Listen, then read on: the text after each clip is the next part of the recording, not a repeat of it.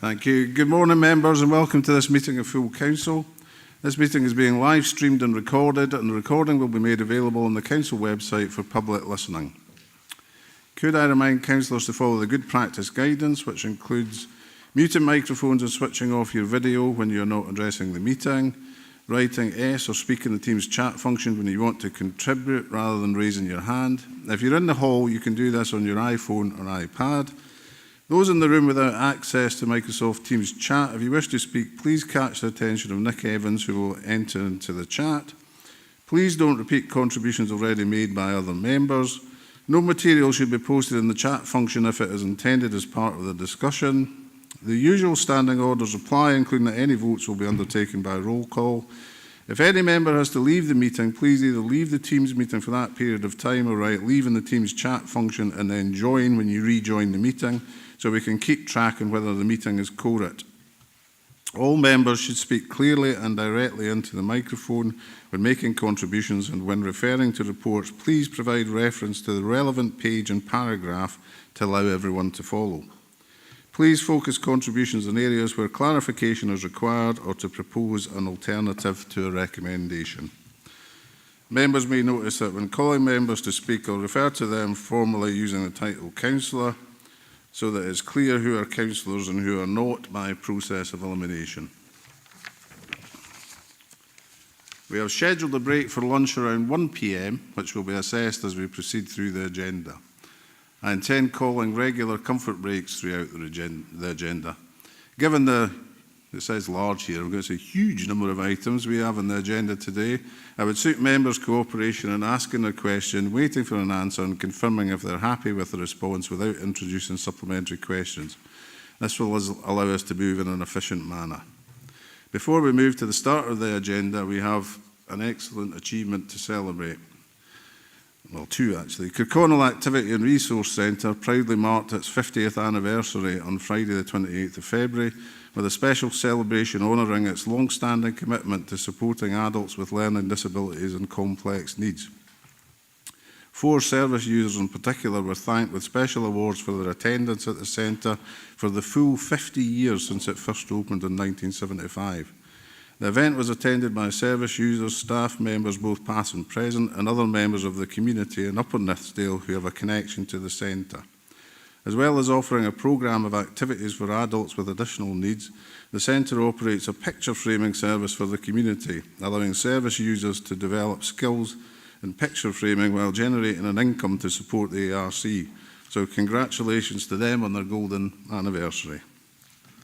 And I had the pleasure of being up there on the 28th of February and got to meet the staff, current and past, and users of the service, and it really was a fantastic event. So well done to them. Secondly, in advance of item 10 on today's agenda, the Housing Emergency Draft Action Plan, our council, as announced today, has been shortlisted in the 2025 MJ Achievement Awards for Dumfries and Galloway Council, One Council and Communities and Partners times Creativity equals Better Housing in their Innovation and Housing category. Colleagues will present their submission to a judging panel on 25th of April 2025, and we wish them every success.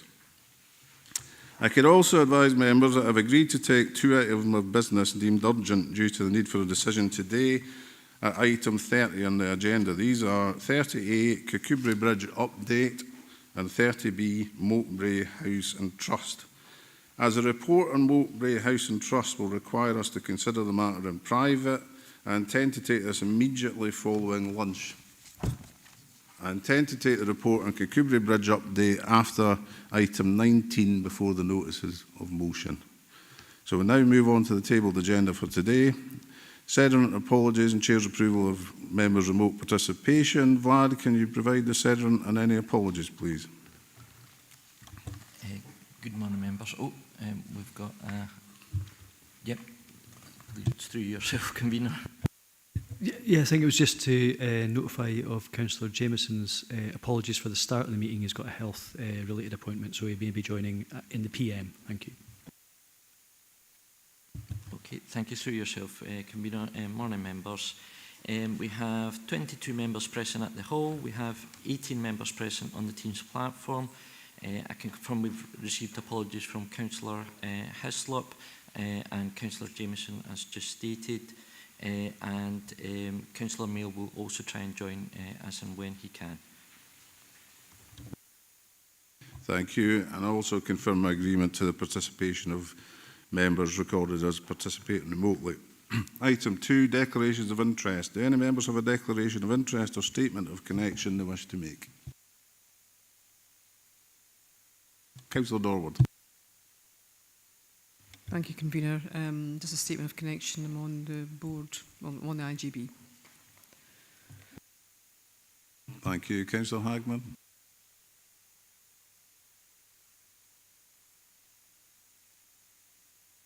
Oh, there we go. I didn't actually put my hand up, but I mean, I will always declare my interest or connection as resources spokesperson, and if it's related to any items, I would say in terms of the item 6 and item 12, just for my role in finance nationally. Thank you. Yeah, I was anticipating you putting your hand up rather than seeing you put your hand up. Councillor Chrissy Hill.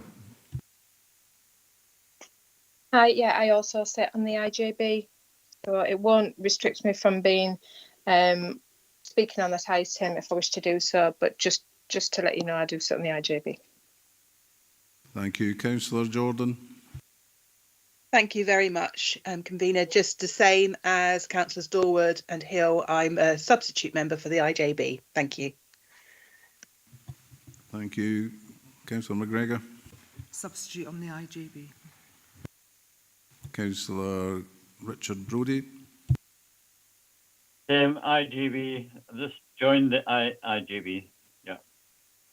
Councillor Karen Crothers. Substitute member of the IGB. Thank you. Do we have any further? Councillor Young.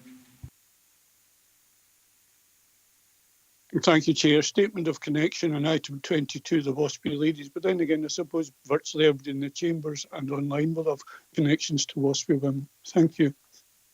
Thank you. Councillor Andy Ferguson. Substitute member of the IGB, Convener. Thank you. Is there anyone else? Nope. So we'll move on to the minute of the meeting of 5th of February 2025. I'm just going to bring Vlad in on that just now because apparently... That's the next one.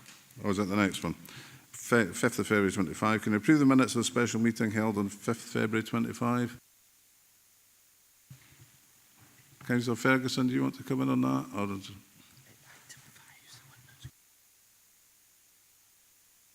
Sorry, it's a legacy, Convener. Thank you. Item 4, minute of the meeting of the Dumfries and Galloway Council and Youth Council joint meeting 5th of February 2025. Can we approve that minute, please? Approved, thank you. Item 5, minute of meeting of 27th of February 2025, and this is where we'll bring, well, Councillor Thompson. Yeah, thanks, Convener.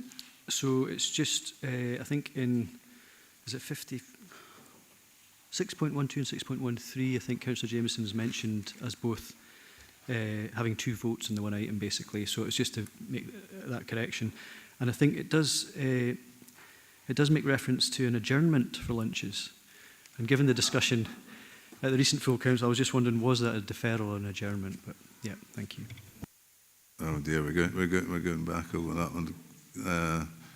I think that was a recess rather than an adjournment, was it? Through yourself, Convener, I'm in members' hands in terms of what you wish to call it. It was a lunch, and therefore the recess in terms of the minute could be changed. But I take the point, and I'm easy on it. In terms of 6.12 and 6.13, yes, that's been pointed out, and we've checked that, and that's absolutely a typo. In 6.13, instead of Councillor George Jameson, it should say Maureen Johnson. Thank you. Councillor Beretti, did you want to come in on that, or has it been covered?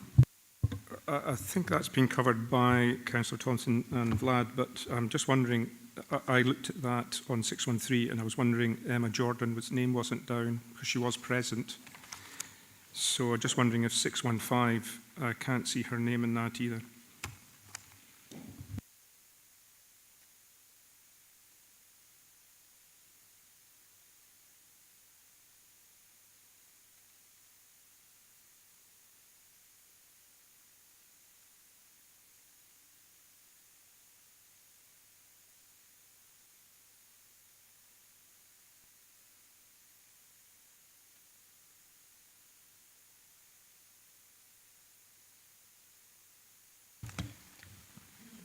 Through yourself, convener, apologies. Yeah, 6.16 officers are stating that she is down on that one.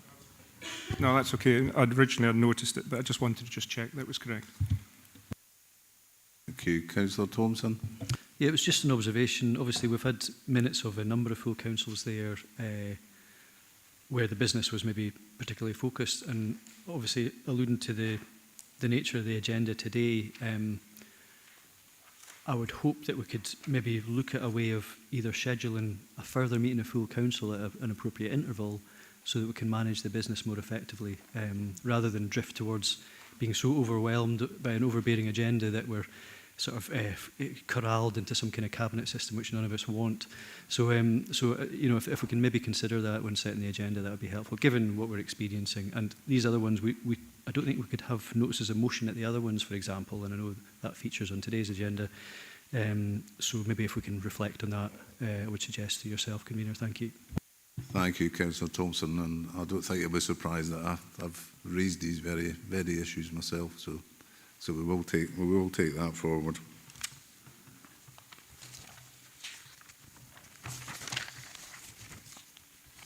So item 6, Treasury Management Strategy 2025-26, a report approved by Chief Financial Officer. This report provides members with the Council's updated Treasury Management Strategy for the upcoming financial year, including the prudential indicators supporting the Council's agreed capital investment strategy. Paul Garrett, Chief Financial Officer, and Karen Donaldson, Treasury and Capital Manager, are here to assist members with any questions on this report. Can I have members' questions and contributions, please?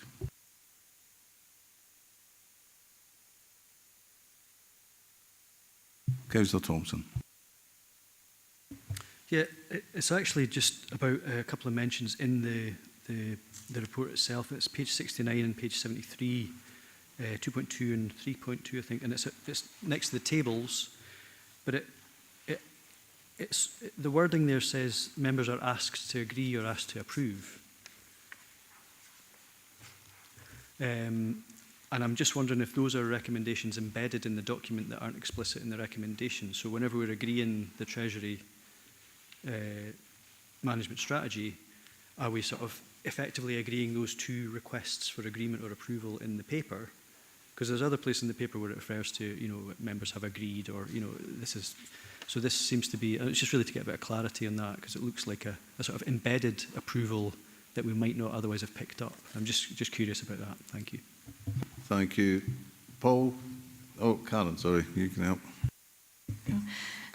Thank you. Thank you, Councillor Thompson. So what we're asking members to do today is approve the overall strategy. So basically what the strategy is there to do is to agree the overall sort of capital spend projections, which was already done in February through full council budget setting, and including the sort of associated sort of borrowing levels for the next 3 years. So we're asking members to approve the overall strategy. I know there is a few references in about approving, but that's just approving the sort of specific operational boundaries for Treasury management. So it would be encompassed within the overall approval of the strategy.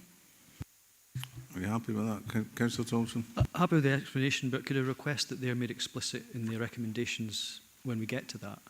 Because they're the only two I could find in the document that were specific requests. So the council is asked to. So it's not saying the council will approve these or the council has agreed this. It's the council is being asked to do that. So if that could be explicit in the recommendations, I'd be comfortable with that. Thank you. So can we add that to the recommendation, Vlad? Yeah. Okay, we'll do that. Councillor Wood. Thank you, Chair. It's on page 72 when they're looking at the borrowing, and there's an additional 55 million increase. Is this going to be sustainable in the long term with the financial constraints that's happening within the country at present? Thank you, Councillor Wood. Karen. No, thank you, Councillor Wood. And absolutely the affordability of borrowing and the affordability of the capital investment strategy is something that's routinely monitored as part of the budget setting process. We advise members what's affordable within the capital investment strategy. So obviously at the moment we've assumed that the borrowing included in the capital investment strategy is what we deem as affordable through the revenue budget. If there was a sharp rise in borrowing costs, that would be brought to members' attention and would be advising members to adjust their capital spend accordingly. So that is under constant review. Obviously there's risks up and down with regards to borrowing costs, but at the moment what's been agreed by members in February as part of the 10-year strategy is what we are deeming as affordable through the revenue budget, and appropriate allowance within the revenue budget has been made for those borrowing costs. Councillor Wood. Can I ask what percentage of increase would it take to throw this out of kilter with our plan at present? Okay. I suppose that would depend on how large the rise was and for a prolonged period. We sometimes see like borrowing costs increase for a very short sort of spike and then they fall back. If it was, so it's difficult to say without knowing the exact sort of terms of what we're facing, because sort of normally when we get a peak for a few months or a year or two, then they fall back. So it's usually a sort of short term. So it would really depend on the terms, but we always sort of try and take a prudent approach to borrowing costs and sort of add about 0.5% higher than what we think it might be, just to give us a little bit of a cushion. So it would need to be fairly significant before we'd have to reassess it. So I'd say in excess of like 1-2%, I would say, before we've got significant trouble, and that would have to be over a prolonged period as well. Thank you. Councillor Young. Thank you, Chair. I'm looking at page 85.11 capital expenditure, which gives actual expenditure and projected expenditure up to the year 27-28. It's more just a comment, Chair. I think it would be very useful to have accompanying these papers a list of the projects planned, say, if our expenditure is greater than £1 million over this time period. I know the majority of the expenditure will be on the Dumfries Learning Town, but it was just useful. And I know it will be covered in other committees, but at full council, it would be useful to have a list of the actual projected expenditures over these coming years. Thank you, Chair. Thank you, Councillor Young. Would that be possible? I know it is covered in other committees, but not everyone sits in those committees, so I fully understand the request. Absolutely. Obviously, the capital investment strategy that was agreed by full council in February includes all the significant projects, and then obviously the individual asset classes. I mean, it would be a lengthy list if you included everything, but the overall kind of high-level capital investment strategy was agreed by full council in February, and then it's we're now starting, or hopefully proposing to sort of bring a 6-monthly update on that to October full council as well. Okay, thank you. Councillor Andy Ferguson. Thanks, Convener. Karen, I appreciate this is a hugely complex area of work, and needs a degree of specialisms in it. I think the question I'm going to ask here is there a way we can get some sort of flow chart or something that actually shows us where the office of delegation ends and the decision has to come to members? Something that's easy to read. I mean, there's pages and pages here of information that you need to be, I would suggest, an expert to fully understand it all. But something really simple just actually shows us when it falls out with the remit of officers and has to come to elected members for authorisation, be that to the leader and convener, for example, or to a committee or whatever. Is that doable? Thank you, Councillor Ferguson. I think some of this has been referred to in item 12 as well, but Karen, can you help out? Thank you, Councillor Ferguson. I assume you're referring to sort of officer delegations and specifically on sort of treasury management. Obviously, this report that's in front of you today outlines the sort of the limits for borrowing. So, for myself and the team within like sort of treasury management that are dealing with the day-to-day cash flow of the council, we could not commit to any borrowing in excess of the limits that are agreed by members today. So I suppose that's where the elected member sort of controls are, and also as part of the sort of investment strategy further into the document that outlines the counterparties that we're allowed to invest with.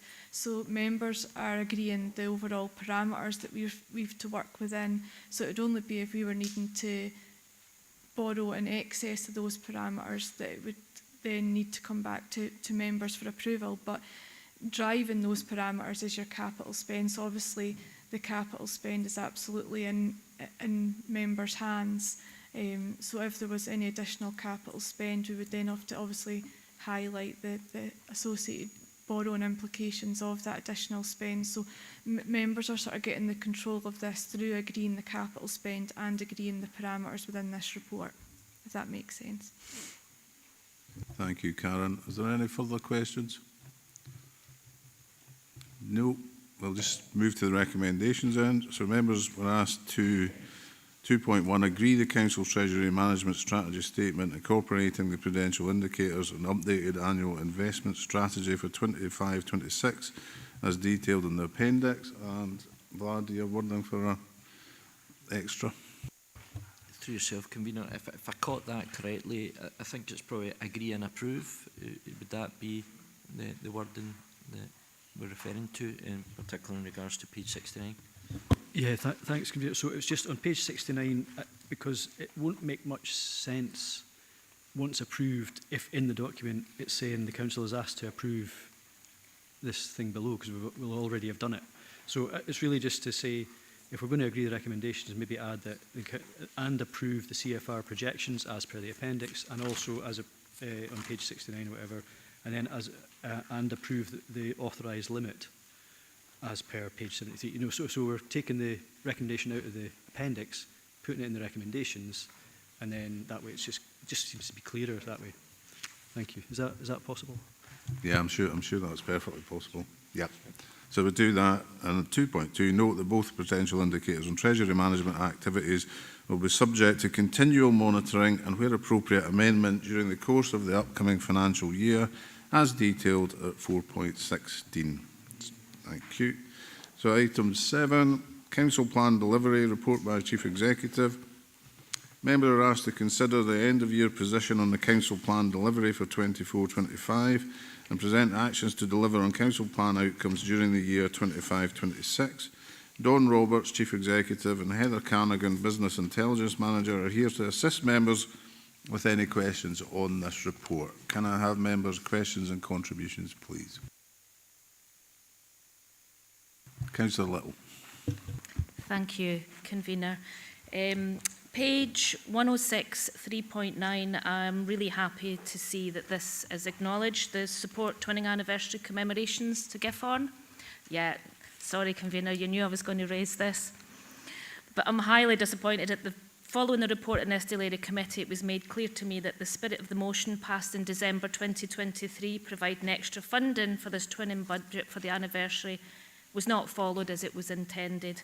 £1,445 out of a 5k uplift is not acceptable. That's almost a third of that budget to send a member over to Germany at a time when our families are struggling, services are stretched thin. So this diversion, I feel, is unacceptable.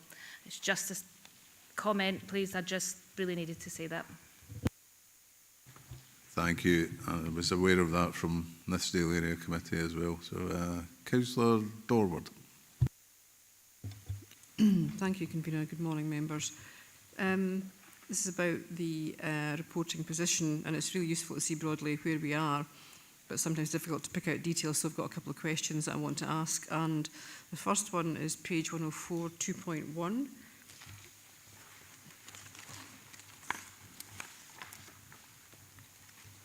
It's working with partners to deliver a local employability and skills partnership delivery plan to provide positive interventions which support local people into employment.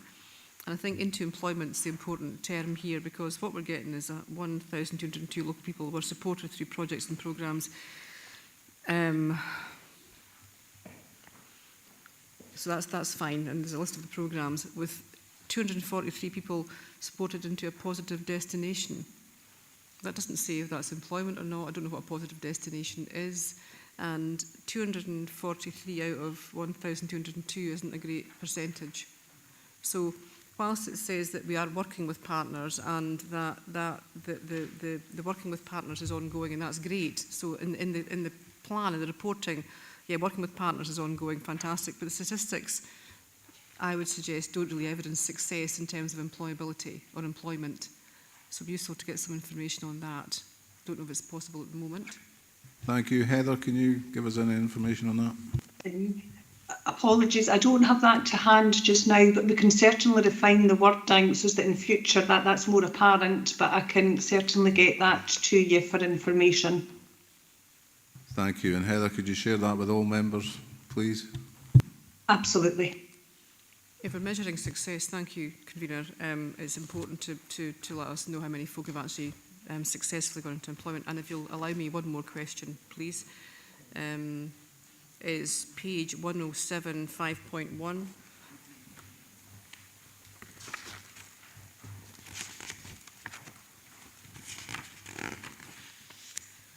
The progress in the Borderlands business infrastructure.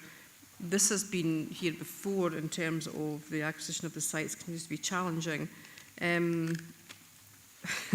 So this has been on, I can't remember the timescales for this, but it's been ongoing for some time. Are there any alternative plans in terms of land that we can perhaps acquire, as opposed to, because we don't seem to be moving forward very quickly on these pockets of land? Thank you.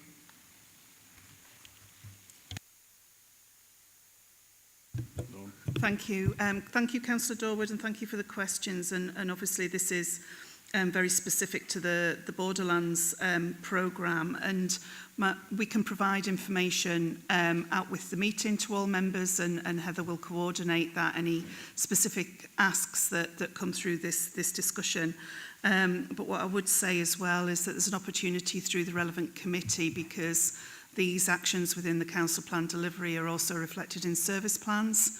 So you'll have the opportunity through relevant committees to understand the items that, you know, the commitments within the council plan delivery that feature within service plans and continue into the 25-26 service plans. So, you know, and through those discussions at committee, you will be assured to have the relevant officers in the meeting to be able to advise. But on specifics that are raised today, Heather will be able to coordinate and respond. Thank you. Councillor Dorwood. Thanks, Convener. Thanks, Dr. Roberts. I think we have asked the questions. I think that's what I'm getting at various committees as well. We have asked the questions, and they still haven't been answered in full in the answers that we're getting in the council plan. So that's why I'm asking them again. Thank you.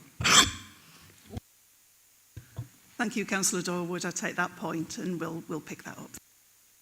Thank you. Councillor Dashper. Thanks, Chair. Good morning. Page 106, 3.6, implement and review the litter reduction action plan. I appreciate there's a little blurb beneath it, but that doesn't actually mention our progress on the plan specifically. As readers found out in area committee when this was discussed, the council's way behind on the progress on this. So I appreciate we might not have an officer to speak exactly to the progress of the plan, but can I just ask officers exactly by what criteria are they deciding how, you know, if something gets an amber light or a red light, and how are they checking to make sure that the information provided within this is up to date? Because the information which we got to area committee was more up to date than what's in front of us here today. So, thank you. Thank you. I raised that matter at the Nistdale Area Committee as well, Councillor Dashper. Heather? No bother, and thanks for that. I mean, I suppose really it's down to the timing and the generation of the reports. We've recently changed the frequency in terms of reporting to area committee. Previously, as you'll be aware, there was a huge lag on the information that was reported to area committees. So we've made that much more timely so that you are getting more up-to-the-minute reporting and relevant officers are there to provide that detail at local level for you. What happens within the council plan end of year reporting, this was the position as at the end of February that's reported here, and the amber light, so that does indicate that there's further work to do to complete that. So you're absolutely right in terms of the work that's still required to complete the current plan, hence why it's that amber light rather than the green tick. So I hope that helps explain that a bit for you. Okay, thank you. Thanks. Thank you. Councillor Hagman. Thanks, convener. So a couple of points, if I may, and they sort of touch upon the other contributors as well, what they've said. So in terms of Councillor Dorward's point about the borderlands on page 107, I would be really keen to understand where we are with the acquisition of sites. We've got Annan mentioned Castle Douglas, but Newton Stewart is unlikely to progress. But I think the point has been made, but that doesn't stop me from making it again because it is important. I think also in terms of Councillor Dashper's point about the allocation of the amber, the red, and actually for me what's missing off here is actually timescales. It does, you know, it would be really useful if it had said when we are anticipating these projects to be finished, because they're not in here and the timescales aren't even added on the next item when we're looking for a year ahead. So, you know, that it just gives us a bit more detail that allows us to track the delivery. And the one specific one that I wanted to pick up on was on page 103, and that was the preparation of the regional food plan. Now, this was passed by full council 2 years ago. 2 years ago, and it welcomed the Good Food Nation Bill, which has passed, and I appreciate the explanation in here references legislation that is yet to be finalised. However, from information from other committees, I've been able to see that not one penny of the allocation funding has been spent. So I'm a bit concerned that this says that actions have progressed, but not one penny has been drawn down to take forward this notice of motion from 2 years ago. And to say that we've not progressed it because we're waiting for legislation, well, if we just look back at committee on Tuesday, we approved a strategy in anticipation of legislation coming through in terms of employment rights. So, you know, it's just really, really disappointing. I appreciate that when we're developing a plan for the region, we want to ensure that there is matching up with legislation going forward. But this was about our regional food plan. This was supporting our regional food growers, our farmers and smallholders, and just bringing everybody together. And the sustainability food partnership is ongoing. They're meeting, they're taking forward work, but the council seems to not be taking this forward. So I just want to put on record my huge disappointment that we seem to be dragging our feet on this. Thank you. I note the comments, Councillor Hagman, and thank you for that. And you know, in the paper, it suggests that there's work moving forward around a tender to bring in capacity, so that will require us to draw down funding, and so there will be more positive progress, I think, to report in future. But the timescales absolutely note the point, and the team will reflect on that as part of setting clear timescales moving forward for delivery. Thank you. Thank you, Councillor Wood. Thank you, Chair. It's on page 130, 13.1, education performance, and it's basically flagged up a red on work with investment in school estates. Now, it's really quite concerning that this hasn't actually started, and it was supposed to have been done by December 24. There are a lot of parents out there extremely concerned with rural school closures, this mothballing as it's called. And with the schools not getting the maintenance that's required, it obviously heightens that concern. Why has this not started? Thank you, Councillor Wood. I think John Thynne is on the line if he's able to respond.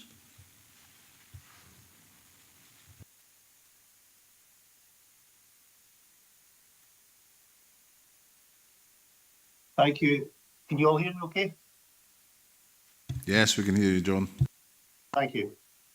So in terms of the school estates, clearly we have a school estate strategy which has been approved by members.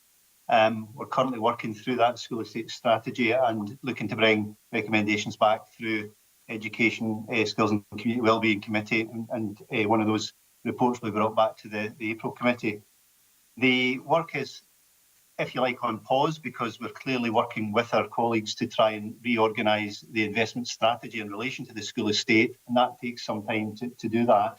And that's the work we're currently doing. It's in relation to how we're trying to plan for that longer term future, and that work is working with our colleagues in property estates and programmes to ensure that the investment does go to the right place, that we are investing wisely, we're using the council's funding as appropriate as we possibly can. Thank you. Councillor Wood. I'm sorry, but I just find that totally unacceptable. Information that has just been brought forward has been in our hands over the last 12 months and maybe more, 18 months. There was a report came back to Education some time ago about the state of our schools, and yet here I find yet again there's been no action taken. I really am extremely concerned that we are not prioritising the maintenance in our rural schools, and would very much hope that when we get another report in the next full council, it gives us a better understanding of where we are with this, because it's not good enough, quite honestly. Thank you, Councillor Wood. Councillor Walters. Thanks, Chair. I just want to follow up a couple of themes from other speakers, but specific questions. One on page 122 at the bottom, 10.6. This thing about a little bit more clarity about what's being achieved in particular areas. This particular area is the council travel arrangements and maximising the shared use of pool cars. So the status is marked as key milestones met. I just wonder whether it's possible to actually just elaborate slightly on what those key milestones are and how they've been met. And then my second question, which is on a different page, on page 125, which is about the community council elections, which was a very interesting thing to do. It says that we are engaging with the youth councillors to have more youth involved in community councils, and I just wondered if we've just recently got 645 community councils.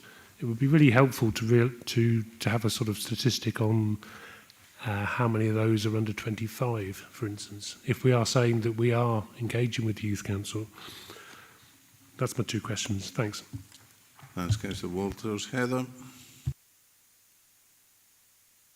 Apologies, I was just taking notes of the questions and trying to get my mic off at the same time there. As with the previous question, what we'll do is I'll speak to the relevant officers that have the detail and do the detailed work around those and ensure that the detailed answers are submitted round all members for information. Thank you. Councillor Drysdale. Thank you very much, Convener. Good morning, members. Just a couple of things. Already we've looked at page 106, 3.6, the implementation and review of the litter reduction action plan, and I've spoken to the Chief Executive about this as well, so thank you for that. It was just to confirm and congratulate the litter picking groups. They've worked really closely with the Council on our roads in and about the region. However, I would like to draw your attention to page 121, which comes under travel, connectivity and infrastructure in the appendices. So the A75 and A77 action group work extremely hard. We know that and we acknowledge that, and it's very important that this is happening and things are moving in the right direction. However, at Area Committee, we were able to raise the issues that we've got still remaining on the 75, and whilst 7.1 acknowledges the fact that we're looking at the roads and the infrastructure. I'd like to include in that report, if possible, and request for yourself, Chief Exec and Heather, and your team, that we keep lobbying the Scottish Government for the task force to include appeal to the Council and the A75 action groups to include litter and waste management to be put under the auspices of the Scottish Government and be linked into the, apologies for this, but the Barely Visible Keep Scotland Beautiful campaign, as we need to continue to push for reducing litterage, improving signage, and the Council have acknowledged the fact that we may look to input some funnel bins into the laybys. But we're also hearing from HGV drivers, and these are long-haul HGV drivers, on overnight stops resting in our laybys, because at the moment that's the only place they can facilitate their overnight sleeps. And the European long-haul HGV drivers, which I refer to, would really appreciate the implementation of some proper rest areas with toileting facilities. So it was just to ask if we could improve that communication with the lobbying group to take that forward as well, through yourself, Convener. Thank you. Thank you, Councillor Drysdale. And yes, they're really well-made points, and those are already been part of discussions that the Leader and myself have had with the Cabinet Secretary and Transport Scotland and government officials. So yes, we will use every route possible to raise those matters and try to seek the improvements that the community and members wish to see. Thank you. Thank you. Councillor Thompson, I know you're not actually on the list, but I'm assuming that you're actually you were wanting to mention something about the roadside thing from on the back of what Councillor Drysdale was. A completely different point? Right, okay. I thought you were going to refer to the motion from the budget meeting. Okay. Councillor Stevenson.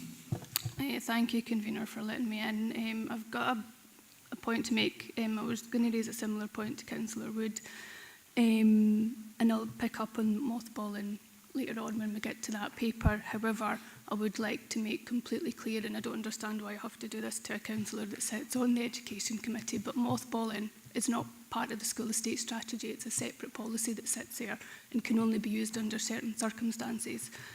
The school estate strategy has gone through consultation. It's come back to committee. It's been agreed. It was supposed to start arriving in December 2024. It's not arrived. It's creating a lot of chaos amongst parents who now no longer know what's going on with the administration's estate strategy as it is now. So is there still confidence in this estate strategy? Because I would expect to have seen it long before now. Thank you.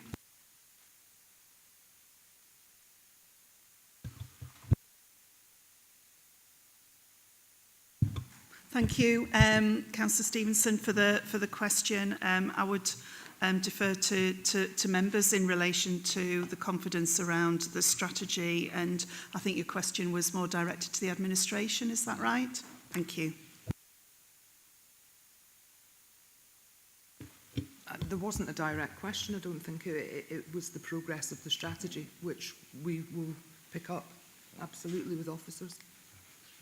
It's flagged in this report. But so do you still have confidence in it to come forward? Yes. Thank you. Yes. Councillor Marshall. Thank you, Convener. A couple of points. The first one is on page 133.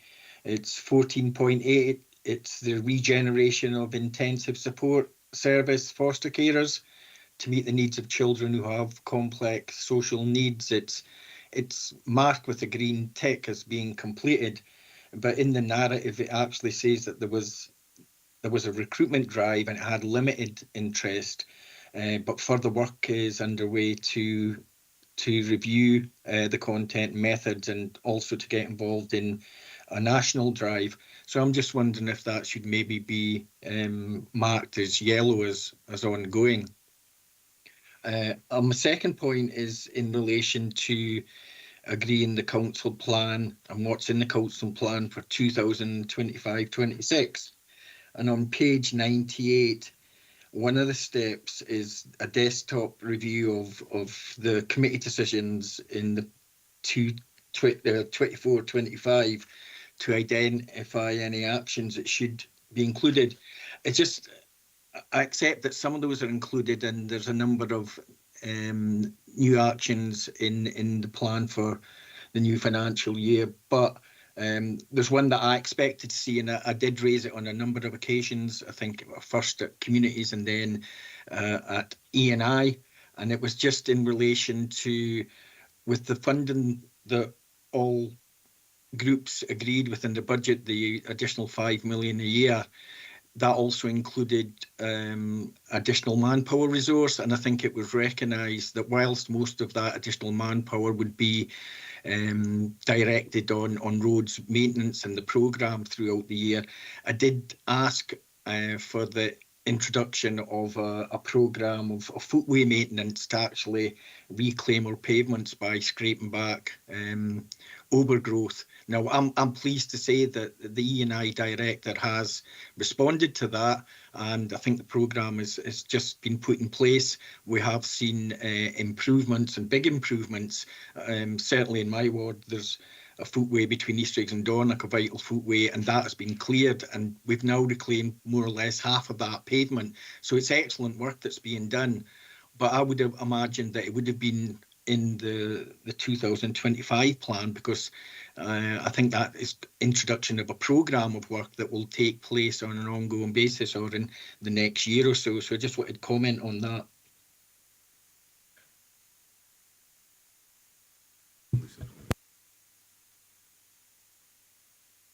Thank you, Stephen.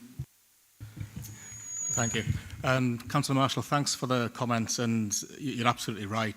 This is quite frustrating, because what the green tick actually means is the funding was allocated, the recruitment exercise was completed. However, the outcome was really negative in terms of no further foster care. So what we now have is a separate set of actions moving into our new service plan, which will have different measurements. So fully understand your frustration. Hopefully that helps. Thank you. Lisa, another point. Thank you, Convener. Thank you, Councillor Marshall. And thanks firstly for your positive feedback and seeing the work that the team have been doing. I think we're just trying to find that balance in terms of what goes into the council plan and our service plans between business as usual and projects. So happy to take a look at whether we're considering that as a project or business as usual. I'd like to see it move into the business as usual stage, but it may be for next year that we put it as a project whilst it transitions to that. Thank you.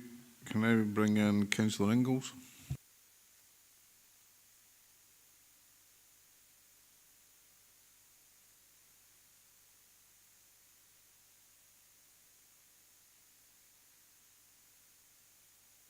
No. Well, we'll move on to Councillor Scobie. 3 points to make, Chair, and it's just on the implementation of the right care, right place development. So Stephen at the table there. We had actually asked, Dougie and I actually asked for a report to come to full council on the progress that's being made on the right care, right place, flexible beds, and I would hope that that would be the case, that we could get that report to full council so we can get an update on where the right care, right place, whether they're securing the flexible beds, please, if that could be done.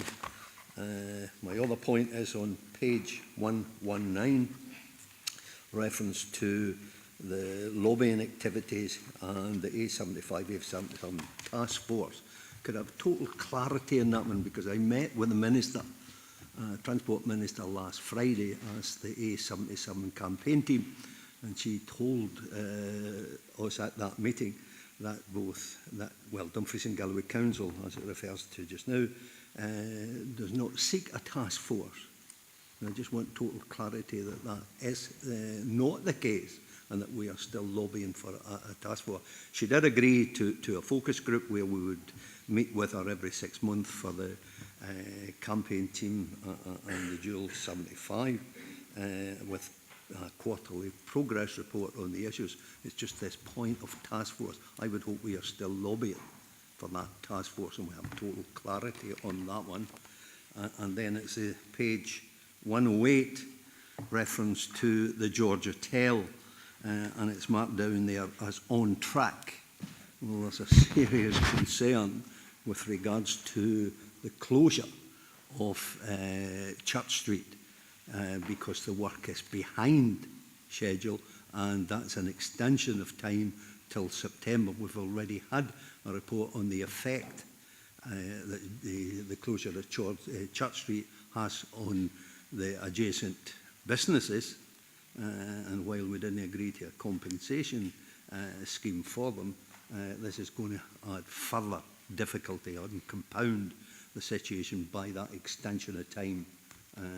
The other thing I would ask is that we, through comms, we provide the internal works, and progress is being made, and it's excellent to see the inside of the development coming, but the people can't see it, they can't see through a wall. So I would like to think we can work with the local paper and ask that comms work with the local paper to show illustrations of just how we are progressing with the work internally, so that the people can see and get an indication, because we seem to be failing in updating the stuff in the customer user centres in Stranraer. Those are my 3 points, Chair. Thank you, Councillor Scrooby. There's quite a lot in that, I think. Leader, you want to pick up the 75? Yeah, very happy to pick up on the 75 and 77. We've had really constructive conversations with the Cabinet Secretary, most recently ahead of the convention in South of Scotland, which was based around transport as well. So we had a meeting prior to that, 45-minute meeting to discuss. I think we're maybe just getting a bit hooked on phraseology. So task force almost sort of implies that it's lobbying. I think what we've probably agreed to is a project group that's actually going to deliver. So we're going from lobbying to delivery, and I think the Cabinet Secretary had some really positive ideas around that entire corridor, and the welfare units and all the other things that need to go with it. It's not just about the upgrade of the road, so it's about now looking at what projects can be delivered. So we can call it a task force, we can call it a project group, but I think for me it's about having the right stakeholders round the table so that we can get some absolute deliverables, and I think that was probably what we signed up to, but Lisa and Dawn may be able to add. No, absolutely. The leader has covered that, and you know, so discussions are ongoing with Transport Scotland and government around progressing the discussion that we had. On right care, right place, Stephen's come back up. If we could ask Stephen to respond to that, because I'm unclear about the request for a report myself, so maybe Stephen has that clarity. Yep, thank you, Convener. Councillor Scobie, thanks for the question. So we've actually scheduled a report to come to Social Work Committee in April with an update in terms of the beds that have currently been commissioned and any outstanding work. So we will have that in April for scrutiny. Thank you. Councillor Scobie. Yeah, if I could go back in there, because the report refers to a task force, and that's what the group is lobbying on, and that's the council lobbying group. And arose by any other name, I want to see the issue progress for the 77 and the 75 as two important arterial road links to Northern Ireland, particularly the 77 that contributes to the Scottish economy more than what we get from the 75, but both needing definitely upgrading.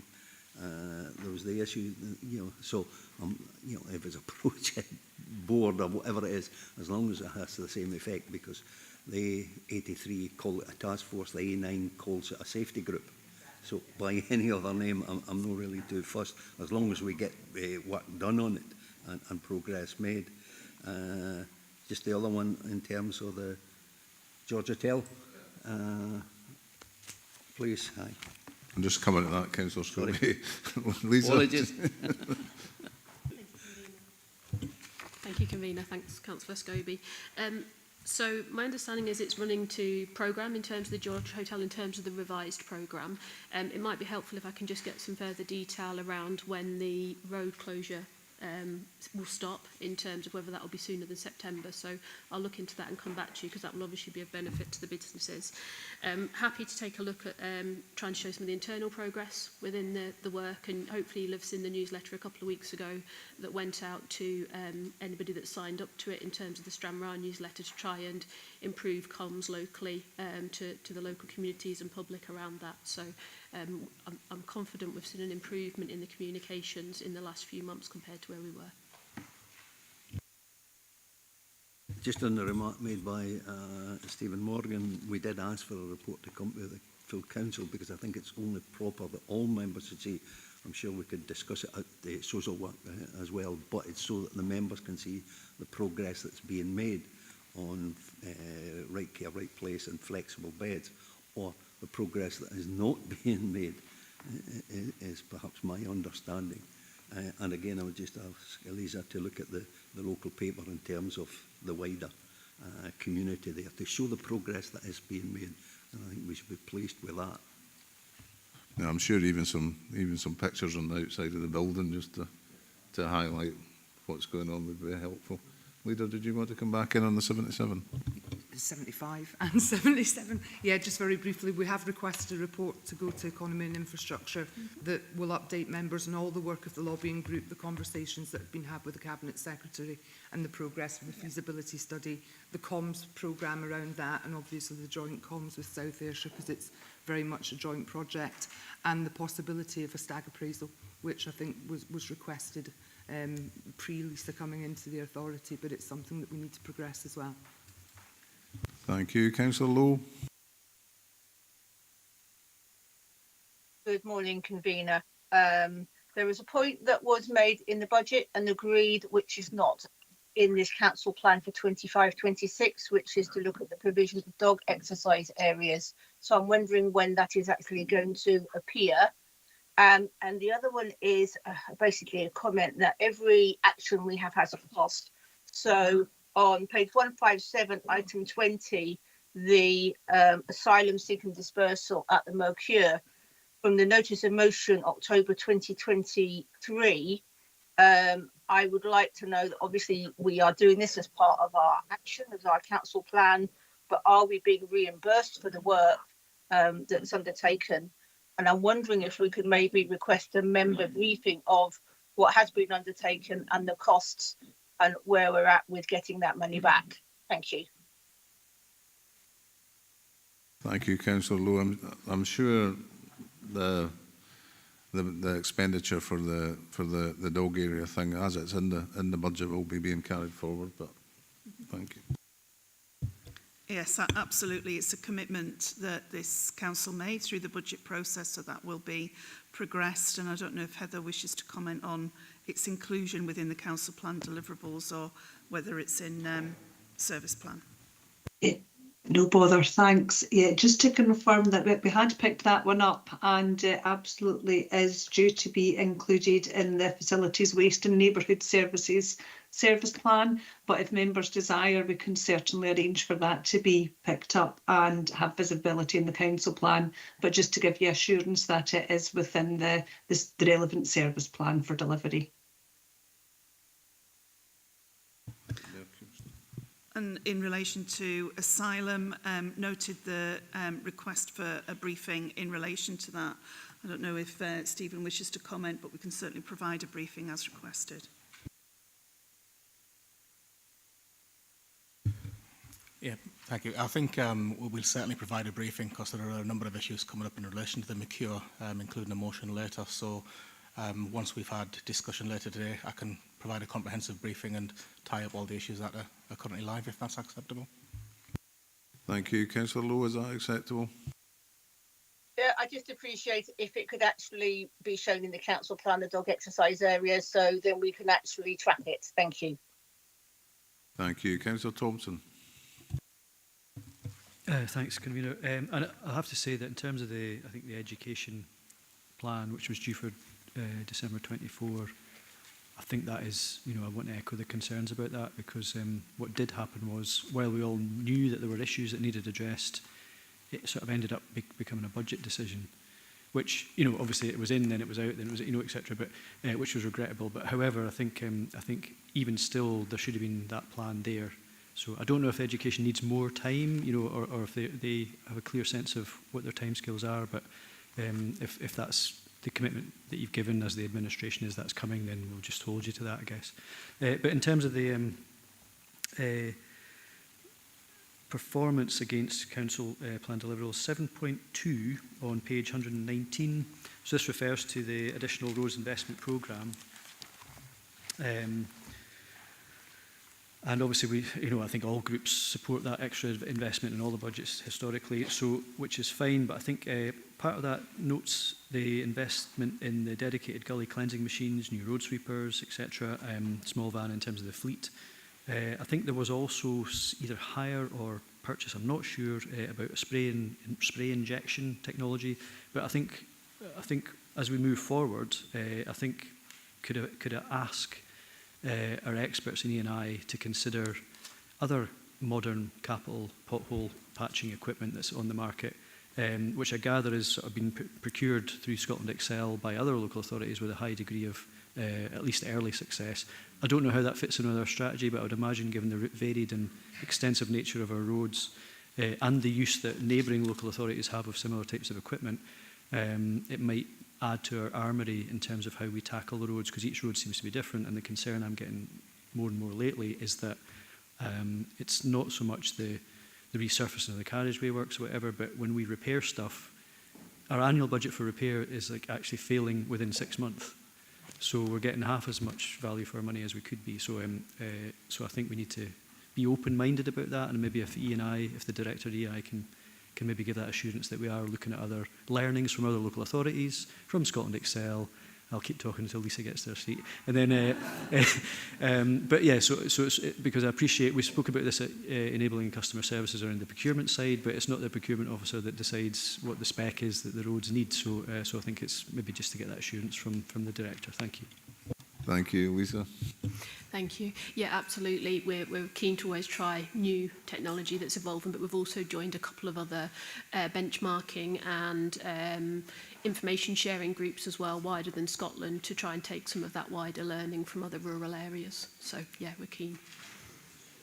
So, and will the type of, will members get sight of the types of things we're considering through either a committee, seminar, kind of briefing? Because, obviously we'll get lobbied by constituents who've maybe seen something online where they think, oh, that looks great, etc. But obviously we need that technical assurance that it will actually deliver and for good value as well. Yeah, I think our intention would be to share with you once we've trialled things as to what's worked and what hasn't, so that you can understand, what things we're deploying and potentially moving into. And the other one is just, it was just on, I think maybe we're underselling ourselves. I think it was to do with community councils, where it doesn't mark it as complete.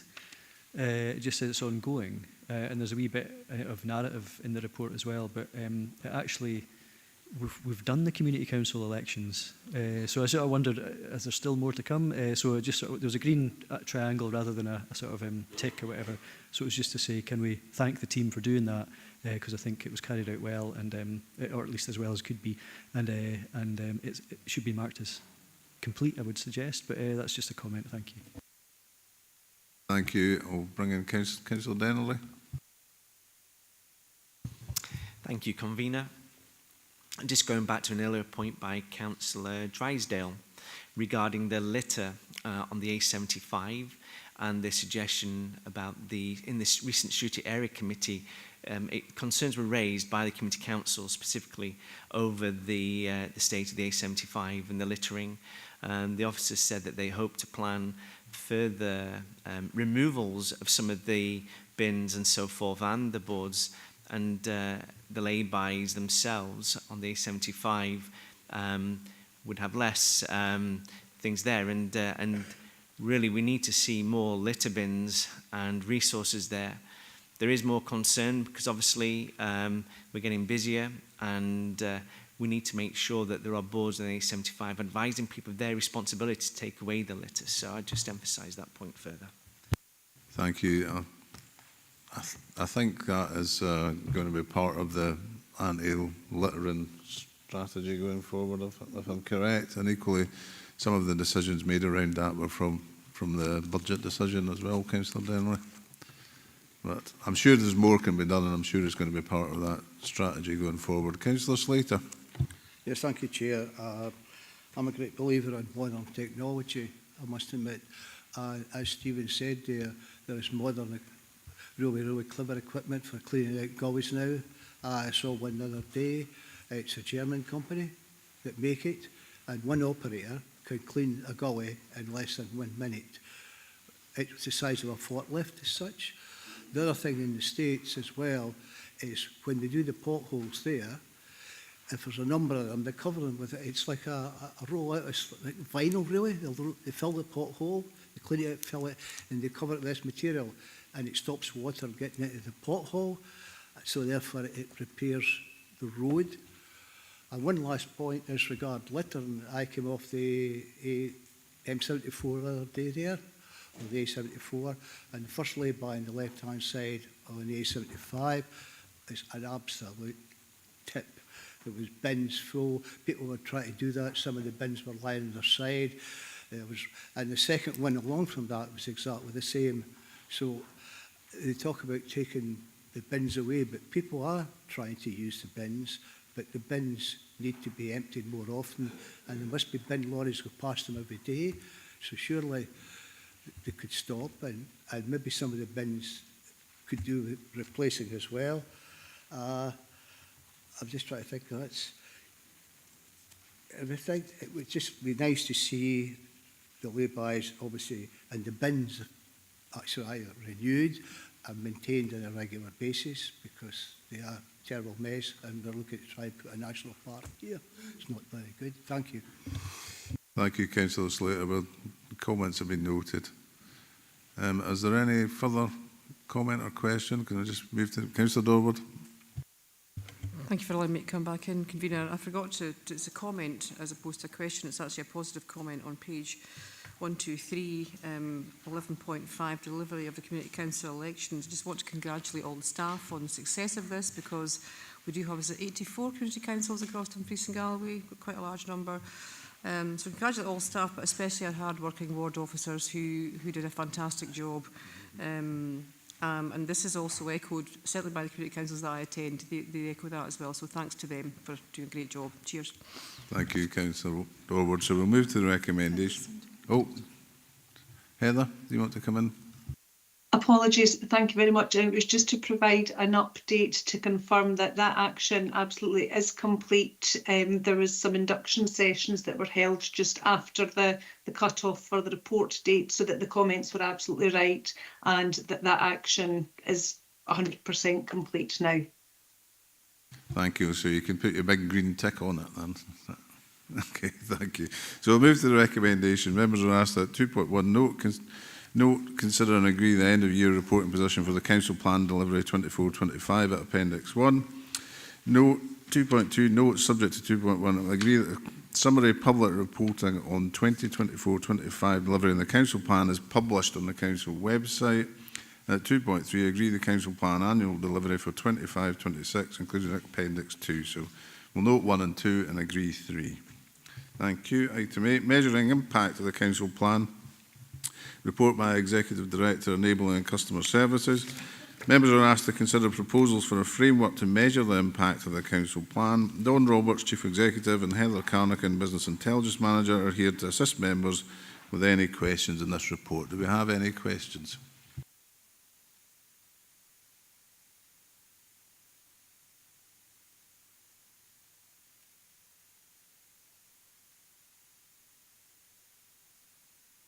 No questions on this? Nope. Not yet? Okay. Nope. Well, we'll just move straight to the recommendations then. So members are asked to 2.1 note the research and consultation taken to develop a measurement framework for the Council Plan 2023-28 as set out in section 4.2.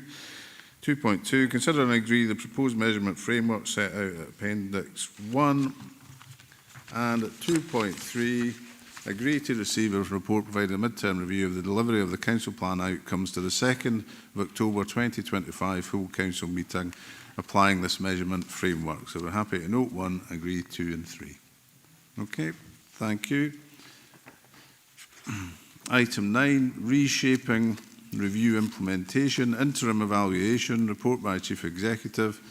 The purpose of this report is to provide members with an interim evaluation report on the effectiveness of the revised Chief Officer structural arrangements. Don Roberts, Chief Executive, is here to answer any questions on this report, with Lorna Meehan, Executive Director, Enabling and Customer Services, and Heather Carnican, Business Intelligence Manager, in attendance to assist. And I invite members' questions and contributions. Do we have any questions on contributions on this item? Councillor Dorward. Thank you, Convener. A couple of questions, and it's well rehearsed that the Labour Group were wholly opposed to the restructure. I won't go into that, which did give some people a £15,000 pay increase.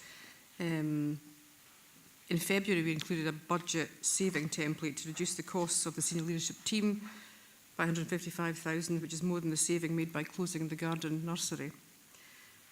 We appreciate this is an interim report, but would have liked to have seen more in the report regarding appointments, given we have raised a number of times about the matching policy and process and are yet to receive a satisfactory response. We've also asked a number of times on details for restructuring further down, still waiting for that information, and raised concerns about the number of interim posts, particularly in Economy and Infrastructure Directorate, which are outstanding. We appreciate the need for interim arrangements following the decision of full council in December to delay the recruitment process. However, some of the interim posts were appointed before then, and only in yesterday's area committee papers did it state that the creation of a robust action plan to support the delivery of the waste recycling and reuse strategy had been delayed, partially due to the vacancy of the Senior Waste Service Manager. So my question is, after all that, are we delivering a better and more efficient service? Thank you. Thank you. Dawn, do you want to come in on that? Yeah, just to say, I note the comments, Councillor Dorwood, that you've made in relation to the Labour Group's position on the restructure. And in terms of the question, I think what you can see in this report that Heather has compiled on our behalf is significant evidence of good progress in relation to the outcomes that we're seeking to achieve. That's reflected in the appendix and in the main body of the report. And there are a number of examples given within the appendix of where we're starting to see evidence of one council much more strongly than before. We're starting to see evidence of how the customer focus is coming to the fore. We're starting to see evidence of how enabling services are providing coordinated, coherent support for services. But being really clear with members, change does not happen overnight. This is 9 months since the restructure. We have a committed senior team who are fully behind the intentions of the restructure, and what members have agreed through full council were the outcomes that we're seeking to achieve. We've seen investment in the OD programme for chief officers, which is already bearing fruit in terms of collaboration, joint working, recognition of the pressures and challenges across the organisation and the contribution that different parts of the organisation can make. It is early days, and I'll be really clear about that. It is early days, nine months in, and there are really positive signs that are reflected in the report. But there's no complacency here. The senior team are really clear about the need to continue on the journey that they are on, that we are on organisationally in line with members' ambitions. And I think what we will see in the next period in terms of the next phase of work will be reflected in the 18-month report. And you will see a particular focus in the next few months on the staff engagement, the workforce engagement, on customers, and the opportunity as well for members to give their thoughts and perspectives and feedback as part of the process. So I would say really good early signs, but there are there's no hard definition of what success or effective is. It's about a range of different indicators and measures, and I think you can see within the report how we have indications of good progress, but still significant further work to do. Thank you. Thank you. Councillor Marshall. Thanks, Convener. Just a couple of questions, and I fully appreciate this as an interim report. I think reading through that, though, the kind of things that struck me is with regards to the self-assessment, etc. It's really about, if you look at page, the top page 201, it does say that, sorry, I'll go back to the first thing, it's actually 199, and it states about elected members starting to get involved. I think there'd been a request, the leaders panel, to get involvement in the evaluation process, and so I think members will be involved in that. I just wanted kind of some sort of assurance that the focus groups that are mentioned, will that include all levels of staff and TUs along with elected members? Because a lot of the self-assessment at the moment has been between the chief executive and our senior teams, and they're kind of looking at, oh, this is how it's going well. I'm just wondering how much engagement has been with the staff at all levels across council, because obviously the changes at the top, but the changes at directorates as well will have affected a lot of staff. And so I really just want some reassurance that in the next 9 months there will be, as much involvement by all levels of staff on the new structure and the new changes to the council to create a one council structure. The other point I've got is with regards to at the top of 201, which is, it states that there is significant room for improvement, which has been acknowledged by senior officers and managers. And there's also some long-standing concerns in areas indicated by elected members and community feedback. I'm struggling to find, where are the examples, if they can maybe elaborate on what those are, or where they are contained within the report. And then finally, and looking at the appendices and going through them, and I think colleagues already mentioned it about the matching process, etc. I've had 20 years experience as a TU official and have been through a lot of kind of restructures within a similar sized organisation. And you never, when you actually embark on a matching process, then there is winners and losers, and there's some people that find themselves displaced. So I'm just wanting some reassurance that I think most of us will have noticed that we've lost a number of good officers, and I'm just hoping it's not down to the situation that they've felt as though there's either nowhere for them to go or somewhere for them to go that they don't want to go, and therefore they have left the council. Thank you. Heather, can you help us out with the engagement process initially? Absolutely, and thanks for that, Councillor Marshall. I can absolutely reassure you that what happens in the next phase as we do the service level assessments, excuse me, does include widespread frontline staff engagement. You have within the papers there the questionnaire that was used for our senior officers. There's a completely different question set that's asked in a way that frontline staff will understand and be able to engage with. And yes, it will include face-to-face sessions with groups of staff from all areas of the service, as I say, right to frontline staff. Can I quickly come back? And is it fair to say then as well that it has been minimal up to now in the first 9 months with engagement to frontline staff? The first 9 months was absolutely that was always planned to be with the chief officer and the senior level of staff. That was looking at the direct impact and change in terms of the implementation of the new structure at that level. Our plan always was in this second phase to do that engagement at a frontline service level. Thank you, Dawn.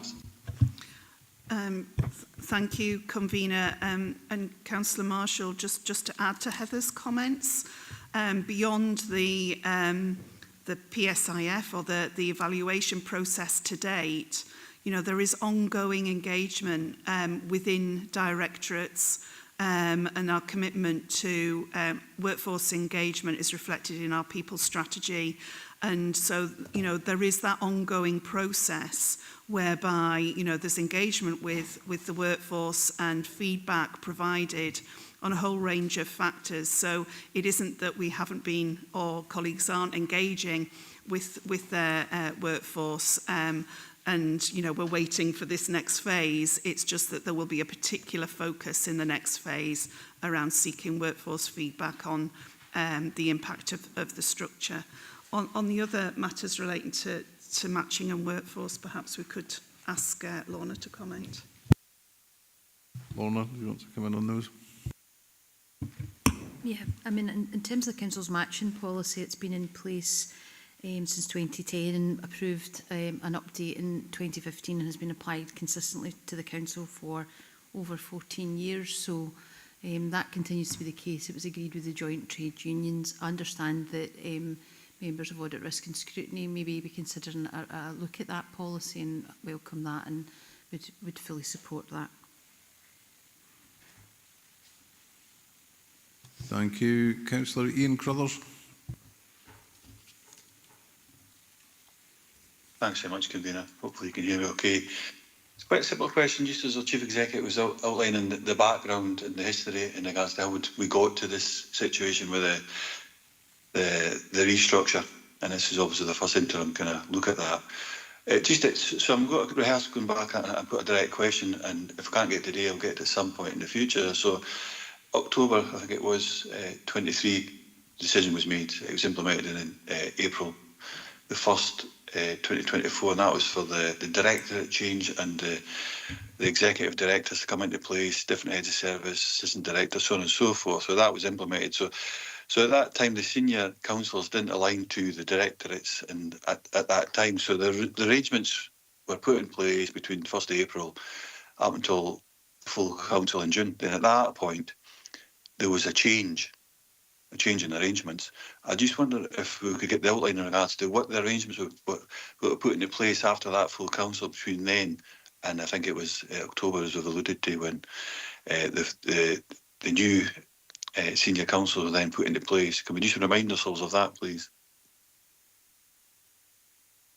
Thank you, Councillor Carruthers. Dawn. So thank you, Councillor Carruthers. So this is the recognition of the alignment between the political structures and the officer structures. And as you say, you know, there was a period when we had the officer structures in place, and then members took the decision around the implementation of the committee structure to align with that. And, you know, my understanding, and I perhaps look to Vlad on this, is that that's well understood by members, but if there is anything that members wish to see in relation to that, then we can certainly look to provide it. Thank you. Thank you. Vlad, do you want to make a contribution? Thank you, Convener. Yeah, just more than happy if members have got any specific questions around that period, but these were decisions of the Council at the various stages in terms of one, the appointment, and then thereafter the aligning, if you recall, in terms of the committee structure, and therefore more than happy to provide any information the members may have on that. Thank you. Councillor Carruthers. Come back in. Aye, thanks very much. No, so the point I'm trying to make is that, so from the 1st of April, when we made that change, so the directorates and the the personnel, so to speak, the workforce changed, but the senior councillors, so I put it into context, I was chair of Economy and Resources at the time, but then the director was Economy and Infrastructure.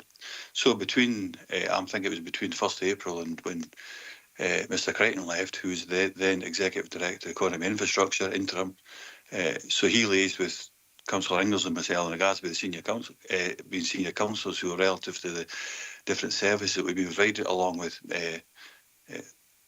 Miss Meehan as well. She did as well. So it was a combined. There was a change. So it was different. Previous introduced was the director, which was Lorna before that. So when it got to the decision in June, so there'd been no change because we decided not to put the new senior council into place. There was a motion put forward by the Labour and SNP, which was supported, and to postpone that until the next available full council because there was an ongoing election. So we made that decision. But from that point on, so nothing had changed at that point. But there was like a mini cabinet put into place, and the leader took on all the responsibilities in real terms of, certainly from my perspective, economy and resources, but I think it would go beyond that as well. So it just, I'm trying to understand what changed at that, because there was no change for the council in regards to its decision, but structurally when it came to the senior councillors, because for 3 months almost nothing came to me in regards to my position as a senior councillor, and it took me a wee while to pick up on that because we're going to recess. But I've raised the question before and never the answer. I think this is the appropriate place to have it answered. Thank you, Councillor Crothers. You said initially that you'd be happy to deal with this offline, and I think we will. I think we need to take this on board as an action, and we're going to bring something back on that basis, Dawn. Yeah, happy to do as Councillor Crothers suggested, and that we provide that information. Thank you, Councillor Thompson. Thanks, Convener. It's actually on page 213, Appendix 2, and so I was reading with interest just the findings from the corporate level assessment, and it's the sort of final statements where it's the lowest scoring statements, but these are the, as far as I can gather, this is actually from the corporate management team. So I was just sort of wondering, because the ones that are on the downward slide, I think are probably the ones that are most concerning. Appreciate the one, statement 4, council sufficiently resources the delivery of transformational projects is, obviously not ideal, but it's on the up measurably. And then the rest of them, I think what's concerning, this has come from the leadership team itself. So I know elected members, certainly through budget panel and other forums, have tried to, encourage exploring options for income generation, for example. But this response from the leadership team's actually saying, do you know what, it doesn't feel like that's happening. So, and if that's the council leadership saying that, that does, if we're pushing for that and the council leadership thing doesn't think it's happening, how are we going to address these issues, basically, is the question. Thank you. Thank you, and thank you, Councillor Thompson, for the question, and this reflects some of the position and how that's changed from the baseline that was taken and then the follow-up assessment just before the Christmas period. And so we have had, detailed discussion within the senior team around some of these changes and what sits behind that and why, we're seeing some of this shift. So if we just take statement 15 as an example, that suggests that, we're seeing a reduction in that assessment around customer. And I think that reflects, if I may, the kind of greater recognition within the senior team about what good needs to look like in relation to this, and a recognition that there is a journey to go on around our customer focus. And I think that's, really interesting, because we might have had a perception in the spring, and then with the work that we have done as a senior team and the reflection through various discussions in various fora, that recognition that we perhaps are not where we ought to be. And so that will provide a particular focus for us going forward. And I don't know if Lorna or Heather wish to comment on any of the other items that are listed on 213. Lorna, come in. Just to add to that, I think Councillor Thompson, that change in perception and change of recognition is about a reality about the level of work and the scale of work around, so the income generation. People maybe felt that they were in a better position than they actually were and have done some work, and Budget Panel has been part of that in terms of the encouragement around that. So the levels we're at, it provides focus to those areas that we do recognise require some significant further work, and reflecting the Chief Exec's point on customer as well. So those are areas that I think I would agree, understand members would recognise those are areas that require further work, and there is some way to go around them. So just to understand that, and I wasn't sure if I was reading the figures correctly. I just sort of noticed the downward trend, but so the negative means we didn't think we were in a good position, and now that we've looked at it, we're actually in a worse position. So we know, I suppose the positive is actually now we know the extent of the work we need to do to improve, but that's kind of what this is telling us. So the first pass was, yeah, we think we've probably got it, but it's not ideal, and then the next bit is, oh no, now we've looked at it.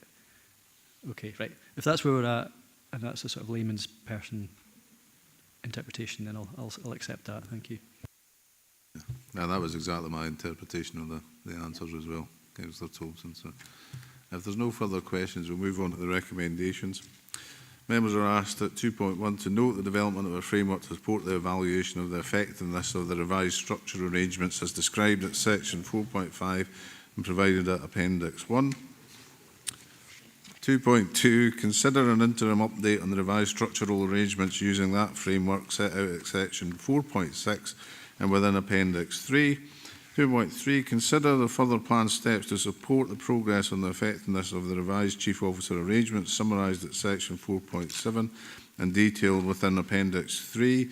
And at 2.4, note that as previously agreed that a further report on the effectiveness of the revised structural arrangements 18 months from the launch of the new structure will be presented by the Chief Executive at the December 2025 full council meeting. And it's not part of the recommendations, but we do have the action to provide Councillor Crothers with that update. So we're happy to note 1 to 4. Yep. Thank you. Move on to item 10, Housing Emergency Draft Action Plan, report by Head of Economy and Environment. Members are asked to consider the draft Housing Emergency Action Plan developed in consultation with key stakeholders following the declaration of a housing emergency at the meeting of the Dumfries and Galloway Council on 27th of June 2024. The draft Housing Emergency Action Plan has been commended by the Tackling Poverty, Inequalities and Housing Subcommittee and recommended to full council for agreement. Jamie Little, Strategic Housing and Regeneration Team Leader, is available on Teams to assist members with any questions. I now invite questions and contributions. Councillor Jordan. Thank you very much, Convener. I'm going to try and be succinct because I know we've got a lot to get through. So just, I've got 3 questions. One refers to page 254. I'll ask them all so that you can make a note and then come back with all of the responses. So page 254, the second row, there's reference to Wheatley Homes South proposals for returning long-term empty properties to general needs allocation. This sounds interesting, but I'm sure complex. And I wondered if you might be able to give a brief explanation of how this might work. My next question is page 255, bottom row. This refers to Scottish Empty Homes Partnership being the lead for developing a national scheme for making the best use of empty homes. Is there any update on this? Because I note that that's due by the end of March, which is only next week. And my third question relates to page 258, the third row. Refers to halting the decline in private rental properties. And I wondered what support might be offered to private landlords. Thank you very much. Please let me know if you need me to update any of those. Thank you very much. Thank you, Jamie. Yeah, thanks, Convener, and thanks, Councillor Jordan, for the queries. Just in terms of our work with Wheatley and returning properties back into use, obviously around void properties, it's really important that these are returned back into the general housing stock as quickly as possible. And we have been benchmarking against other local authority areas, and the approach in Dumfries and Galloway is actually a positive in terms of returning them back into use. So we will continue to try and find further opportunities to refine and bring that back into use quicker. But certainly a positive for Dumfries and Galloway. In terms of development of the matchmaker scheme that the Scottish Empty Homes Partnership are working on, we understand that has been slightly delayed. We do continue to engage very closely with the Scottish Empty Homes Partnership, but certainly an approach we're keen to try and support, and we are continuing to engage with them. There has been some movement just in terms of empty homes work as well, regarding bringing some additional support to councils for empty homes officer posts, and we will be bringing a further report on our empty homes work back to the Economy and Infrastructure Committee as part of the Town Centre Living Fund report on the 15th of April. Also, in terms of the private rental sector, we have been reviewing the use of our funds to try and identify ways that we can further support the private rental sector. We've recently conducted a survey of landlords who have left the sector, and to identify the support that they would expect to be put in place, and we will be bringing some recommendations back to members again at the 15th of April Economy and Infrastructure Committee on the back of that survey. Thank you. Councillor Jordan, you wanted to come back in? Thank you very much, Convener. Yes, thank you, Jamie, as well for your responses. I just wondered if you could give a bit more detail on how empty properties can be brought back in, because I think the legislation must be quite complex. Obviously, I don't want you to go into any detail about that, but how easy is it really to bring empty homes back in to use? Because potentially owners could be hard to reach. They may need work doing on them, and I know this is very complex, but I just wondered if you could give us a bit of an overview of how easy is this to achieve, how likely is it that we do achieve this. So yeah, could you give a bit more information, please, Jamie? Thank you. Thank you, Jamie. Yep. Thanks, Convener. Thanks, Councillor Jordan. In terms of empty homes work, every case is very different. More complex cases can take some time. The reasons for properties being empty can also be very complex. We're often finding that we're dealing with estates, we're dealing with solicitors, potentially absent owners, often people who really just need a little bit of support to try and bring them back into use. So every case is very different. I think what's important is that as a council, we try and identify what support can we put back put in place to make sure they are brought back into use. Clearly, capital costs for refurbishment are a significant issue for a lot of owners, particularly if they have inherited a property and it's not come with any resource to try and bring that back into use. But we certainly are working very closely with the owners of these properties to try and identify what support they require. But as I say, Councillor Jordan, each case is very different, and we really need to take a bespoke approach to each property that comes forward. Thank you. Councillor Stevenson, I apologise for not bringing you in first. It's okay, Convener, I'm learning patience. So basically this paper's come back here because Council didn't delegate the right functions to the Housing Committee, so we had to ask for it to come back to here. Obviously this was my motion, and our casework will be full of people in housing need, in some sort of housing need. Two cases stood out for me, and they're both from the private sector, and it goes to show you how we've still got a need for private sector homes. One is from the Dumfriesshire area, where a couple had to move out due to their landlord selling up. They had to live in a caravan for 7 months, separated from their children, who had to live with relatives so they could stay in a home and attend their school. And the other one's from the Stewartry, where we know there's a serious issue there, where a single parent of a child around 7 is now needed to move home 3 times due to landlord selling up. And when they asked about homeless accommodation, all that was available was 50 miles away from family, friends, their work and schools. So we really do have a housing emergency in this area, and this is the lived experience of it. I've just got a couple of questions. One of them is, are we actually fully funded for homelessness as per the action plan from the Association of Local Authority Chief Housing Officers? Are we fully funded from the Scottish Government? What are the current homelessness figures? And then just to be a wee bit more parochial, what's happened to the Lochside Regeneration Plan? My understanding was it was coming back to this full council. The other one as well is just, do we have an any door policy for people presenting as homeless or about to be made homeless? Thank you. Thank you, Jamie.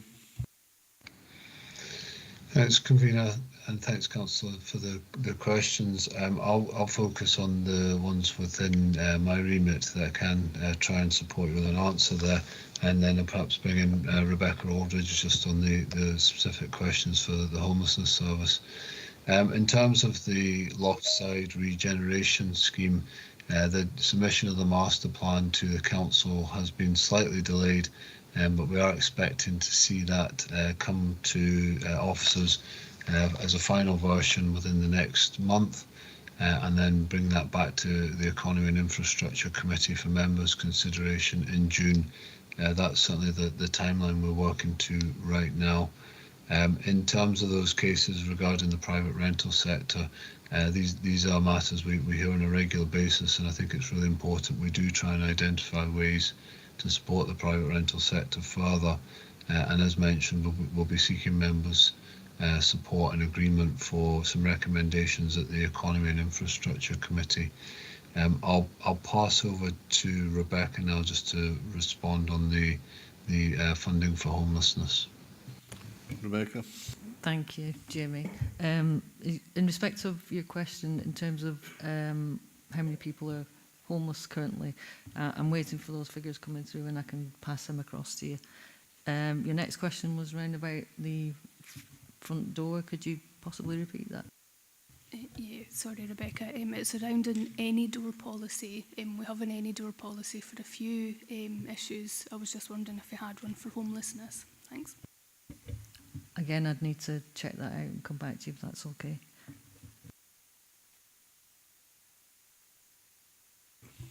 Thank you. Councillor Dempster. Thanks, Convener. This is an excellent report on the back of a motion by the Labour Group. I have a question and then a couple of observations on page 245. On the 4.7, the list of categories, what's concealed housing, Jamie?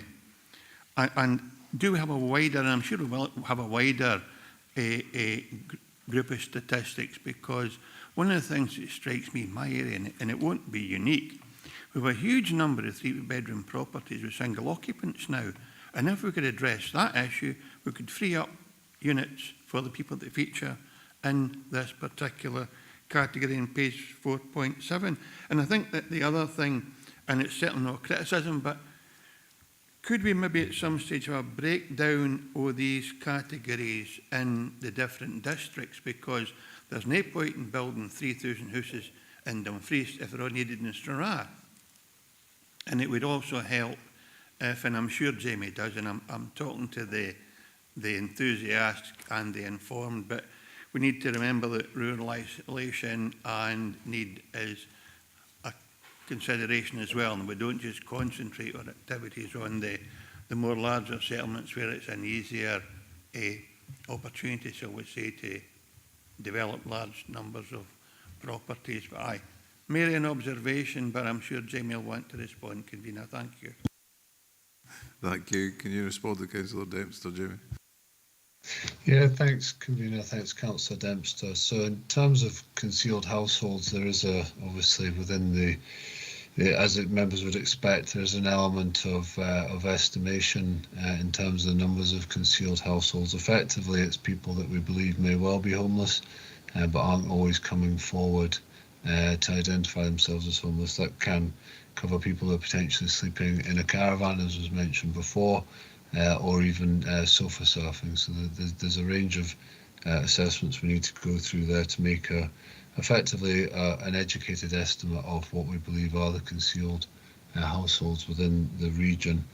The action plan does refer to downsizing approaches, which is something we'll be looking to work really closely with our registered social landlord partners around, because we certainly recognise that in many areas there are people who potentially the families have moved on and they live in family homes that are no longer suitable to meet their needs.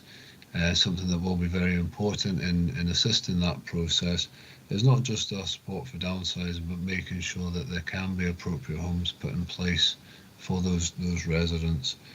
And that sort of alludes to the approach around taking a rural look at the region for new affordable housing developments. And our strategic housing investment plan does focus right across the region on a number of different sites in a number of different areas.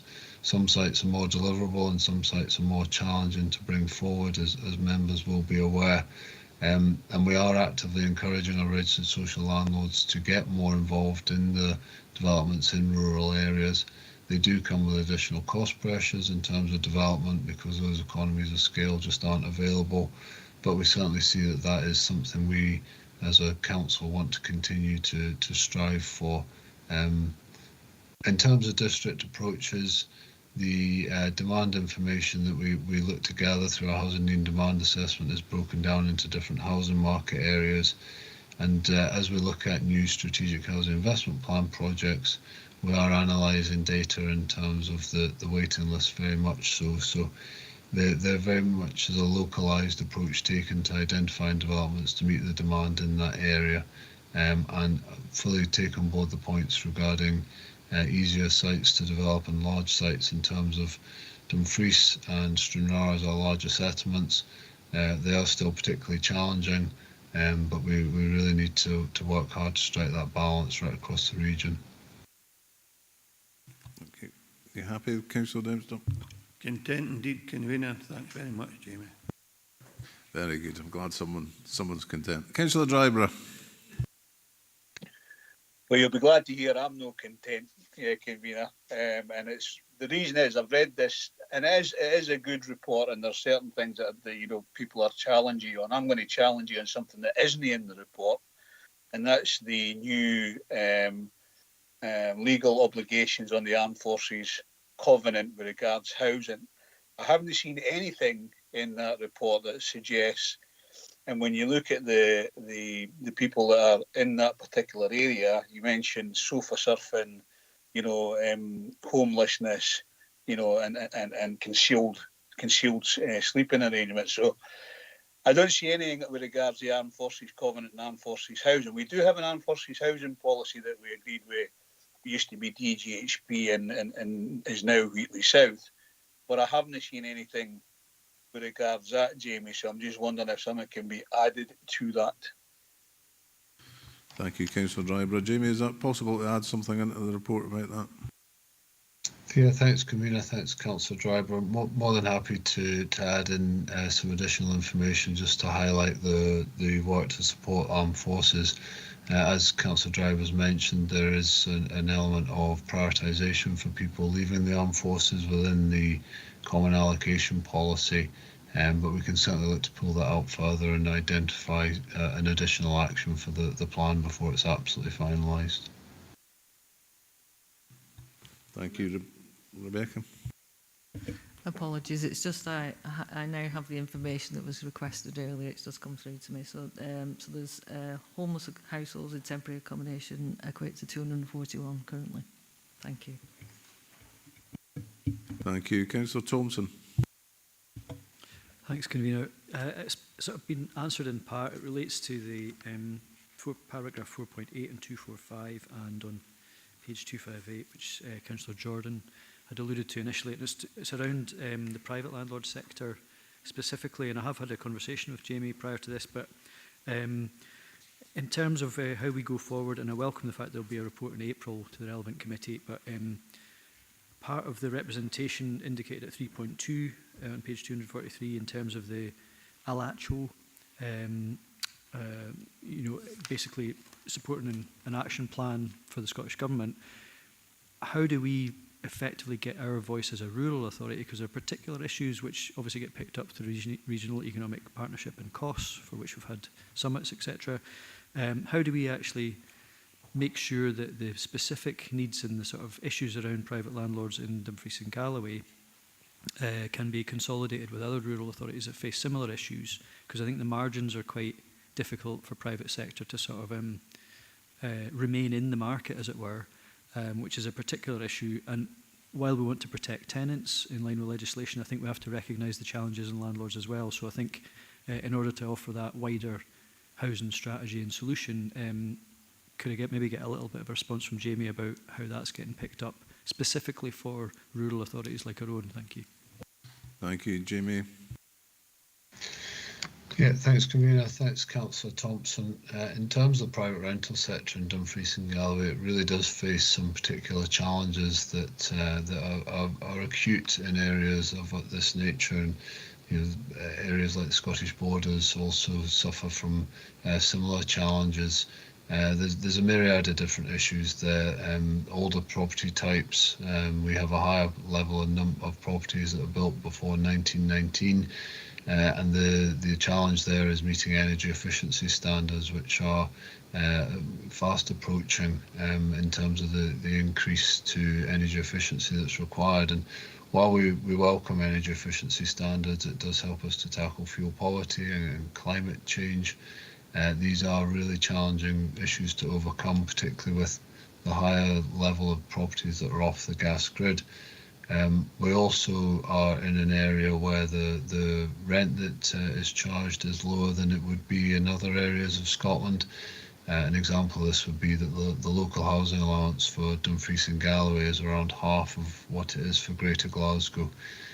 So it's very challenging for landlords at the moment, and we're hoping that the feedback from the survey that we can share further with members at the 15th of April Economy and Infrastructure Committee does really highlight some of those additional challenges that they're facing. A lot of this is around legislation that has been put in place, such as rent caps and the energy efficiency standards that are required, and those tenants' rights, as Councillor Thompson has mentioned. And it's a very fine balance for the council, because we do want to recognise the importance of tenants' rights, but we also need to ensure that we aren't losing landlords to the sector, because that is just meaning that there are less and less properties. Over the last 4 years, we've lost around 1,000 properties from the private rental sector, and around 1,000 landlords as well. So it is becoming more and more challenging. There are other more lucrative options for landlords who are looking to invest.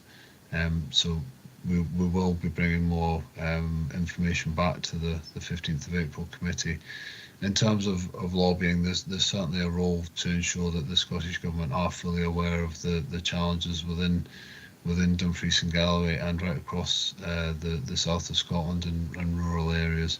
And we'll be happy to discuss that further with councillors. Thanks, Jamie. So I don't know if anybody's noticed, but these voice pads are very sticky.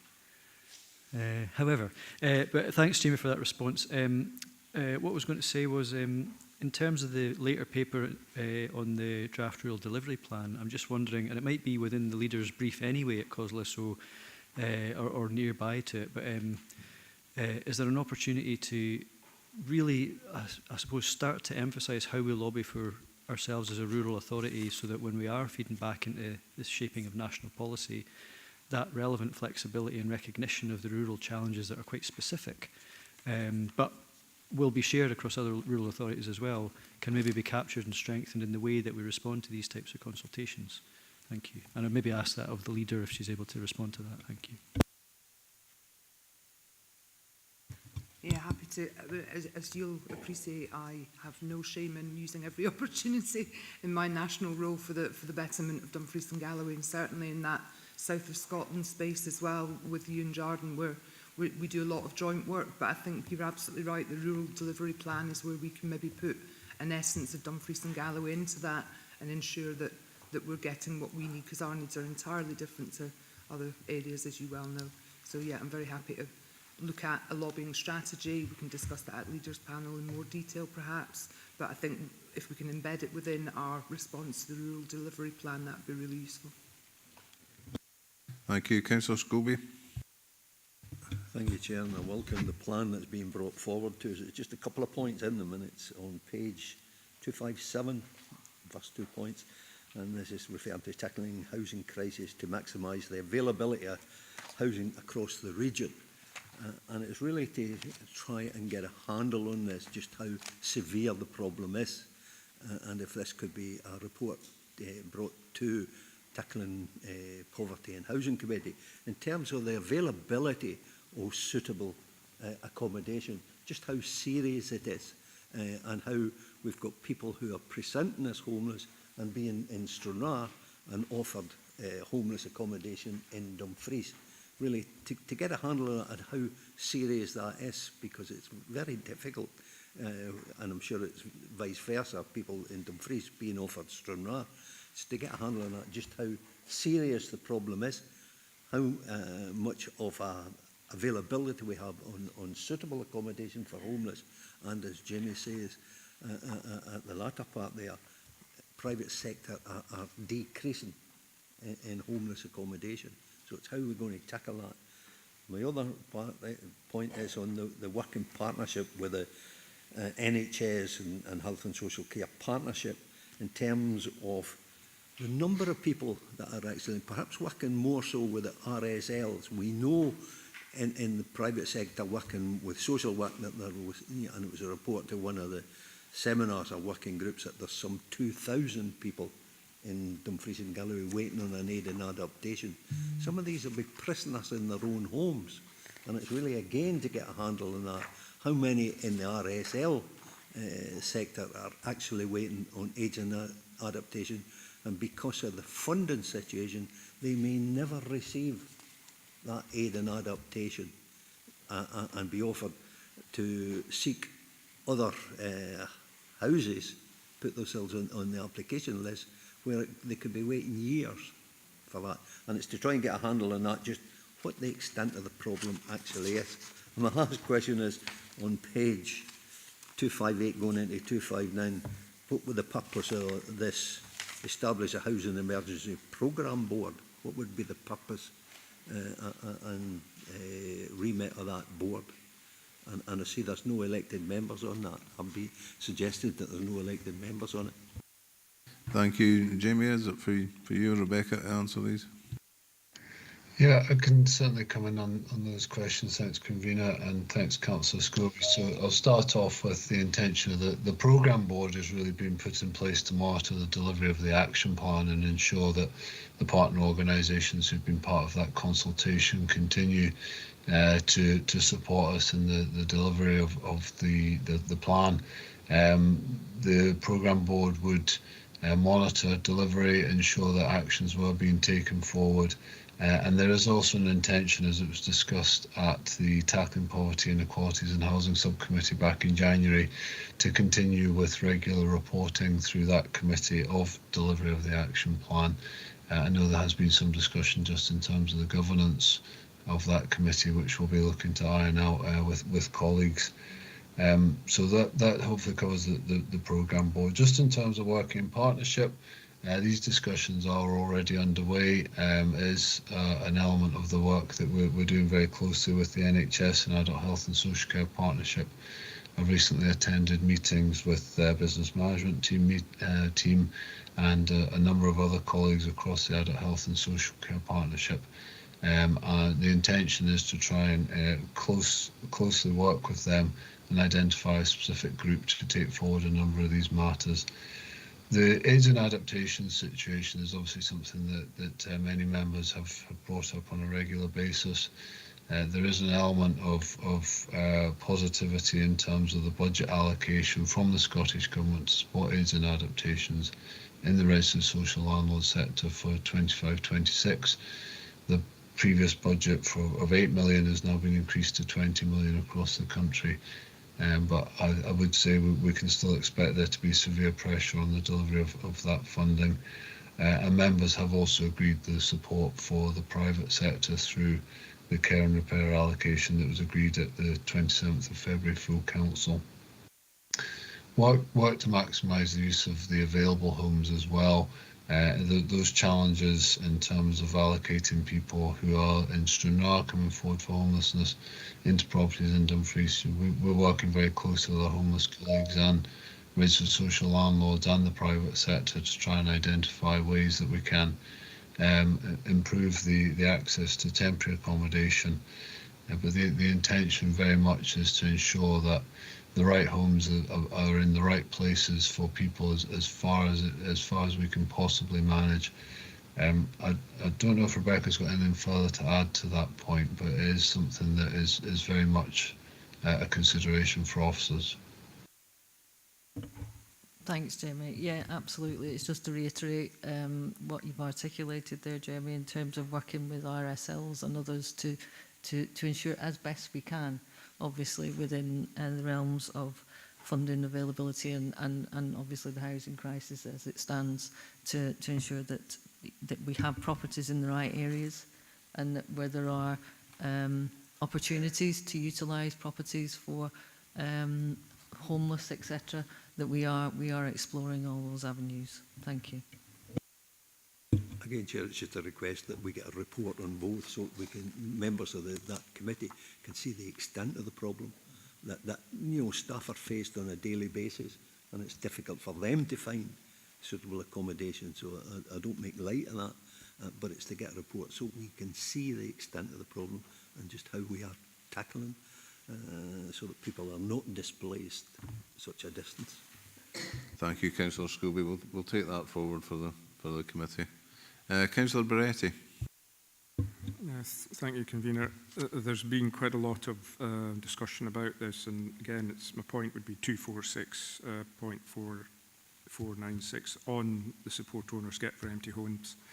I've taken a few notes that Jamie has said and welcome the fact that, and I agree that we have to bring these properties up to a much higher standard from once they were once built. One of the things that I think I've heard, but not quite certain if Jamie has said it in different ways, but once the mechanism is there, and certainly from the private point of view more than from the RSLs, what guarantees do we have that these properties are not going to end up in an alternative market other than the one that we would hope that would have gone in the first place?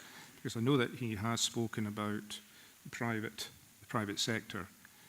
That's one of my questions. Is there a mechanism that when we support these groups of individuals, they do in fact go to residents rather than ending up in the likes of, say, Airbnb as holiday homes? Thank you. Jamie, what safeguards do we have? Yeah, thanks, Convener. Thanks, Councillor Beretti. So any grant assistance that we provide through the Town Centre Living Fund does come with conditions attached to it, and one of those conditions that's enforced through the Housing Scotland Act 2006 is that properties that receive support from ourselves, they must be retained as dwellings. They can't be used as Airbnbs or turned into any sort of non-domestic property. So what we also do for further reassurance for members, and again this will be coming back to the 15th of April Economy and Infrastructure Committee, is we seek a commitment that for a period of 5 years the local housing allowance rate will be the rental charge on the property, to ensure that not only are they kept as residential properties, but also that they're affordable for local residents. These are recommendations that members have supported in the past and will continue to be brought forward to members for their consideration for the next financial year. Thank you. Councillor Stevenson. Thank you, Convener, for letting me come back in. I've just noticed the first question I asked about, are we fully funded for the homelessness service? And on the back of Councillor Scobie's point, do we actually have a monetary figure for how much it would cost for the aids and adaptations to be brought up to date? Thank you. Thank you. You, Rebecca. Thank you. In terms of the funding, obviously that's a challenge that's ongoing for us. We've just received some monies through via resettlement in terms of the work that Homeless did with our friends that have been resettled. But as councillors may know, there's a significant overspend already within the budgets. So it is very much about trying to maintain the capacity that we have and also look at not increasing overspends in that area. In terms of our staffing within the homeless team, I can confirm that we are funded to provide the input that we have currently. I'm also working closely with our colleagues in the Health and Social Care Partnership to develop further our team that looks to prevent homelessness in the first place, because we've said many times that we cannot allocate ourselves out of this situation, so prevention is the way forward. So I'm hoping to be able to come back at some point and give updates in terms of actually what that plan would look like. Thank you. And I think there was a question about cost of adaptations as well. Who would help with that? I can try and answer that one. Thanks, Convener. Thanks, Councillor Stevenson, for the follow-up question. Just in terms of aids and adaptations, it's very complex to identify a specific figure. As mentioned, we do work very closely with the Health and Social Care Partnership around the delivery of aids and adaptations, and members will be aware they are responsible for the delivery of the care and repair service to the private sector.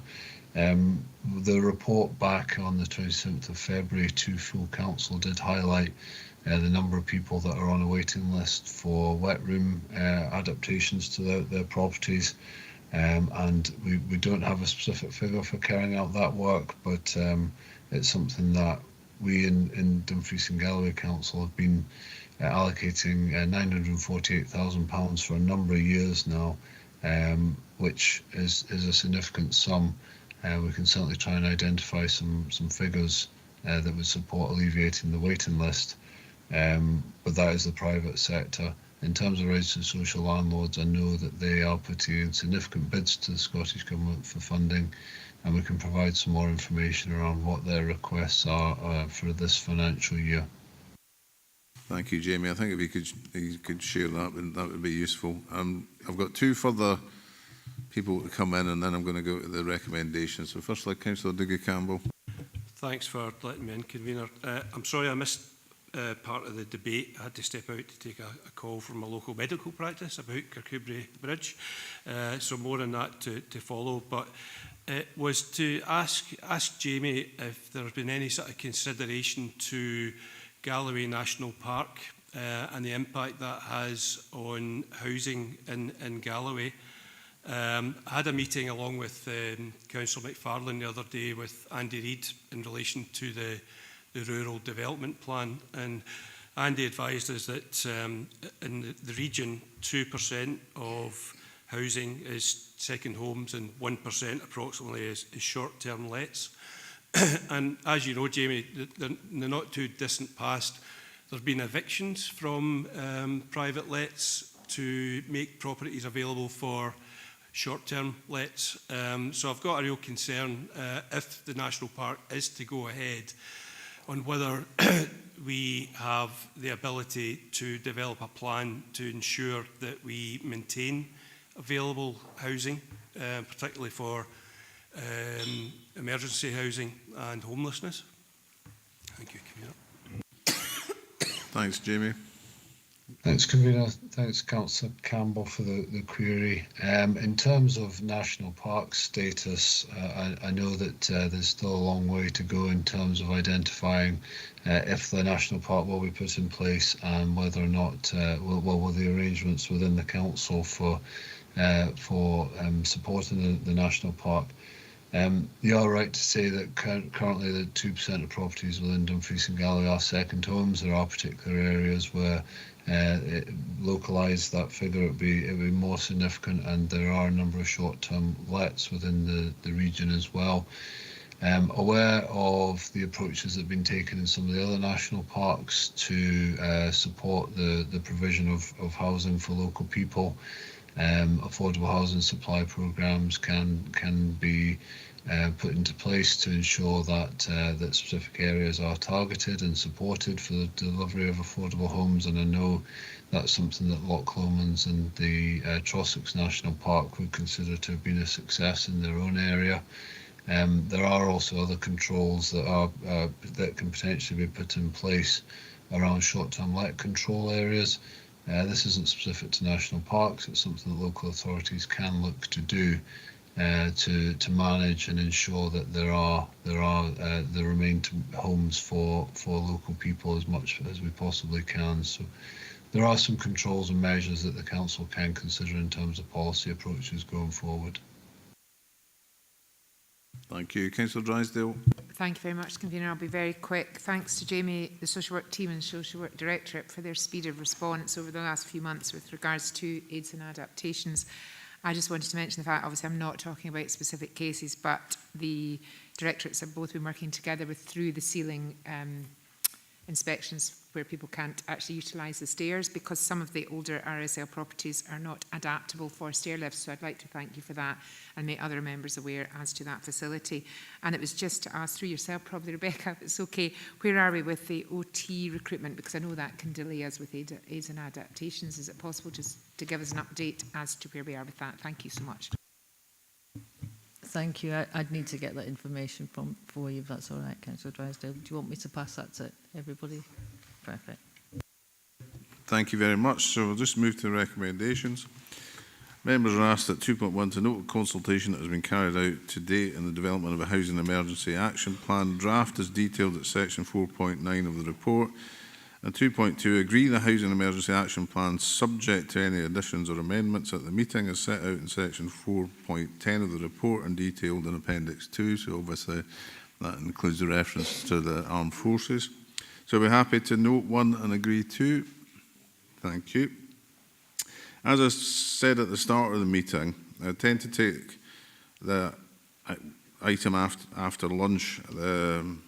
However, I'd be grateful if we could deal with a kind of procedural matter. This is the report about Mowbray. So at the moment, if we were happy at the moment to consider this item, but we first need to adopt a resolution to exclude the public from the meeting in terms of section 50A4 and paragraph 6 and 9 in part 1 of schedule 7A of the Local Government Scotland Act. Are we happy to do that when we come back from lunch? It just streamlines matters going ahead. So if we're happy to adopt that, we could now break for lunch, and I suggest we reconvene at 15:15. Would that be okay? Thank you.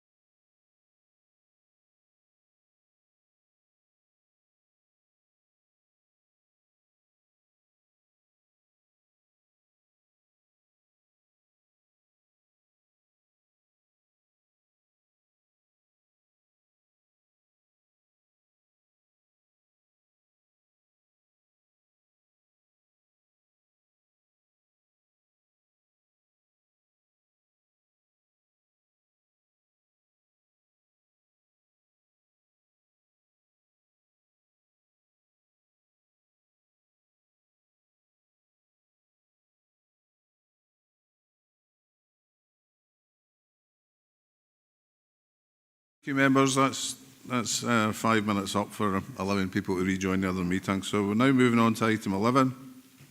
Update on review of integration scheme. Report by Executive Director Enabling and Customer Services. Members are asked to consider an update on the review of the Dumfries and Galloway Health and Social Care Integration Scheme, which has followed a request by Dumfries and Galloway Health Board, NHS Dumfries and Galloway. Lorna Meehan, Executive Director Enabling Customer Service, is here to assist members with any questions. I now invite members' questions and contributions. Does anyone have any questions? Councillor Scobie, I think, was first. Thank you, Chair. I'm just looking at 4.4.3 on page 265 that refers to the Council and Health and Social Partnership Officers will ensure to fully engage with elected members and ensure regular updates and dialogue. And I refer to the decision. Can I just stop you a wee minute? Could you get a bit closer to your microphone? Okay. While you're finding it hard to hear. I don't usually have that problem. However, I'm referring to the decision taken by the IJB board, and that was not to reopen the maternity unit at the Galloway Community Hospital in Stranraer. And in light of the various reports and documents that I've provided to all 43 members, including the Chief Executive of both the Council and the NHS, those being, the first one was the submission to the United Nations Committee on Economy, Social and Cultural Rights, and that's something that the Galloway Community Hospital Action Group are pursuing and waiting for an outcome as to when we would be heard. The other one is the report produced by the Scottish Human Rights Commission into services in the Highlands and Islands of Scotland, and you could almost superimpose Wigtonshire into that document. Although the action group is due to meet with the Commissioner. And when you look at that in particular reference to maternity services, you can see how the Highlands and Islands NHS reinstated their 24-hour maternity services at Portree.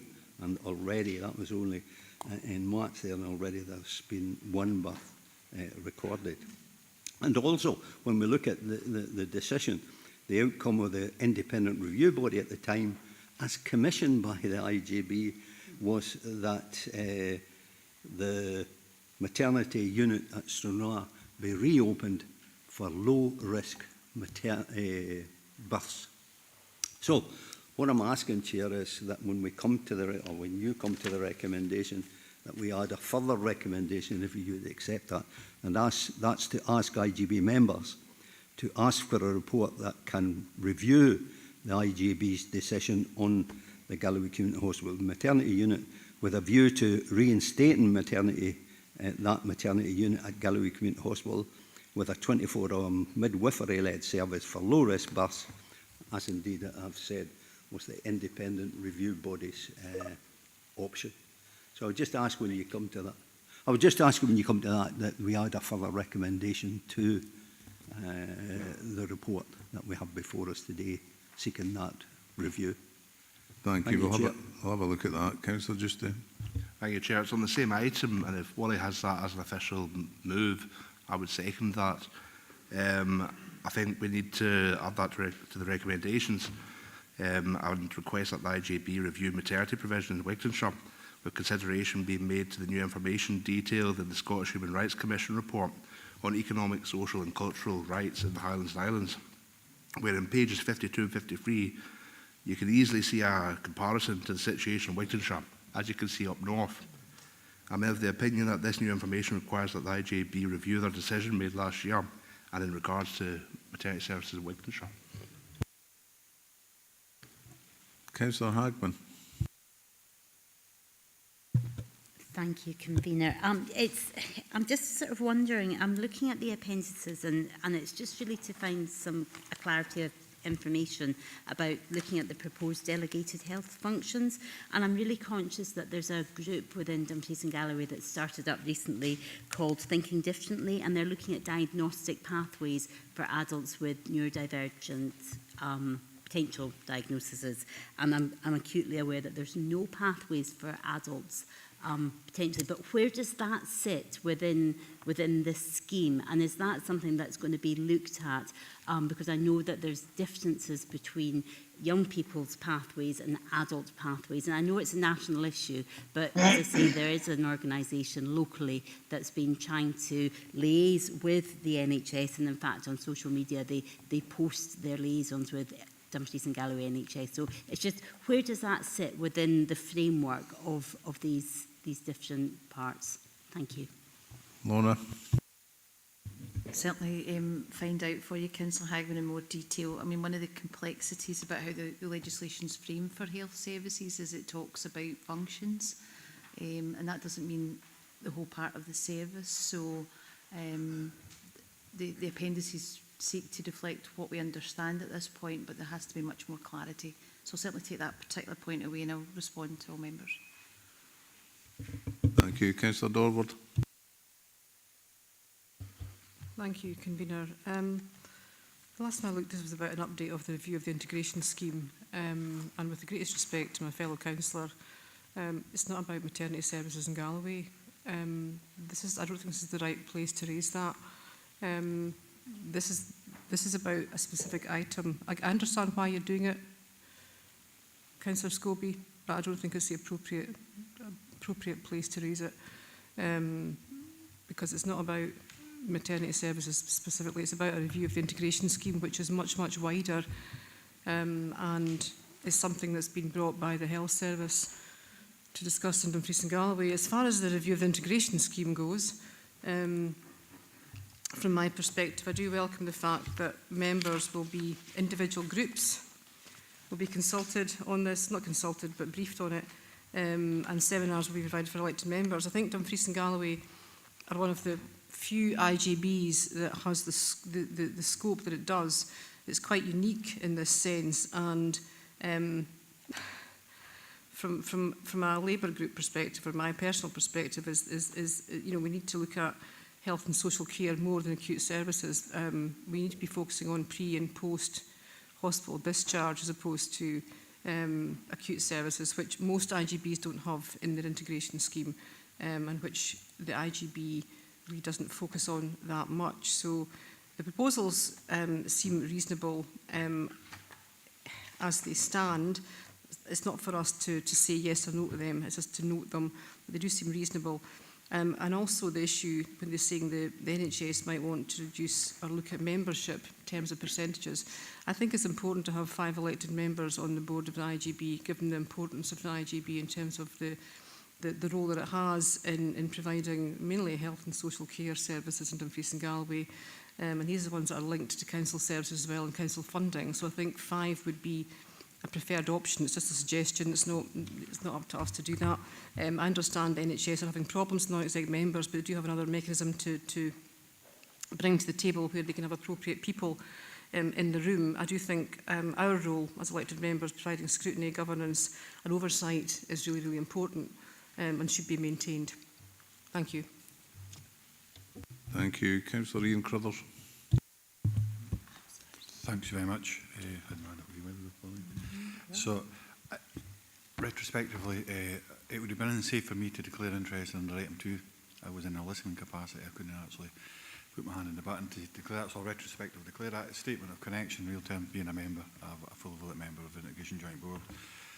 And I'm looking particularly at 2.4.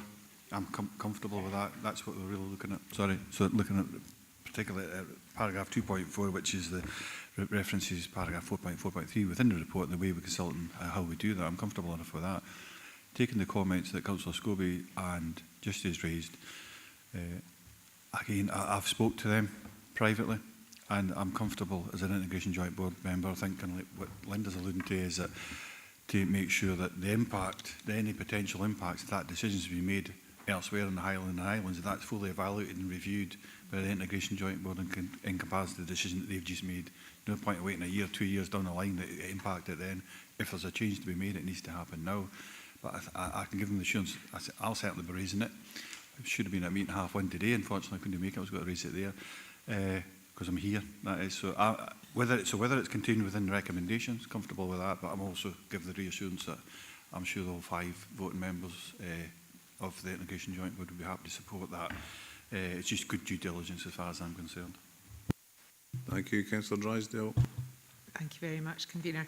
I would have to agree with Councillor Scobie and fellow councillors, probably slightly disagree with you a little bit, Councillor Dorward, in what you're saying. I think this is the very forum that we need to raise these issues as members, as we're here to represent the health and safety of the people we represent. So from myself as Chair of Social Work and Councillor Hill, I think the decision to close the maternity unit has been catastrophic in the west of the region, as it does pose increased health risks to women and unborn babies, whilst also infringing on their basic human rights and safety.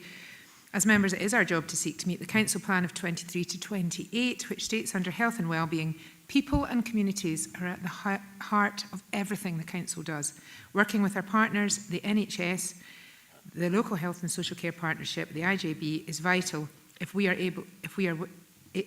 to help our communities access health and social care services tailored to their needs. So I would like to open up the discussion as to adding in an extra recommendation if that was feasible. Thank you, Convener. Thank you, Councillor Andy McFarlane. Thank you, Convener. I did stick my hand up, I thought, before anyone else, because when we opened the meeting, I didn't declare a statement of connection because of I was taking a call, and by the time I came back in, you'd sort of moved on. So please let me make my statement of connection just now. But it's been interesting to listen to what's been said, and obviously I may not have been able to respond to any of that had I got in as intended first.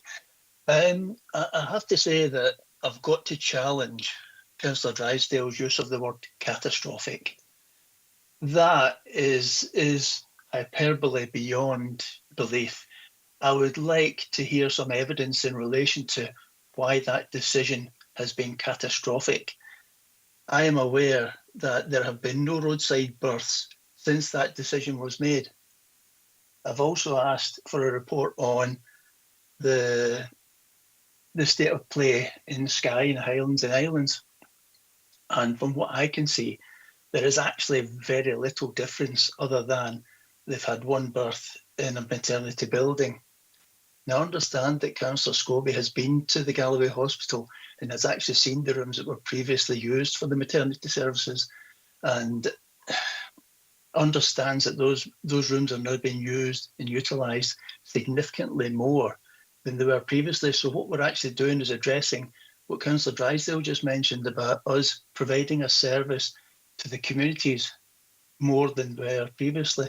So I really do think that we have to be careful with our use of language if we are not to sort of be tabloid about it.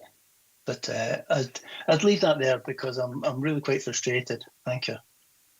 Thank you, Councillor McFarlane. And I think we are kind of deviating wildly for the purpose of this report, to be honest, because we are talking about the review of the integration scheme, and we're seem to be disappearing down a rabbit hole with this. Councillor Scobie. Sorry, can I just come back in there? Sorry, because I did actually intend to address that, but I've become, as I say, a little bit frustrated because of some of the comments that have been made. I have to say I agree completely with Councillor Dorward. This is about a review of the integration scheme, and it did come to us previously, and that is what we should be focusing on. One slight thing I would disagree with is I'm happy with 4. The integration scheme as it's set up says that we can insist on 10% of our members. Previously we had 47 councillors, which is why it was 5. Now we've got 43, so rounding down to 4. I really don't see that there would be a problem with that. Thank you. Thank you. But Councillor Stevenson first, actually. Yeah, sorry, just on the back of Councillor McFarlane's point there, I would be concerned if we did go down to 4 because there's so much of the council functions are delegated to the IJB. In just in terms of accountability, I think that we should keep it at 5. Thank you. Thank you. Councillor Thompson. I would prefer to stick to the recommendations as they are, because I think this is an enabling report rather than getting into the detail, and we can pick up under section 4.4.3 all the things about the membership and numbers in the course of that engagement. So I think we have to just accept that this is part of a process. And while it's obviously noted the points that are being made by other members in the room. There's a place where that can be raised, but I don't think it's going to be achieved necessarily today, although obviously full council will decide. But and in terms of the 4 or 5, again, we may be restricted as to how we can take that forward. It might be prescribed as to what our maximum is, but either way we should have the maximum representation possible to make sure we get proper oversight from the council's point of view. Thank you. Thank you. Councillor Ferguson. Thanks, Councillor Thompson actually beat me to some of their convener. It's set out in the legislation that the council can have no more than 10% of its members on the IGB. And so it's not up to us to have more than that. 4 is the maximum. If it's got to be 10%, rounded down. Unless we're going to have a debate on rounding down and rounding up, I think it's a moot point and we would just move to recommendations. But I agree with Councillor Dorward in our view about, I wouldn't call it the hijacking or this agenda item. Willie's obviously very passionate about what he's going forward here, but this is, in my view, is not the right platform for it. There's plenty of time to do that elsewhere. Thank you. Thank you. And Councillor Ian Crothers has already agreed to raise these matters anyway. So Councillor Ian Crothers, you want to come in? Just to reaffirm that, thanks very much, Convener. My point was in particular, so if that's got 10 voting members, potentially we should have full voting and deputies has been outlined at the declarable interest point earlier on. And each one of them can actually ask for this report individually or collectively. It's up to them. That's within the standing orders. They're entitled to that. They can ask for that report and they will get it. And for me, it is about looking particularly about the impact. It's almost like case law. That decision made in Highlands and Islands will have an effect on our decision that we've just made in real terms. That's what I'm really interested in. If it does, then ultimately the Integration Joint Board can review that or even change it or alter it, whatever they want to do completely. But it's good due diligence, that's all. And I have no pressures at all about it being in here, but I can give the assurance, and there's 10, like I say, can actually ask for that, and it has to go up. There's no ambiguity. When we set up the standing orders, we can request that, and there's no discretion over that. It has to come from any of them. So they'll get the report. There's no two ways about it. That will be discussed at the Integration Joint Board, and the numbers of members comes. That is for a future. I would agree entirely. That's for a different day. It's not for the day. Thank you, Councillor Scobie. Would you be happy with I wonder if what Councillor Crothers said? In the first instance, to the critics that have come in with my name against it. I'll leave the decision to you, Chair, whether you accept it as being appropriate, and I do refer to 4.4.3 in the report that states Council in each Health and Social Care Partnership Officer will ensure full engagement with elected members and ensure regular updates and dialogue. And this is one of the decisions. I'll refer to the remarks made by Councillor McFarlane. And I'll refer to the Human Rights Commission's report, where it says, and this refers to the Highlands and Islands, the current situation requires women in labour to travel up to 4 hours to Rakemoor Hospital in Inverness, often relying on public transport if private transport is unavailable. For those in most areas of Southern, no public transport is available, similar to Wigtonshire. Women surveyed by human rights defenders reported feeling unsafe, terrified by the journey due to the night travel, resulting in some women either choosing not to have more children or moving out the area. That can refer to Wigtonshire, Stranraer or anything.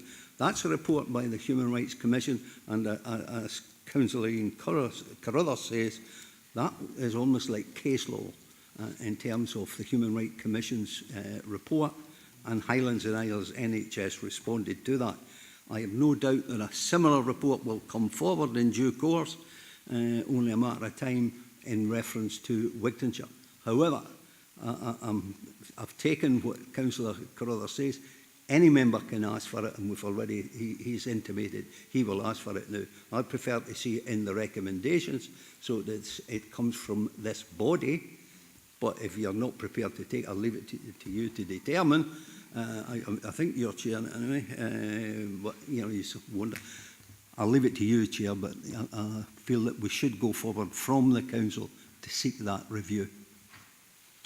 Thank you, Councillor Scobie. There is another slight issue that we are, you know, in this case you're referring to, you know, a lot of documentation that isn't actually in front of members at the moment either. So an informed decision on that basis would be difficult. I would be happy to accept Councillor Cruthers' assurances that he is going to take this forward. So on that basis, I think I'm quite happy just to move to the recommendations as are. Is anyone otherwise minded?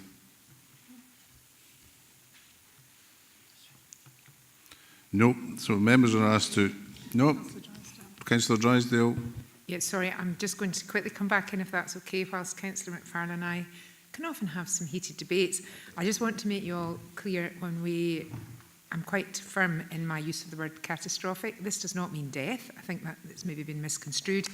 If you read the dictionary definition of catastrophic, it's negative effects, possibly, especially in the long term, and misfortune, mishap, or failure, or fiasco. So, as a woman, I would just quite like to state that we have had one case of an individual having to give birth in a lay-by and having to use shoelaces in that instance. So, you know, this is not acceptable. So I'm happy to go alongside Willie's decision on this one, but I do think we need to take on board the seriousness of the nature of asking women to drive such a long distance to reach hospital for giving birth. Thank you very much for affording me the time, convener.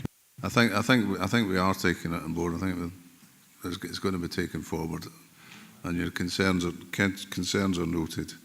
But we need to stick to the subject matter here, which is actually the scheme. So members are asked at 2.1 to note the actions taken to commence the requested review set out at section 4.3. 2.2, note the further detail provided by NHS Dumfries and Galloway in relation to potential changes to delegated health functions set out section 4.3.4 and other proposals to be considered during the review process. 2.3, note the timelines highlights that further work will be progressed for completion of the review indicated at section 4.4 and at 2.4, consider and agree the approach to engagement with elected members based on proposals set out in section 4.4.3. So we've note 1 to 3 and agree 4. We're happy to take that forward. Thank you. Move on to item 12. Revised approach to the development of the capital investment projects. Report by Director Economy and Infrastructure. This is to seek members' agreement on the scheme of administration and delegation changes to create a more agile and dynamic approach to management of the capital investment strategy and delivery of the capital investment programme. Karen Brownlee, Assistant Director of Transport and Infrastructure, is here to assist members with any questions. I now invite members' questions and contributions.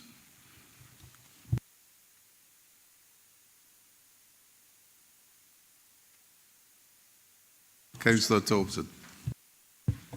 Yeah, thanks, Convener. It's just a question really to raise the school autism project, which I think we've probably discussed before, and how that fits in, because it was in all the budgets, obviously, that were presented and the one that went forward. But I think it's yet to really come to the capital investment project delivery kind of process that I think we're all kind of generally backing. So I just wondered if we could get a wee update on that. Thank you. Thank you. Lisa. Thank you, Convener. Thanks, Councillor Thompson. So it will come through the new gateway process, but it hasn't as yet. Can we chivvy along education, or is there a way we can expedite that? So it has been discussed at our capital investment meeting. So, you know, we have discussed the progress of it. We have discussed the urgency of it. So, yeah, it has been addressed as part of the new approach. Thank you. Councillor Dougie Campbell. Thanks, Convener. You'll not be surprised if I connect the revision of the capital investment project in relation to Kirkcudbright Bridge. And what I'm looking for is an assurance that the revised approach will actually facilitate moving at pace on capital projects such as a new bridge, or is it going to slow things down? Thank you. So I think we're asking a question about flexibility. Thank you. Lisa. Thank you, Convener. So I guess a bit of a mixed answer there. Yes, it will improve the pace to some extent, but it doesn't go as far as we would like to go in terms of what was set out last year at the June Full Council Committee. So we are proposing a second phase, which will enable it to be even more agile and dynamic. The other thing that I would add is that the process will add the scrutiny that's needed to ensure that the timescales and the costs, etc., are realistic and robust as part of that process. So there's a mix there. It will enable us to move more quickly because it won't have to go to various committees to get the approvals, but nonetheless there has to be a robust process in place to ensure we're happy with the projects that are being proposed. Thank you. Do we have any further questions? No. Move to the recommendations. Members are asked to agree at 2.1 the scheme of administration and delegation changes to enable the revised approach to management and oversight of the capital investment strategy and delivery of the capital investment programme as set out in paragraphs 4.3 to 4.9, which were agreed to be recommended by the Review of Standing Orders Subcommittee on 13th March 2025. And at 2.2, the updated Financial Code 2, capital budget preparation and monitoring, as set out in paragraphs 4.10 to 4.13 and Appendix 1. So you're happy to agree 1 and 2? Thank you. Item 13, review of area committees, report by Head of Thriving Communities. The Review of Standing Orders Subcommittee has undertaken a review of area committees, and the reason for this report is to agree its recommendations for improvements to our area committees. Liz Manson, Community Planning and Engagement Manager, is here to assist members with any questions, and I would invite questions and contributions.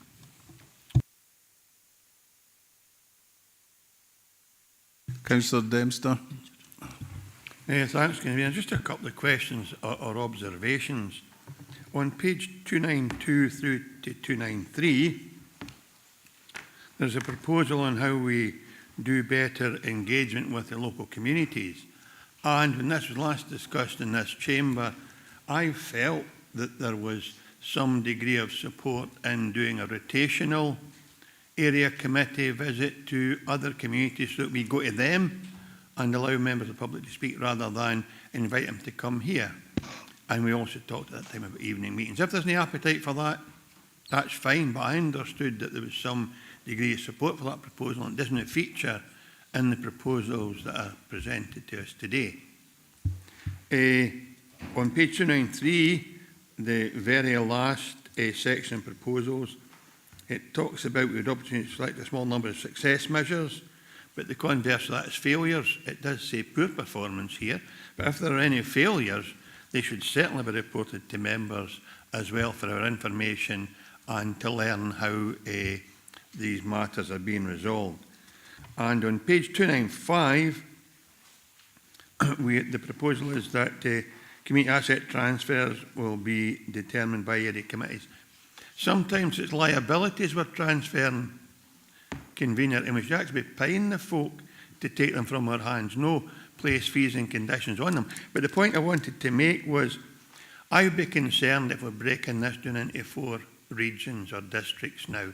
With this issue in planning many years ago, and it finished up what I would describe as nothing more than a circus, because you benefited by planning permission dependent upon which quarter of the Dumfries and Galloway Council area you lived in, and that's not appropriate. I think that we should have a specific set of criteria that apply, and every time I still think area committees should determine the CAT transfer, but the rules and conditions should be a region-wide and not an area-based process. If that makes sense, thanks, Convener. Thank you. Liz, do you want to make any comment? Thank you. So yes, the point about area committees moving around so that you were going into different communities is absolutely still on the table.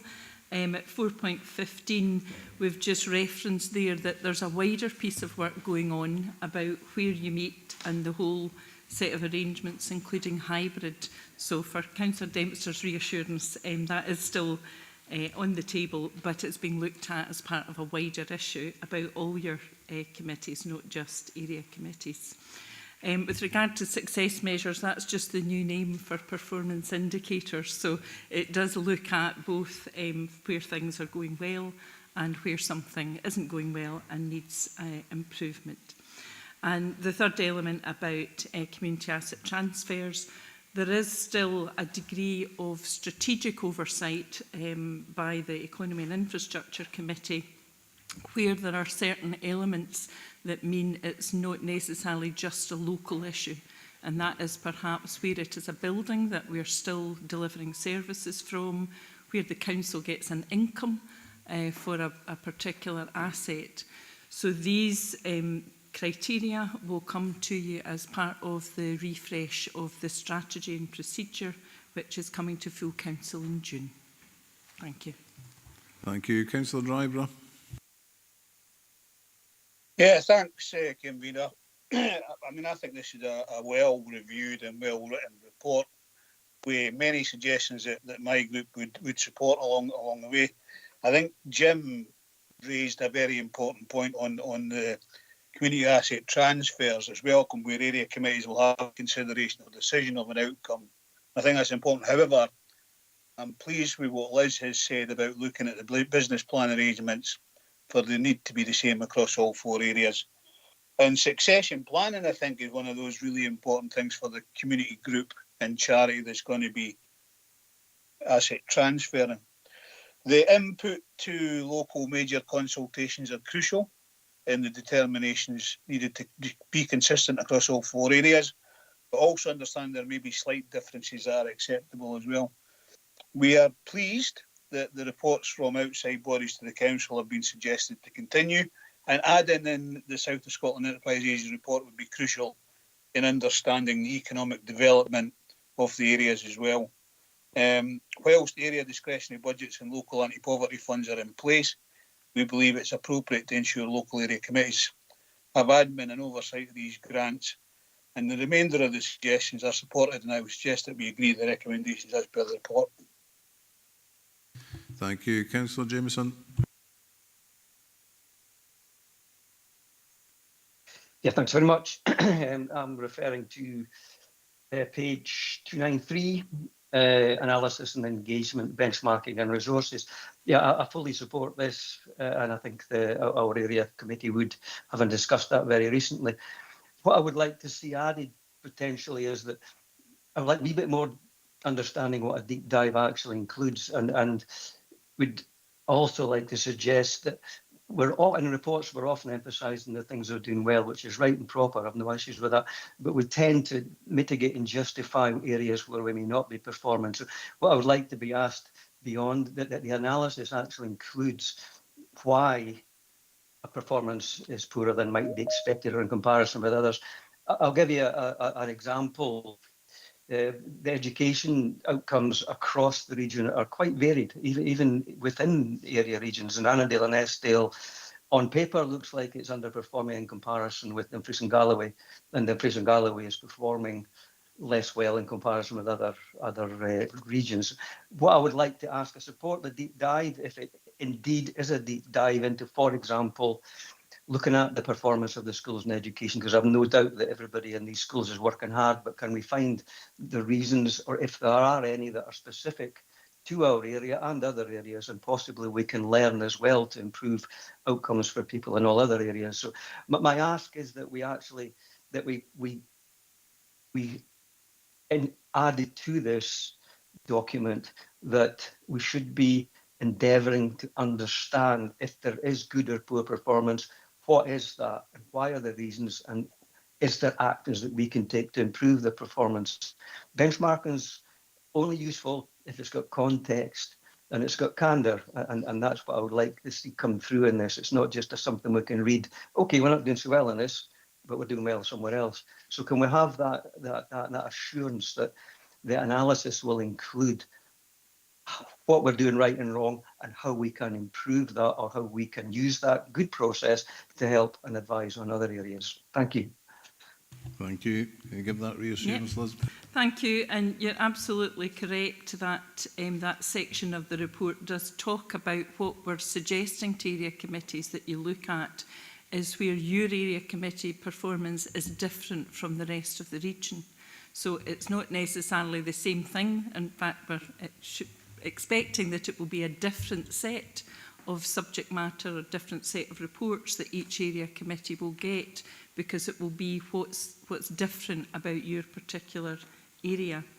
In terms of the deep dives, I think when I came round the area committees, we were talking about the scrutiny review report format as one possible route for that. But again, you know, that will be in your hands about what format, and perhaps depend on what the nature of the service or the project is. Because this is a new venture for us, so year one is going to be, to a certain extent, testing out how it works for you, what you want to see. But certainly that scrutiny review model, that report, is one approach that we have been looking at, and members have been positive about that. So we could perhaps give you a briefing in advance of the reports coming to area committees in September, just so that you've got an idea, just to see what is being suggested. So we could send that out just as a briefing, and then you'll get the reports and you'll be asked to choose which performance areas you want to look at in your September meetings. Thanks. Thank you. Councillor Ian Crothers. Yeah. Can I just add something, Malcolm? If it's very short, George. Yes, well, it's important. I did ask about the potential of actions. It's all very well getting reports and deep dives, but what I would like for the area committees to actually ask for actions and responses rather than just getting something information. I'm sure that will be included in the discussion, but it's really important that we actually add actions to address good or poor performance. Thank you. Thank you. Councillor Crothers. Thanks very much. It's Councillor Dempsey. It's stimulating my thoughts. I'm really comfortable with the report. Liz, I think it's a great piece of work. Thanks very much for coming around and presenting to Andy Lester, the Area Committee. So we do work in a slightly different way, I think, to the rest of the Area Committees, and there's pretty much what's in here we pretty much accomplish right now. We do work around about the delegation, stay within the parameters. Sometimes we stretch them to their limits at times, but we do, and it's very active. But I think I'd just like to even offer, as the chair of the Andy Lester Area Committee, to come around and share that work in practice to any other area committee if they wish. Take into consideration Councillor Dempster's comments earlier. In particular, we made a decision yesterday, and I say we, the committee, not the chair and vice chair and the senior officials, the other committee made a decision to have a meeting in Langham to discuss Langham issues in that particular. So we are moving around the region, so to speak, or our area, sorry. Leave it at that. Thank you. Thank you. Councillor Ferguson. Thanks very much, Convener. If you go to 4.9, it mentions the health and social care arrangements were updated in August. And I have to take a bit of the blame for that, because I argued long and hard, as did others, that the professional oversight should lie with the Social Work Committee, and that's taken place. So for me, that's welcome. But then when you look down at the proposal further down, it's actually, it's got the analysis of engagement about the new arrangements that are there, which is fair enough. But then when you get the last bullet point under the proposal, it's got the membership briefings will continue on a quarterly basis. The question really is,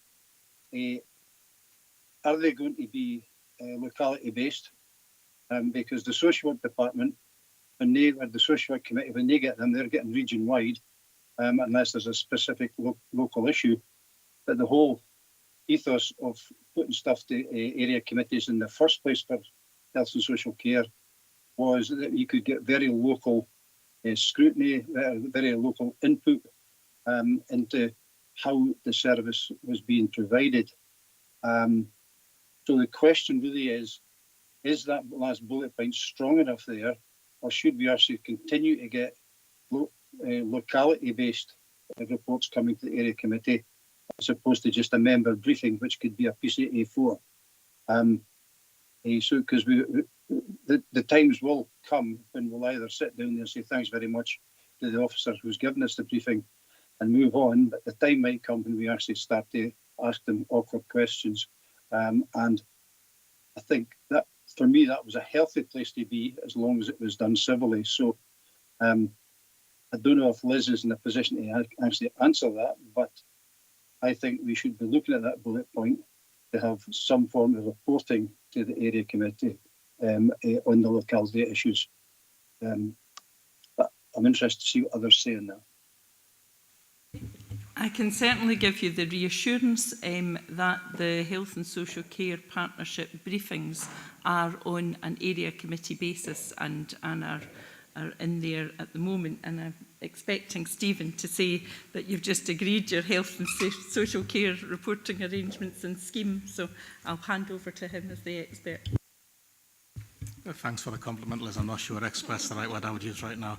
Councillor Ferguson, thanks for the question. What we're doing currently at Social Work Committee is bringing comprehensive quality and data reports, as you've mentioned, like region-wide. And the reason for that is, health and social care services are very personal to people, and small numbers means that people can often be identified, especially when we're looking at that at a more localised area. So we continue to refine the overall data to see what we can realistically bring to local areas without identifying people.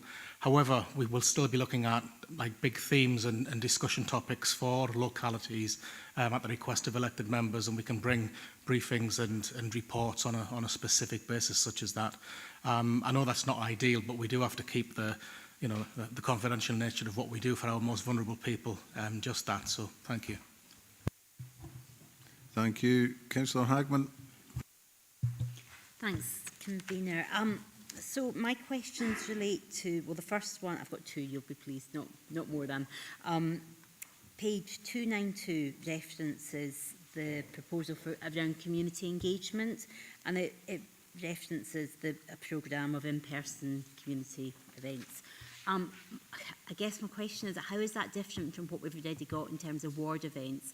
And is the plan to phase out ward events? Because I think ward events, when they've taken place, have been really, really useful, and they've been driven by the community. It's the chance for the community to get their voices heard. So I would just be really keen to ensure that this isn't a way to sort of take over from the ward events, but looking at the sort of proposal on the page there, they sound very, very similar, even to the point that the subsequent meetings and the outcomes will be going on the website, which is exactly what the ward events should be doing right now.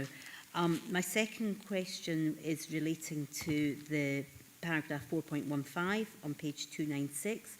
It references that there's ongoing work around the arrangements for area committee, and in particular about hybrid arrangements. I'm really conscious that when I was the Vice Chair of Wigton Area Committee, we made a request that the Area Committee should be across the whole locality, and yet when we look at our diaries now, they all seem to be in Stranraer. Is that going to be looked at again in terms of ensuring that the public can actually come to these meetings? Because the area committees, in my view, should be an opportunity for the public to actually engage on a much closer level with the council. And if so, there's no timings around what that ongoing work is going to do or when it might come back. But is that something that could come back as part of the report in September, which you've already referenced? Thank you. Thank you. So with regard to your first point, this is another type of community engagement. When I came round to the area committees and indeed in the survey that we did with all elected members, asking if you wanted an additional forum for community engagement, there had been a very positive response. But different area committees suggested that you might want to do that in a different way. And we had a suggestion that, maybe one area committee would like to have a sort of question time, open public forum event. Another area committee suggested that what you'd like to do is have the whole area committee, so that's all the wards in that area, come to speak to all the community councils that were in that area. Another one suggested that you had a session with the bodies you give grants to ask them about that. So it will be for each area committee in September to decide what you want to do on that area basis. But it will complement ward events, which by their name is a single ward, or indeed member surgeries, which are individual conversations that you have. So it's another opportunity for area committees to do what they feel is appropriate for their area. And in terms of the rotating committees, then as I understand it, yes, that is being looked at. I don't know the timescale for that particular project, but I know that going to different venues is something that is being actively looked at. And the challenge, of course, is finding somewhere that has the right technology, the right accessibility, as well as it being a suitable meeting location. But I do know that's being looked at by colleagues in Democratic Services. Thank you. Thank you. Councillor Thompson.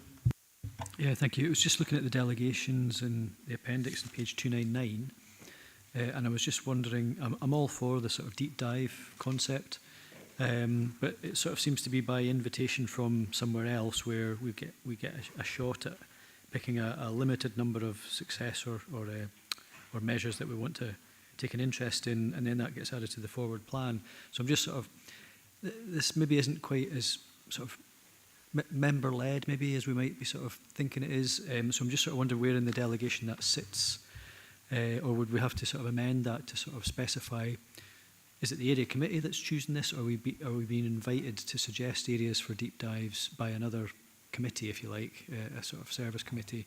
So I'm just curious where that fits in exactly. And just some of the wording in 5.7.1 on the appendix, probably, you know, I think there's maybe a few missing commas or words that could be added to help clarify any ambiguities in that particular sentence. Thank you. Which words in particular, Councillor Thompson? So if you read it, I mean, there's no grammar in it as such. It just goes, scrutinise and monitor the delivery of local services, particularly in relation to joint working and community planning, and including where relevant monitoring of service performance at an area level through review of key performance indicators based on a twice-yearly cycle, which probably makes sense but could be made clearer, I think, if there was some syntax in there just to break up the clauses and whatnot. But maybe joint working and community planning, and then maybe a comma or something, and including, comma, where relevant, comma, monitoring of, you know, just to sort of either take out some words or just make it slicker. And just I don't know where in there it actually specifies how the deep dive thing works. Perhaps I could just clarify for you. So that's your existing delegations. That's what's currently in the scheme of delegation. So it will be updated, there's a reference to it, will be updated if you agree the changes today and the introduction of a different approach to performance management, then the delegation will be updated, and I'm sure colleagues will make sure that the syntax and the grammar is spot on, so thank you for that.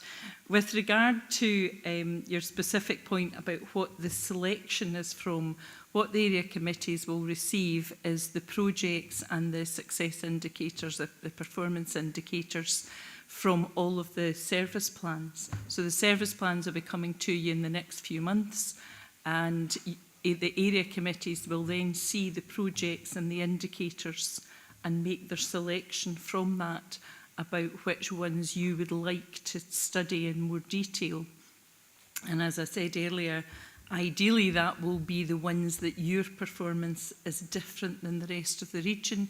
It might be much better or it might be worse, but it's something that you feel it's worth giving that more detailed attention to. So you will have a menu essentially of all of the projects and all of the indicators from the service plans in each of the directorates to choose from. So just on that, so I suppose it's whether you want table d'hote or a la carte, isn't it? So, so area committee, Anna de Onestio the other day, one of the things I was interested in was, could we get detail on the number of missed bin collections, which might be relevant, but it's not a measurement that would be in a service plan necessarily. So from what you're saying, it's almost like if the measurement's not in a service plan, we don't get to choose it. Or so this is where I'm trying to get to the sense of, if we did want to have an interest in a measurement that we might not record at a service level, how would we do that? And is there space for that? Certainly, you're correct that there will be a menu for the first point in your remit, which is about reviewing the service plans. So we're attempting a different way of you looking and scrutinising the service plans because you've expressed some concerns about the way that's currently operating. In terms of sort of wider issues, perhaps that are service failures or actions, there are other elements in your remit already which allow an area committee to request information on something that isn't working perhaps in your particular area. For example, 574 in the remit, 575, 576 allows you to get information on other things which are relevant to your area.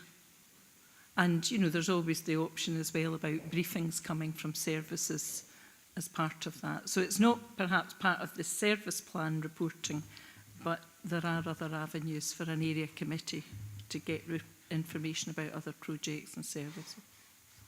Okay.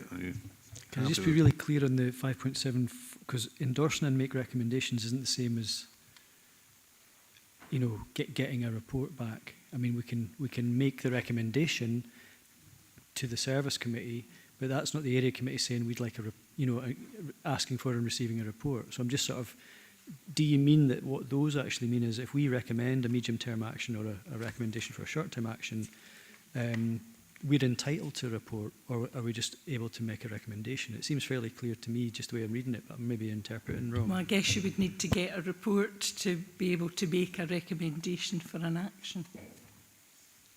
So, yes, you can. There are mechanisms that you can have a request a report. Thank you. Right, thank you. If there's no further questions, we'll just move to the recommendations. 2.1, note the work undertaken to inform the review of area committee. Councillor Hagman?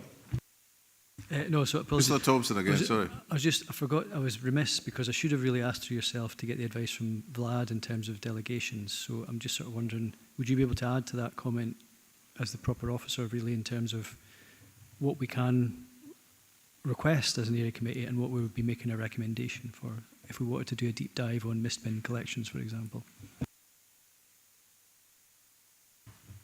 Through yourself, convener.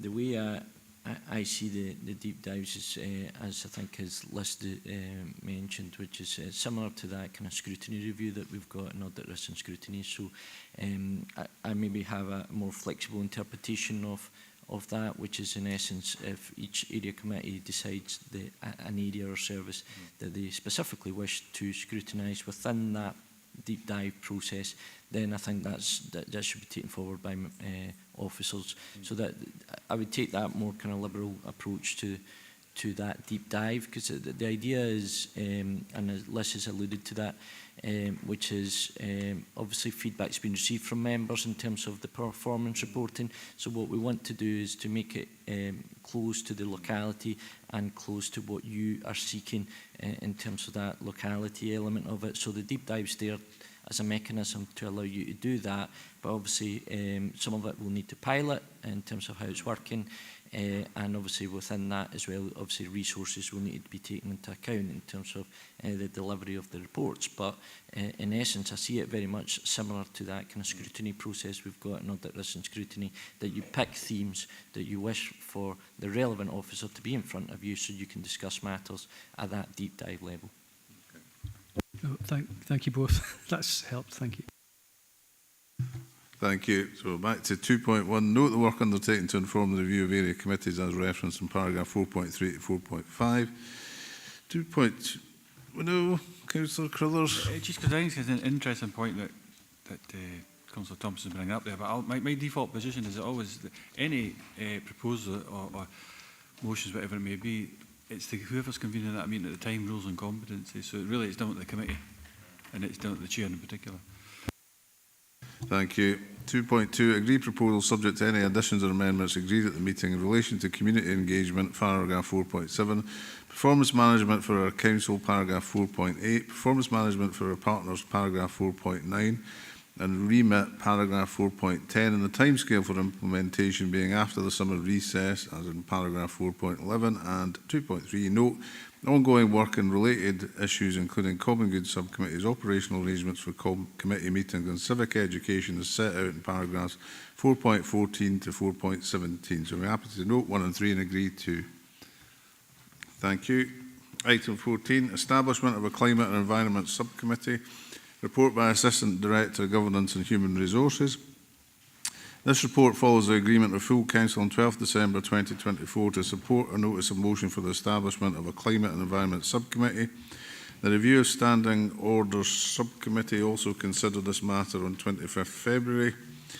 Claire Rogerson, Senior Governance Officer, and Simon Fieldhouse, Environment Manager, are available to assist members with any questions, and I invite members' questions and contributions. Does anyone have any questions or contributions?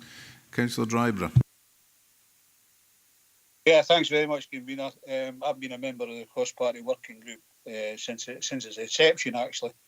And looking at the net zero side of things, I have to say the officers have done a brilliant job in their different departments. I think my group believe that this should be a subcommittee of full council, as the outcomes very much read across all departments as opposed to just one individual. And it should be a subcommittee of 11. This will stop any further pressure on all members who are not on the subcommittee. But any decision made will be reported back to that full council for an outcome.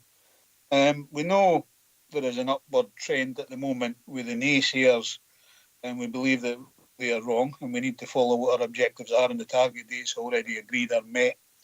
And my group are very much looking forward to this subcommittee being in place and hope they get support from across the chamber. As to the chair, I think this should be the first item of business when the subcommittee meets. And I'm happy to suggest that as a motion if needed, and that's the way I would like to take it forward. So happy with the report and suggest a subcommittee of 11 in the full council. Thank you. Councillor Dashper. Thanks, Chair. No, fully supportive of this, and hopefully we can get a bit more serious about climate change and our targets on that. I'm looking at page 304 at the top. So we're going to be considering the impact of climate change, biodiversity and environmental activities and legislation on our region. In terms of naming the committee, what I would maybe suggest in terms of a name or an alternative would be to call it the Climate, Environment and Biodiversity Subcommittee, so we can really encapsulate that and include the three elements within it. Thank you. Thank you. Councillor Dougie Campbell. Thanks, Convener. I think it's a very good report, and I think what the proposal achieves is taking a lot of the good work carried out by the working group and the elements of help and support ideas on projects as well, and it also introduces that element of scrutiny cutting right across all elements of the council, and for that reason I also support Councillor Dryborough's proposal that it should be a subcommittee of full council. And as for a change of the name, I don't have any objection to adding biodiversity, but I think it's maybe a wee bit of semantics in there, but you might feel differently, so, but I'm not precious about it.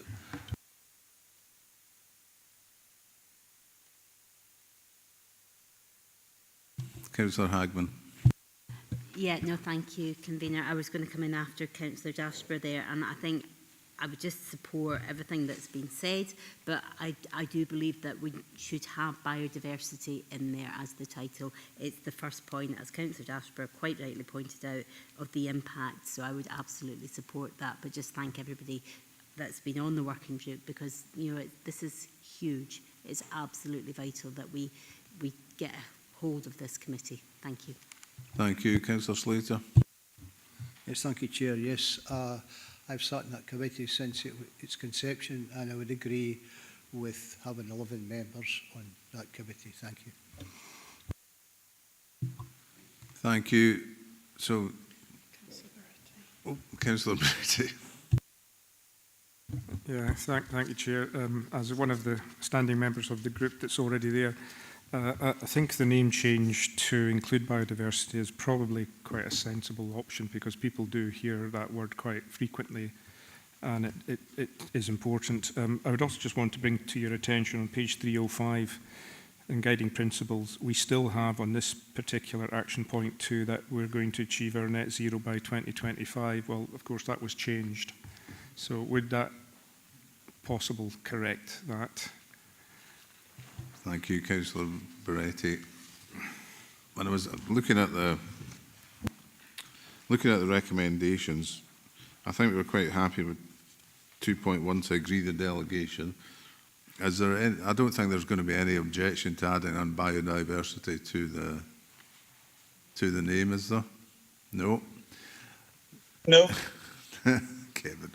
And the next thing is, I think we're quite happy to agree that it is a subcommittee of full council. Is that correct? And also 11 members and minimum of 4 meetings per year, right? So we're happy with that. So 2.2, are we as full council happy to agree that the chair is appointed at the first meeting of this subcommittee rather than appoint today? Yeah. Right. Thank you. So that's agreed. Through yourself, convener, yeah, if full council's agreeing that the process for that appointment, that's absolutely fine, and we'll obviously record that in terms of the minutes. It was just, I could take it with assuming proportionality rather than expertise and interest. I'm sure there's a proportionate amount of expertise and interest as well. So, but yes, I'm assuming that is the case. Yep. Thank you.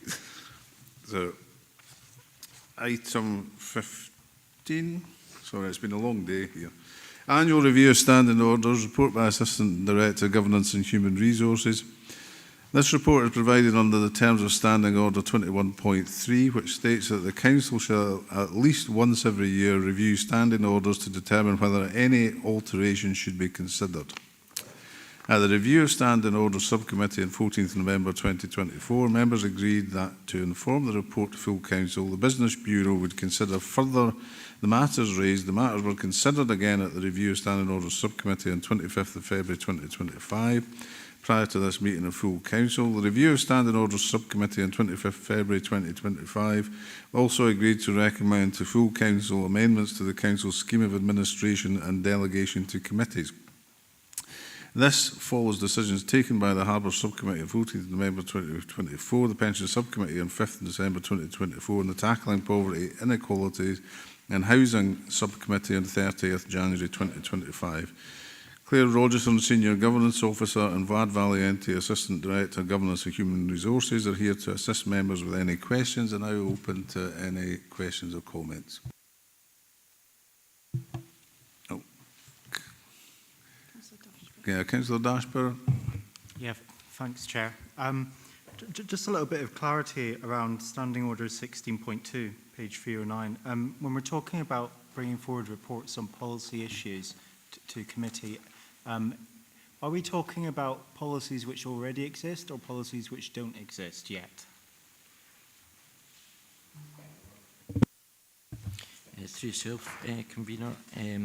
Yeah, it's policy, full stop. So if members wish for officers to consider a specific policy, then that request should be made. It's obviously it's looking at strategically across the whole of Dumfries and Galloway. So yeah, that would be that's what's currently there, so that you've already got that power. Thank you. Thanks. Thank you, Councillor Hagman. Thanks, Chair. Yeah, it's just really a comment I would like to make, and that's on page 308, and it's the changing or the recommended changing of wordings for the Chair may allow any member to will allow, and I think that's such an important change. It embeds the ability for us to dial in, for us to work remotely. It makes us accessible as a council, so I just want to really commend that change and hope it does go through as recommended, because it has absolutely transformed the way that members can work, and having it embedded in our standing orders I think is hugely important, so thank you. Councillor Walters. Thanks very much, Convener. Page 311, the Pensions Subcommittee. As a member of the Pensions Board, I'm still slightly confused about what this change is meant to be doing that's outlined in 4.8. It basically seems to be saying that instead of the Pensions Board meeting concurrently, the Pensions Board is going to be invited to attend all the meetings of the Pensions Subcommittee. I'm not quite sure what that is intended to do, apart from make the pensions board feel like they are subservient to the pensions committee, which is the impression you get if the pensions committee is kindly inviting the pensions board to come to their meetings rather than the two meetings taking place at the same time. I know this has been sort of discussed in the pensions board and the pensions committee at great length, as Malcolm will know. I'm just not sure what that's actually intended to reflect, that paragraph. Thanks. I think it's really the legal wording of the Constitution. Right? Through yourself, Convener. First and foremost, the governance policy statement's been agreed by the Pensions Fund Subcommittee, and therefore what we were trying to do is replicate that in terms of ensuring that all our constitutional documents align. And in essence, that's where it's coming from. In terms of the policy statement that's been amended, which the subcommittee has agreed, in terms of aligning it better with the regulations as they sit. And I absolutely understand the point that's been made. However, the regulations are quite clear that the decision maker is the pensions subcommittee, and therefore the board sits in a sort of scrutiny function around that, and not a decision maker, so that is an important point to make. But all we're trying to do is align it to a decision that's already been made by the subcommittee. Thank you. Councillor Waters, do you want to make any further comment? Yeah, I wasn't disputing the position of the pensions committee as the maker of the decision. I was just wondering why that particular text was being used, and if it is to bring it in line with the decision of the pensions subcommittee, that's fine. But as it was also noted that the pension board members didn't agree with it, and it actually affects the relationship between the pension subcommittee and the pension board. But that's fine. Thanks. Thank you. Is there any further questions? Councillor Crothers? No, I put my hand up with Mr. Chair. Convener, sorry, in regards to, it was Councillor Dasper's question. I just wanted to expand on that. It wasn't so much a question, it was just to put why it was there, because it was me that put it. It was the word policy in particular. The reason I asked for that to be removed is because I suppose the 6 members still left in this council. We were trying to, as a committee, go back and look at a decision that was made previously and see how it had been implemented.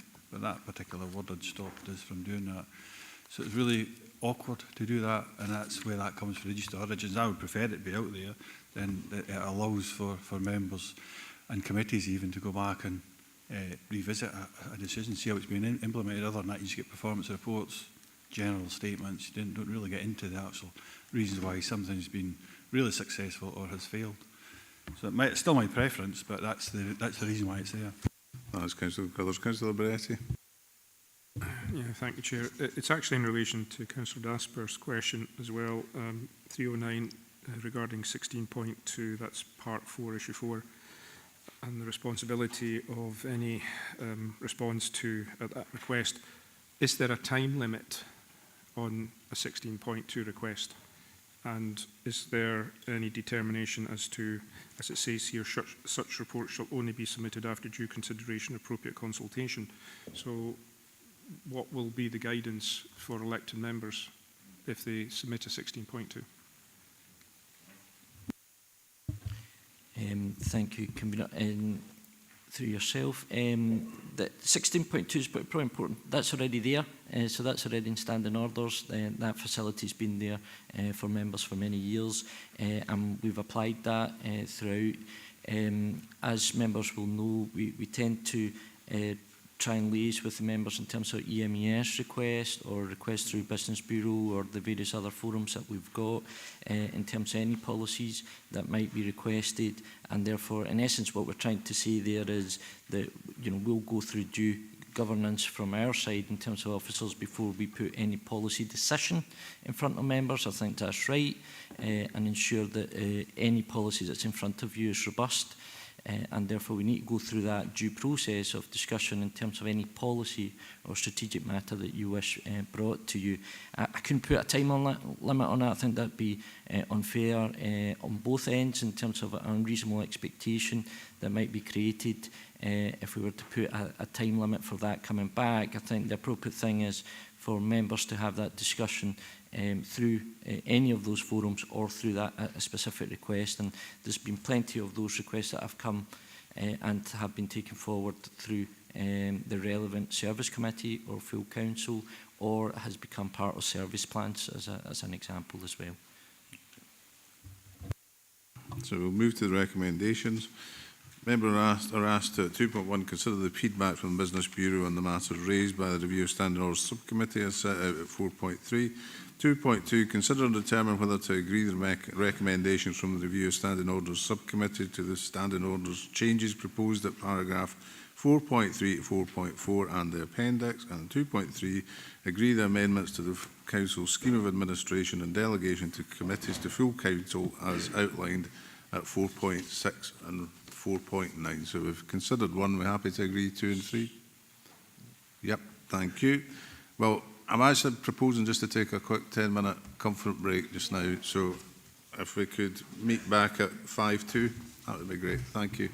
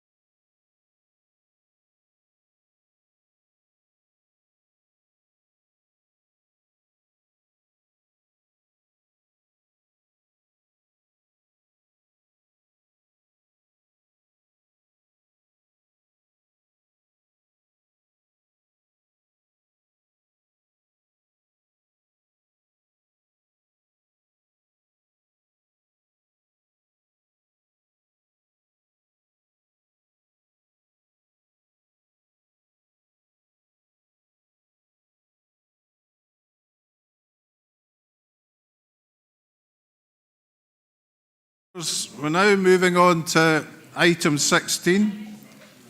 Member Officer Working Group Update, Report by Executive Director, Education, Skills and Community Wellbeing. This report presents an update to members on the work of the Member Officer Working Group to develop a mothballing policy for the Council as agreed by full Council on 24th of June 2024, following the notice of motion proposed by Councillor Dougie Campbell and seconded by Councillor Andy McFarlane on 27th of February 2024. John Thin, Head of Education Resources, is available in Teams to assist members with any questions. I now invite any questions or comment. Councillor McFarlane. Yeah, thank you, Convener. I'm looking at the recommendations, and the very first one is to note the progress of the Member Officer Working Group as described. I've conveyed my thoughts on this to the lead officer on it, and I'm going to use a word that I used earlier about frustration. I don't really feel that this policy has evolved as was originally intended with the initial motion. The whole purpose of the motion was to make sure that community impact was taken into account. And with the council restructure and the move to the education, skills and community wellbeing, we had hoped that that would be the case and that that would actually happen. However, on each occasion that we've tried to raise this and about the community aspect of it, the education officers merely tell us that their concern is addressing educational needs, really dismissing the fact that the original motion was about how does mothballing impact on communities. So I really feel that we haven't progressed as much as we should, and the progress that we have made hasn't been in the direction that was intended. So I'm really not particularly happy with it. I mean, under 5.2, it says that it was consistent with the motion agreed. Well, I have to take an issue with that because I don't believe it is to this point. Thank you, Chair.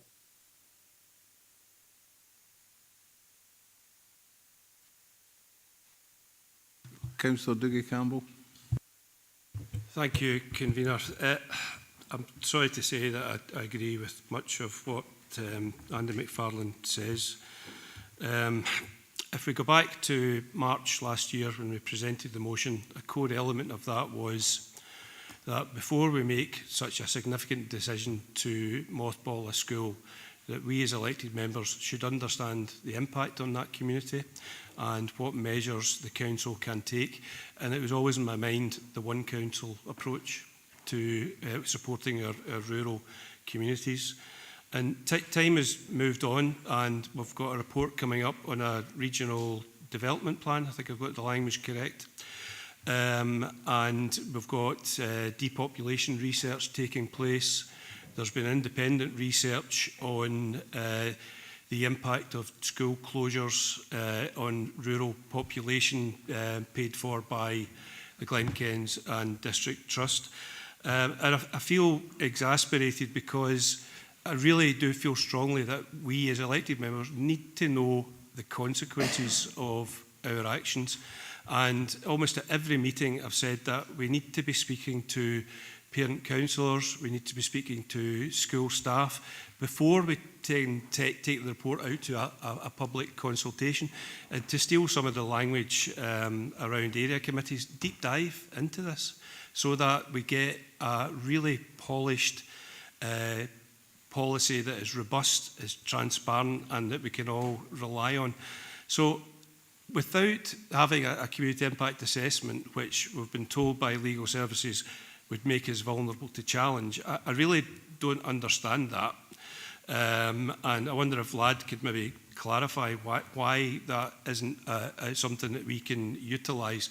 Because having had conversations with this new group, the Rural and Small Schools Parent Council Alliance, who I have to say are very clever and effective in their lobbying, and I think the council should engage with them.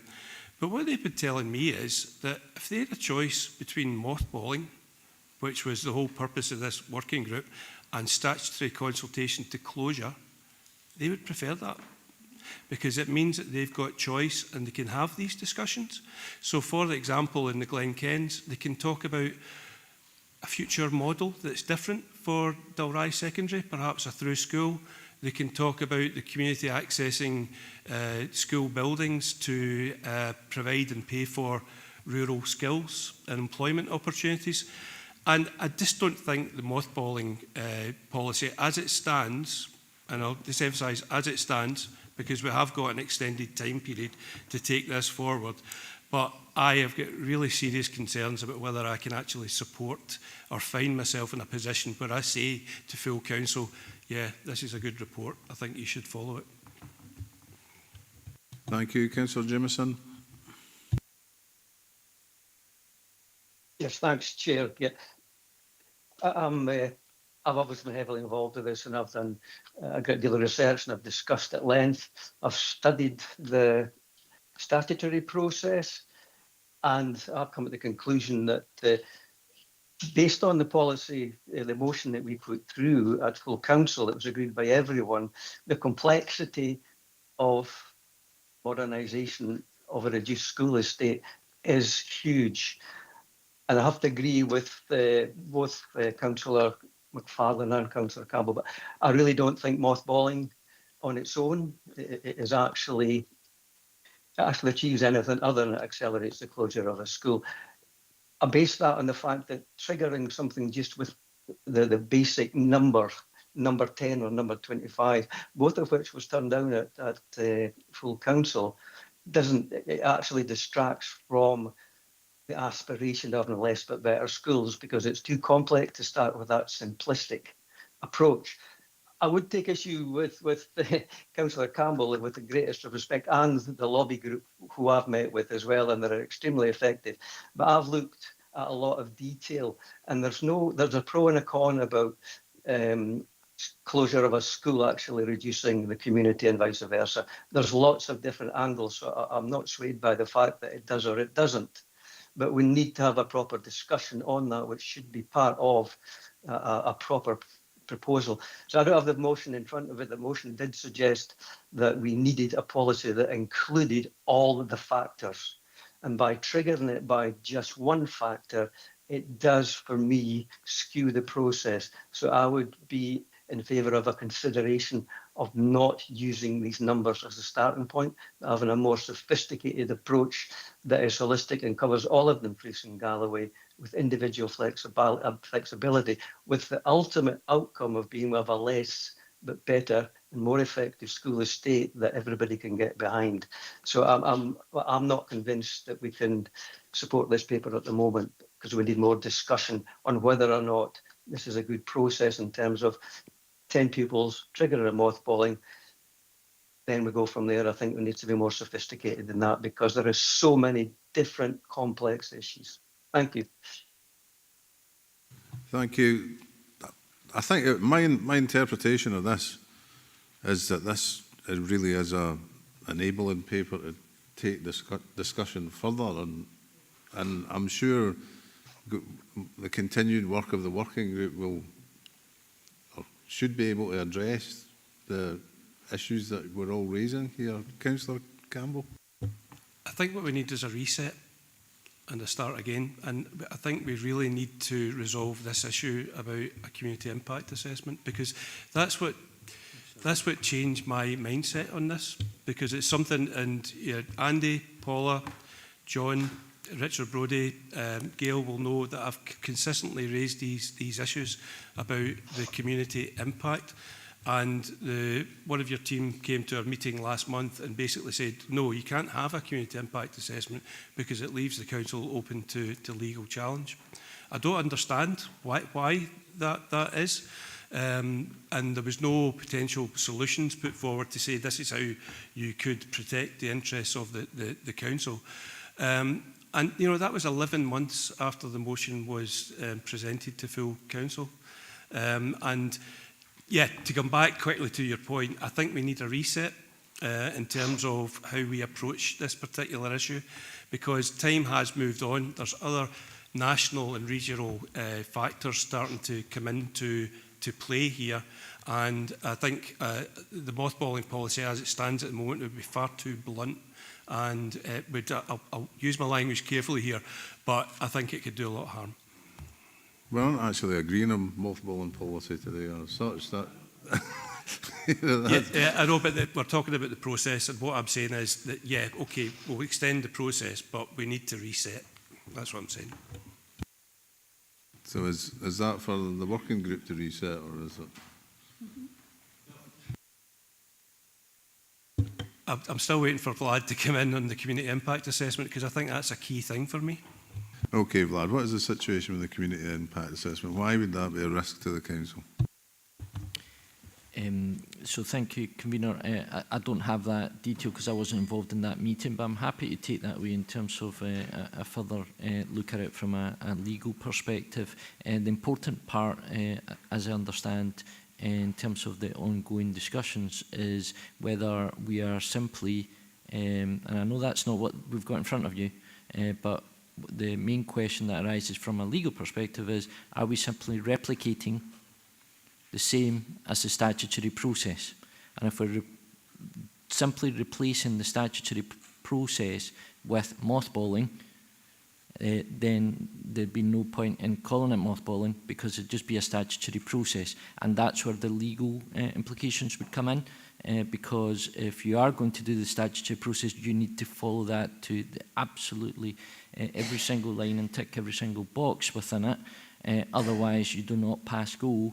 And that's where the legal issues would arise. So, in effect, if we're looking at a statutory process for closure, it's a statutory process. Otherwise, we need to look at a lesser element of it for mothballing, and that's what the regulations and the kind of statutory guidance alludes to. In essence, another way which might be allowing us to, in essence, open back up a school because it's been mothballed. Once you go through that statutory process and it's closed. There's in essence, through that regulation statutory process, the school will close, whereas in mothballing, the idea is that it could be reviewed, and in fact, it should be reviewed, and that's what the guidance very clearly states. So whilst I wasn't party to those conversations, I understand potentially where that legal advice has come from, which is, in effect, we can't scupper a potential statutory process in due course. Well, can you help me out here? Why does having a community impact assessment as part of the mothballing Can I come in, Chairman? process? Who was that? No, I'll finish, Mr. No, I'll just crack on with what I was about to say. I don't see why that would preclude subsequently moving eventually to a statutory closure. I'm struggling to find out why that precludes it. I think it was Councillor Brodie, was it?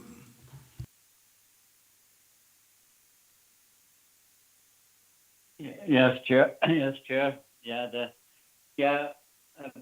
Broadly, I think we're making good progress in some aspects of our mothballing policy, but obviously some areas we've still got to work on, and we've still got a few months to do that. I know that Councillor Campbell is unhappy about it. He's been unhappy at the working group, but the legal advice that we got at the last meeting was quite clear that the mothballing and statutory consultation are completely different processes, and we can't sort of preempt what's going to happen with statutory closure from the mothballing policy. But I think that advice should be given in full to all the members. But I don't think Councillor Campbell can be happy, because his initial hopes for a full impact assessment in rural areas is not going to come to fruition. But we are looking at models, how we can interact with local communities and stakeholders. So I think we are making progress, but not as fast as I or the other councillors would like. Thank you. I'm just going to work my way through this list, actually. Councillor Giusti first. Thank you, Convener. So, Convener, at the tail end of last week, Drumore ELC was due for mothballing, and it was put out to members on the Thursday, and then to the community on the Friday, with no discussion, no consultation, nothing. And it's created a massive jump back from the community, and it surprised everybody. And if I'm being honest with you, it just didn't work. It's not going to work, and we can't let that happen. And I'm looking for a 2.3 here in the recommendations, that will cast iron guarantee that the pause on the mothballing is held until this piece of work's completed and we have a policy in place. And I would move that as a motion if needs be. Thank you. Councillor Dennerley. Thank you, Convener. Just going back to, I don't want to repeat earlier points and by Councillor McFarlane, Councillor Campbell, but I've been involved in the mothballing working group now, and it's been challenging. Things have been very vague. The process hasn't gone as smoothly as we would have hoped for, and in terms of the contribution as well, externally. But obviously we want to look at parents' education and get their involvement, input and things as well. The education department do seem to be at different odds, have different views to parents and the community, and there seems to be a loss of trust there with the education department. And in terms of the policy, it seems to be unclear, and it's creating frustration for people. So like Councillor McFarlane and Campbell, I suggest that there is a reset, that we do look at a refresh of this and look at the next steps, engaging with parents and the community council and so on. Dawn, do you want to come in? I feel like it's important that I come in and just make a couple of points. I think in some of the contributions that I've heard in this item, there has been criticism of officers within the education department, and we have Jonathan on screen here waiting to be able to advise, and I just want to ask members to exercise caution in their comments, because I have heard comments about lead officer, about colleagues in education, and I'll just ask members to exercise caution, please. In terms of Dromore, specifically, Councillor Giusti, you will be aware that I have confirmed to parents and carers and to the staff, and hopefully ward members have had that communication, that the process around Dromore is paused. And so we will need to clarify for parents and carers in due course in terms of how we move forward. So just to give that assurance that this is something that is, a significant priority for us, just to explain to members, the step that has been taken so far, and I appreciate your recommendation would take that step further in terms of how we approach that. And in terms of the member officer working group, it's not my place to comment on the work of that group, just to say that obviously officers will be attempting to provide the best possible advice to that member officer working group, and I appreciate that there are concerns, but I'll just go back to my first point and ask members just to be cautious about the comments that are being made, because these are our colleagues who are doing their work to provide advice on what is a very sensitive matter. Thank you. Councillor Scobie. Yeah, Chair, I will be careful. Chair, I think Dromore is a perfect example of what can happen if we don't get the process right. So indeed, any report that comes back on mothballing and closure must have in it that it's a member decision on closure or indeed whether the policy is to mothball. But I would insist that it should be a member decision and not just go out, as Councillor Giusti described. It was Thursday that notice was served on the school's ELC. Members weren't aware that was happening before that was served.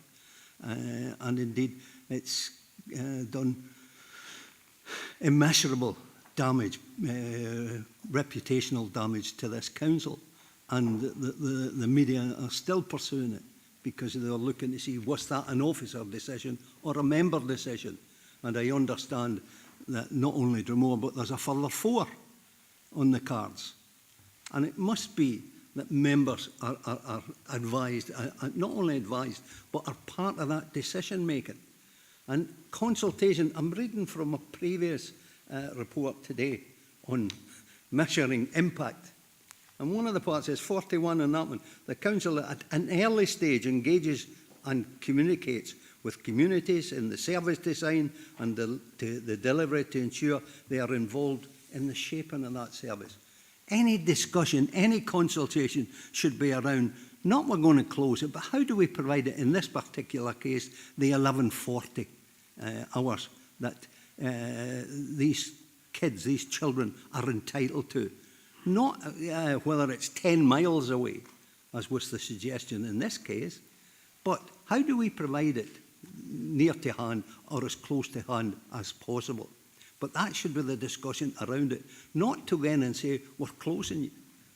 And I discussed this with the Chief Executive, that the process was in terms of how we conducted ourselves. I would go along with what Councillor just said. If we take Drumore as an example, before we go out and mothball anything, it should be a member decision. I would hope that all members would support that and find difficult for someone not to support it. That should be member decision, likewise for closure and everything, or we really are in deep water. So in that respect, I would, the idea that we pause has left a community in complete distress and disarray. We need to restore the trust and confidence in that community, and for that ELC to remain, maybe not for this council to decide, but I hope it would, in terms of keeping that there until we get the whole policy sorted out and we know what we're doing. Because what I've already said is immeasurable reputational damage and the loss of trust and confidence in the community. That's not what that says. So do we really mean what it says in there, or are we just playing at it?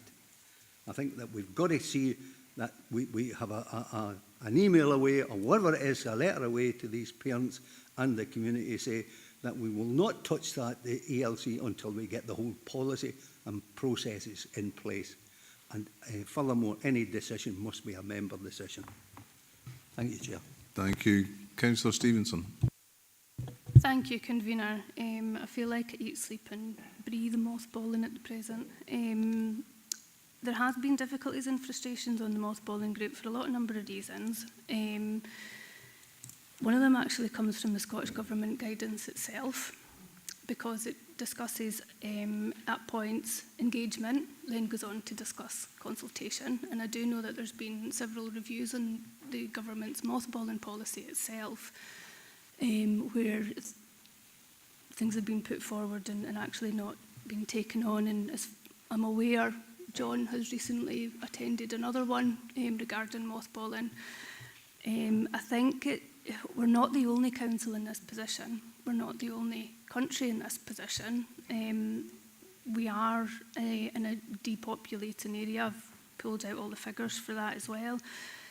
And we sit here in full council and none of us can actually agree on a number. Do you know, 10 seemed to be okay before, now we're struggling at 4.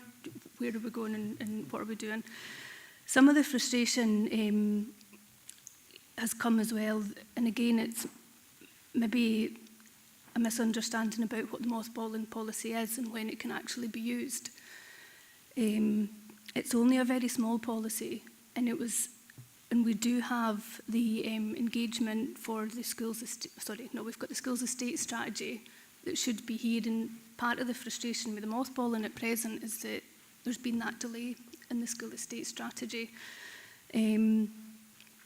So, you know, I'm happy for the work to continue. It looks like we've been at it for a year, but in actual fact, I think the first meeting was in September, last year. And the council diary, as everyone knows, is extremely busy.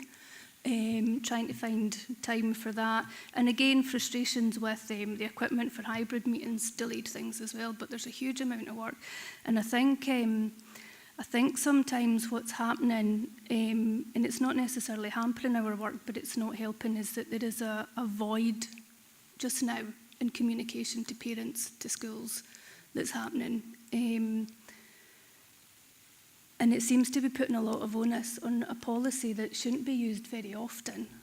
And we really need to be out there talking to our communities about what it actually means, what potentially could happen, because we do know that we've got a decline in population, and some areas are worse affected than others. So I do think that we maybe need to be a bit clearer in our communication with our communities, with our schools partnerships, so that void doesn't get eaten up by misinformation that may possibly be out there, and allow us to go through this mothballing policy and see what we can come up with at the end. Thank you. Thank you. Councillor Brodie, have you covered your point already, or do you want to come back? Yeah, I've covered the point, thanks. Councillor McFarlane. Yeah, thanks for allowing me back in. Firstly, earlier on, I made excuse me, I made mention of use of language. So I generally try and make sure that my use of the language is fairly accurate and tempered. The Chief Executive made mention of referencing colleagues and lead officer, and it was myself that mentioned lead officer, I believe. And it was purely to outline the fact that I had conveyed my frustration to the lead officer previously. But I did call him lead officer because I don't think we should personalise it. I think it was really just about making sure that people understood that I had communicated with the necessary sort of people in the group to make sure that my feelings were known. I mean, I'm of a mind that perhaps we should look at a recommendation that says that we have some sort of community engagement. And I do have some form of words that if that's the way the conversation goes, that we could perhaps introduce. So it was really just to clarify that and to say that perhaps we could consider a recommendation that would perhaps take things forward, but I don't know if this is the appropriate forum. Thank you. Thank you. Councillor Thompson. Yeah, I mean, I think the bit for me in this is at what point does the community lead any of the discussions around mothballing? So I think there is probably some interest in the transparency around a statutory consultation and what that might lead to, where there's a clear process if it's done properly, that can then yield some kind of outcome. If the community asks us and we speak to, we're in good dialogue, they might say, actually, could we mothball this? And I think that's already happened in somewhere in the region, where it was the community that decided to do that, to work on where they were at, and that seems to put at least that request or decision closer to the right place. I think it's either members make the decision or the community makes the decision. It looks like, rather than anybody else. So I think maybe there's something in moving forward where the policy intent and how that mothball fits in. And I have to apologise, I'm not on education, so I don't know. I think there was a bit of finery, and I'd welcome actually hearing from John Thinn, who's been waiting very patiently, and I would respect his input on this. But in terms of when we get to 2 to 18 scenarios, there's specific things around primary schools that don't apply necessarily to ELCs in secondary schools that would have to have regard for in terms of how decision processes are taken, especially around closure or mothballing, whatever else. So, but is there something in that space? And I think Andy, Councillor McFarlane has got a form of words that might go towards that if it's necessary, that would actually help guide where this comes next and how that report comes back, so it takes into account the likes of where the community conversation is in terms of them deciding if they want a mothball in proper dialogue, and whether or not we need to include or have regard for 2 to 18 scenarios and not just primary schools in and of themselves. So but I'd welcome John Thinn's input into this at this point, if that's okay, through yourself, Chair. Convener, sorry. No, thank you very much. John, do you want to come in and give your insight? Yeah, thanks, Convener, and thanks, Councillor Thompson and other members for their comments. And I'll maybe just start with Councillor Thompson's comment, which was regarding not just 2 to 18, but actually the task that we were given as a member officer working group was to look at nursery, primary and indeed secondary education as well, which when we've done the work on that and we've reviewed that across Scotland, we will probably be the first local authority to have a policy that relates to that. And fundamentally that has been really challenging because we have to consider, well, what does a good educational experience look like for a young person in those schools? And I think, you know, the most difficult point is we need a policy that's fit for purpose and has got all of the bits to it, all of the bits that potentially could be required when we know that we've got a significantly declining pupil population. And I think it's really important for members to fully understand that mothballing does not replace statutory consultation. I often describe it as the SOS policy. It's to save the children at this particular time, because the children are at significant risk of not having an appropriate and adequate education which meets their entitlements through Curriculum for Excellence.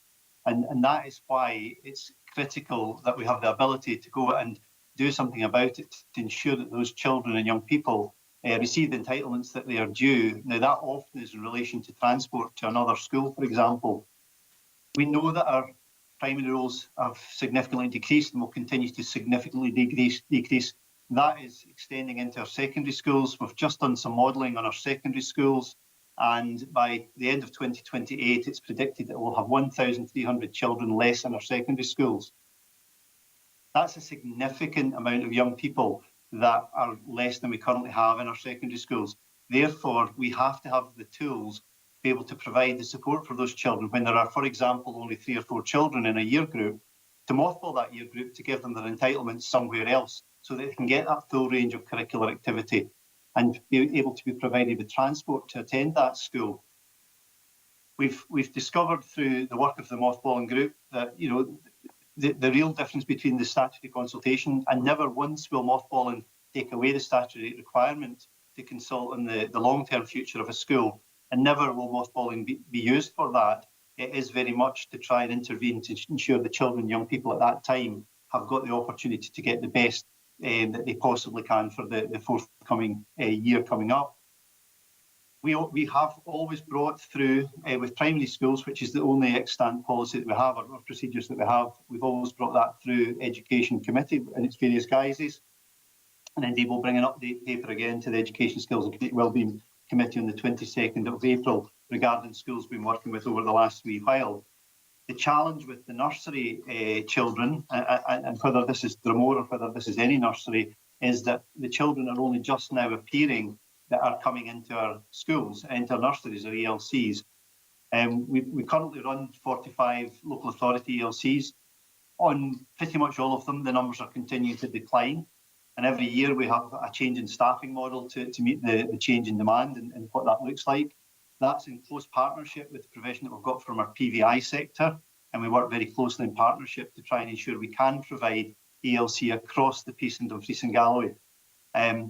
That's not always possible in every single place. And that might involve a private provider, a voluntary provider, a childminder, for example. But because the numbers at this particular nursery we've described earlier on were critically low, myself and the Chief Education Officer discussed the fact that they cannot receive the appropriate education that they require for their age and stage of development. And 4 children in 3 families would not be appropriate for those young people.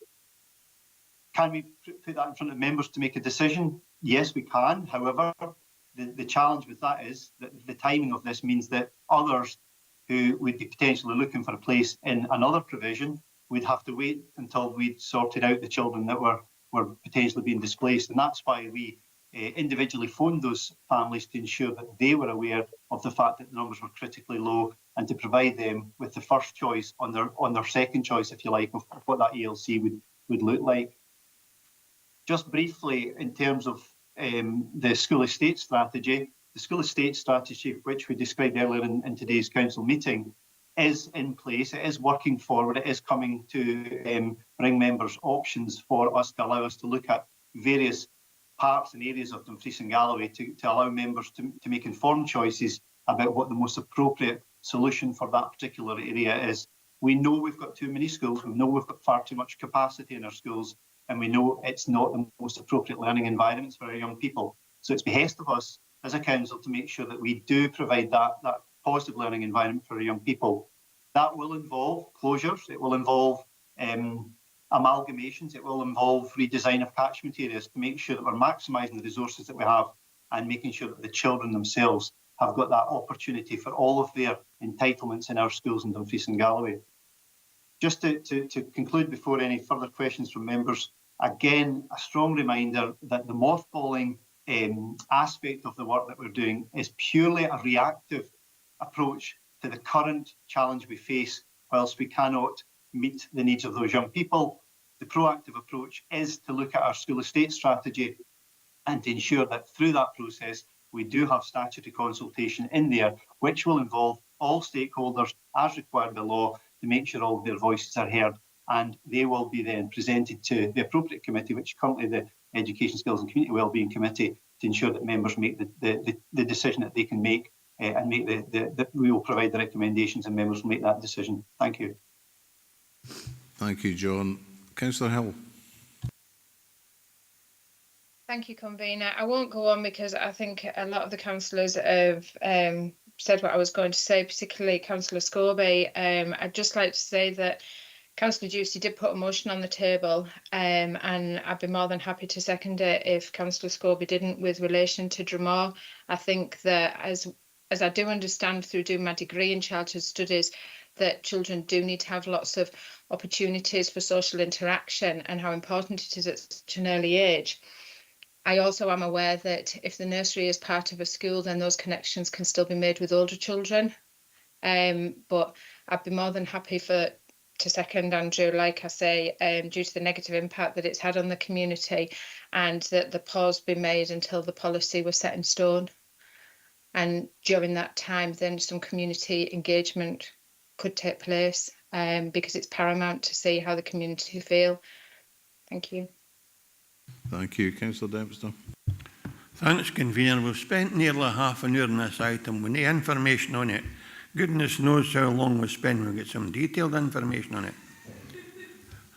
I would have to say, though, John Thinn's only the messenger. And to be fair to John Thinn, the study that was carried out on behalf of the Education Department was comprehensive. The consultation was comprehensive. I attended, I think, one or two of them, but that's irrelevant. It was done, it engaged with families, community organisations, etc., etc. It's no I don't support it, and it's as simple as that, because all we'll do is decimate small rural communities, and we'll centralise schooling the way we're centralising other services, unless we address some of the issues that Dougie Campbell and others have raised.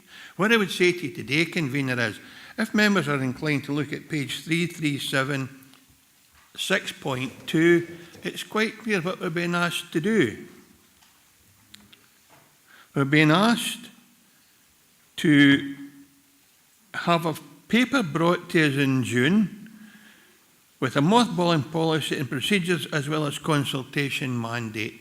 That's what we're doing, and that's what we should do. We might want to give Jonathan and other officers direction today on what that might look like, and I would hope that our member officer working group will be very aggressive in their approach, because if we don't, we'll get it wrong, and it'll not be a good outcome. It'll be reputational damage to the council. But I think today we should simply go with the recommendation and give officers a steer what you actually want to see when it comes in June. Thanks, Jim. Dougie Campbell.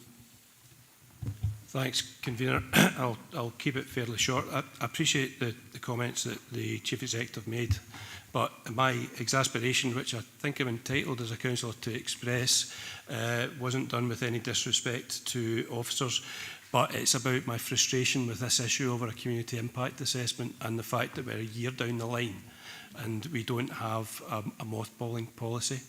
And you know, I think for me this whole debate is about how much do we actually value our rural communities and rural education.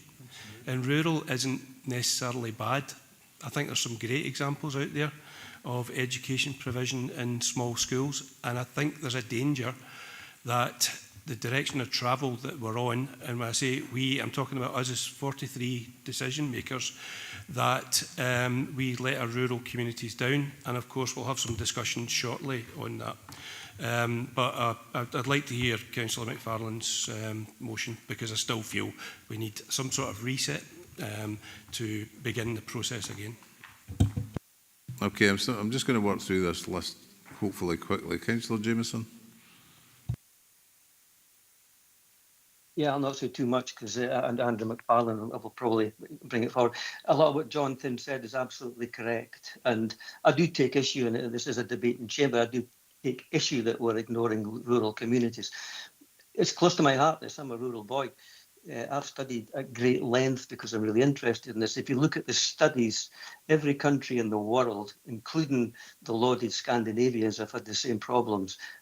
And the answer is less but better schools, but taking in cognizance, transport, community, all the rest of these things, which is why I think it's really important that if we're discussing mothballing, we can't discuss it in isolation. It should be discussed in the same breath as the motion that was passed on the school estate, which looked at all the complex issues that are involved in reducing the school estate, which we must do in terms of the best education we can give to children. And that doesn't mean we shut small schools because they've reached a certain size or whatever. It may mean we need some flexibility. There's no statutory rules. So I believe mothballing is questionable. I believe that the way forward is probably just being proactive rather than reactive, which might include just having a discussion first and going straight to the statutory. But I have to say that we do need less but better schools. And I think we need to look at the whole issue in its entirety and not individual issues in isolation. But I'll pass on back to you, the Chair. That's my thoughts on that. Thank you. I'll bring in Councillor Marsh and then I'll go to Councillor Andy McFarlane. Thank you, Convener. Yeah, I'm under no illusion this is an extremely complex issue that's going to take some time to resolve. But I have to come in contrary to what Jonathan has said there in some of his words in regard to small schools or small nurseries with a small number of pupils. My youngest daughter, when she started her school journey, was at Kirkcowan Nursery, and very much like Dromore, which Councillor Giusti had brought up this afternoon, Kirkcowan is embedded within Kirkcowan Primary School. It's part of that school building. When she began her school life, there were 4 children in entirety in that nursery class with 4 teachers. Now, she was afforded the best start to her school life because of that scenario and that situation. They were able, the teachers, to do so much with those children, maybe more, because there was so small a number taking them out on various trips, etc. They had, without doubt, full nourishment as far as their educational requirements were, and also their pupil interaction, because they were part of that larger primary school. Only being 4 nursery pupils, at playtime, at lunchtime, they were able to have that interaction with all those other pupils. So that example, it's clear, it's a shining example. She's now in primary 2 and she is flying. She is excelling way beyond her age for numeracy and literacy. And I would put that down to the start she was able to get in that nursery of 4 children and 4 staff, which again would be contrary what John has said today. I just thought that would be good to hear an actual practical example of how that can work in favour of our children. But as other councillors have said today, there is no doubt a very complex issue, and there is clearly no one-size-fits-all for each education establishment, and that will have to be worked out by the officer working group. But thank you. Thank you. Councillor McFarlane. Yes, Convener. Would you like me to give you my formal words? Yes. Okay, no problem. It's along the lines of 2.2, and that we agree for a further report to be presented to full council in June 2025, including a draft mothballing policy focused upon engagement with stakeholders, consistent with the original motion, and will consider adopting the statutory consultation on closure processes unless the request for mothballing is proposed by the stakeholders. Now, I have that on an email ready to go if you want me to tell me who to send it to. I've got Claire, Tracy Sonko and Nick Evans. I could send it that now. Okay, who would like to receive that? I think Vlad needs to be look at that. We send it to Vlad, if you don't mind. Okay. Thanks. Thanks, Andy. Councillor Drysdale. Thanks very much, Convener. Just thank you while we're waiting on that. I just wanted to double check. First of all, I want to make the point that I did attend the discussions and consultations that were had with regards to the dropping number of children in rural areas, which was very interesting. That was led by John Thinn, so thanks for that, John. However, what I do want to ask is, John, if it's okay, through yourself, Convener, 7.2, the future consultation with citizens and stakeholders later in the year. I need to know about the timings of that. You know, it doesn't give us a month or a date, John, so it was just to ask, I'm assuming that will be way before full council, so a rough estimate for the public. For example, the Council Alliance of Rural Small Schools parent body have been fairly vocal, and we need to listen to what they're saying in terms of the questions that they're asking, and that is just a lot of what's been alluded to before in this meeting, and it includes the fact that they would like meaningful involvement of rural school stakeholders in the design and testing of consultation questions, and also to ensure that policy development impacts school access, which includes rural voices. So it was just to make sure that in this paper, whatever way forward we go today with the two adaptations to the recommendations that have been made, could we just get some timings on 7.2 for clarity of those in rural schools? Thank you very much, John. Thank you, Councillor Drysdale. John, can you have some indicative timescale? I can. Thanks, Convener. Thanks, Councillor Drysdale. So the plan is that the Member Officer Working Group will meet again, hopefully 2 more times before summer recess, in order that we can bring the paper to committee, to full council in June, at the end of June, and that will also include the consultation mandate.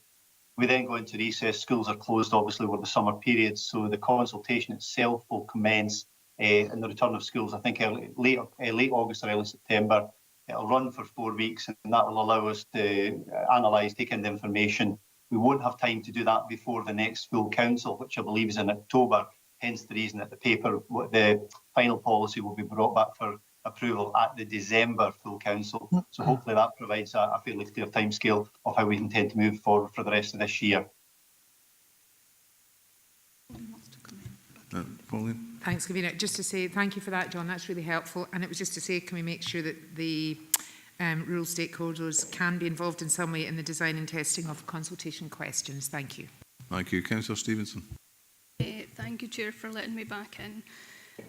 I just want to highlight to members, and especially members of the Education Committee, there was nobody disagreed with the mothballing policy that came forward in 2022. Now, that had a list of hoops that education had to jump through. Everybody agreed to it. Everybody agreed to the number of 10 or fewer. And now it's come to it with a nursery of 4. There is a lot of panic. You know, I'm not saying it's right or wrong, but what I'm saying is when we come to make decisions, we need to make sure that we completely agree with them, because we can't have this every single time, and it actually makes us quite nervous on the mothballing committee working group, because I mean, what's going to happen if it's your school that's got 4 kids in it? I mean, this is we need to be really careful here when we're doing this, because it's causing chaos in our communities, in our schools, and it's causing chaos in this council. Thank you. Yeah, that certainly is. Councillor Scobie. Thank you, Chair. No, I come in just to say that I had seconded Councillor Justice's motion, provided that, you know, rather than this policy is put on hold, and that it does follow some process. And I think to what Councillor Stevenson is saying, something that was agreed in 2022, I don't know if that has followed a process, but there is no consultation with the community on this, and we've got to ensure that we do consult before we make the decision. But any decision that's made, I hope that's enshrined in the motion that Councillor Justice, that it should be an elected member's decision, not an officer's, because it could be anyone's school in their ward. Thank We're you. getting some disagreement, but it's that we have a policy that's fit for purpose. So that was, I'm happy to second Councillor Justice. I'm sure that's where we all want to end up, but I'm going to bring Vlad in. He's got a comment to make on the formal words from Councillor McFarlane.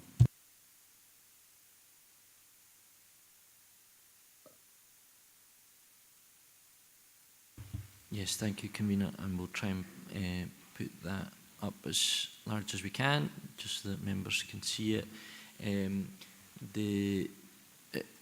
I think in terms of the way it currently stands, in particular that last sentence, causes some difficulties for me on governance grounds, which is unless the request for mothballing is proposed by the stakeholders. That's restricting members' future decision making around this policy.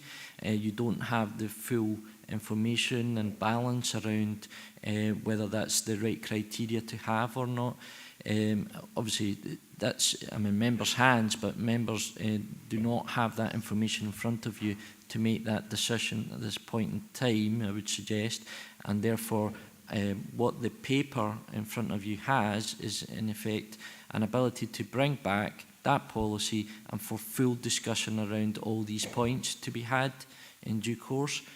Otherwise you're restricting your discussion at a later date by setting a very clear criteria that is not being fully thought through in this report. Thank you. Leader? Yeah, just a few observations, and I do sit on the working group as well. Unfortunately, I've had to send a sub for a couple because of diary clashes. I have slight concerns around the statutory consultation. I'm very aware that it has massive resource implications and probably heavy cost implications. And I think maybe as part of the report that comes back to the June committee is to inform members, how big the process is for a statutory consultation and what resource that we would need to have if we were going to move away from mothballing and go straight to statutory consultation, because I don't feel at the moment we have the resource or the capacity to do that, which is unfortunately why we end up mothballing rather than going straight to statutory consultation. And I think we have to again look at what other rural authorities are doing. I'm aware that two comparable authorities to us, they have a policy of 15. One of them's in the process of reviewing it as well. So, there's other councils out there who are doing exactly the same thing as us. And I think that joint working could be very helpful as well. But I just have a slight concern around consider adopting the statutory consultation on closure process, because that is going to have massive resource and capacity implications. So that would need to feed through in that report. And where would we get the funding and the staff to do that? Yeah, it does actually. It does say consider adopting the statutory. It doesn't say adopt it. Councillor Dorward? Thanks, Convener. I debated whether or not to add to this. I know the debate's been long and probably weary, but very important. But I echo and support what Councillor Stevenson said. We discussed the basic premise of the Council and how it works at Enabling and Customer Services Committee on Tuesday. And the basic premise is that members make decisions and officers carry them out. Whether we like that or not, that's how it works. And within these decisions, officers have delegated authority to make operational decisions, and we should allow them to do that where possible. We have an agreed school estate strategy with agreed parameters which will fall down if we continue to revert to parochial behaviours. We have agreed as a council that we will look at, with the estate strategy, look at the region as a whole. And whilst it's really, really difficult not to represent your ward, we do represent our wards, but I think we need to look at the region as a whole as well. And what Councillor Dempster said as well is looking at the region as a whole and looking at the best thing for the children in the region. And if we debate every single potential closure at full council, we will be spending every week at full council, every day at full council, and we will be inundated with community representation. Can I finish what I'm saying, please? We'll be inundated with community representation. I don't think we have not agreed that's the way we do business here. I don't think we should respond to community concerns, but through the democratic process that we have agreed as a council. Not making decisions to say, suspend, don't do, whatever. When we have a strategy, that actually tells us what we should be doing. And I think that's really challenging for all of us because we all have our local ward concerns at heart. But we all seem to look at the region. I think that's really important. We've agreed to look at this as a region-wide model for closure. And what we're doing now is moving away from that and going back to parochial decision-making potentially. And I think that's wrong unless we agree as full council to go back to that and debate every single closure to that way. So I would say that officers are only doing what we've asked them to do, not what they want to do. Maybe it is what they want to do, I don't know. But that's how the council works. It's not a cabinet, it's a committee, and that's how it works. So it's not about the officers, it's about what we decide. And if we keep changing our minds, then officers will have to respond accordingly. So we need to decide as councillors what we want to do and hopefully stick to that going forward. Thank you. Yeah, right from the start, this was all about a regional policy for mothballing. Councillor Slater. Yes, thank you, Chair. This is a very difficult... Oh, sorry. Oh, sorry. This is a very difficult and emotive subject, and in some ways it comes down to money and costs. In some ways it does that. So you've got teacher numbers and costs per child, reduced children at school, less children, less teachers, probably less subjects for children to be taught. So the answer is, where is the answer to this? But it basically comes down in a lot of ways to funding as well, and also teachers' numbers and specialist teachers to teach children certain subjects. So less children, less teachers, less subjects probably. Thank you.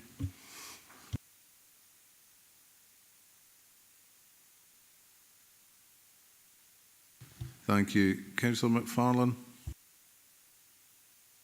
Yeah, thank you, Convener. Really just to sort of pick up on something that Vlad said in relation to the proposed form of words. The last, he said the last sentence, I think it means unless the request for mothballing is proposed by stakeholders. I think that's what he's referring to. And the point of that was that my proposal was that we'd go to statutory consultation on the closure process, because that will give us the community involvement that is lacking in the process at the moment. And it means that we would have to do that.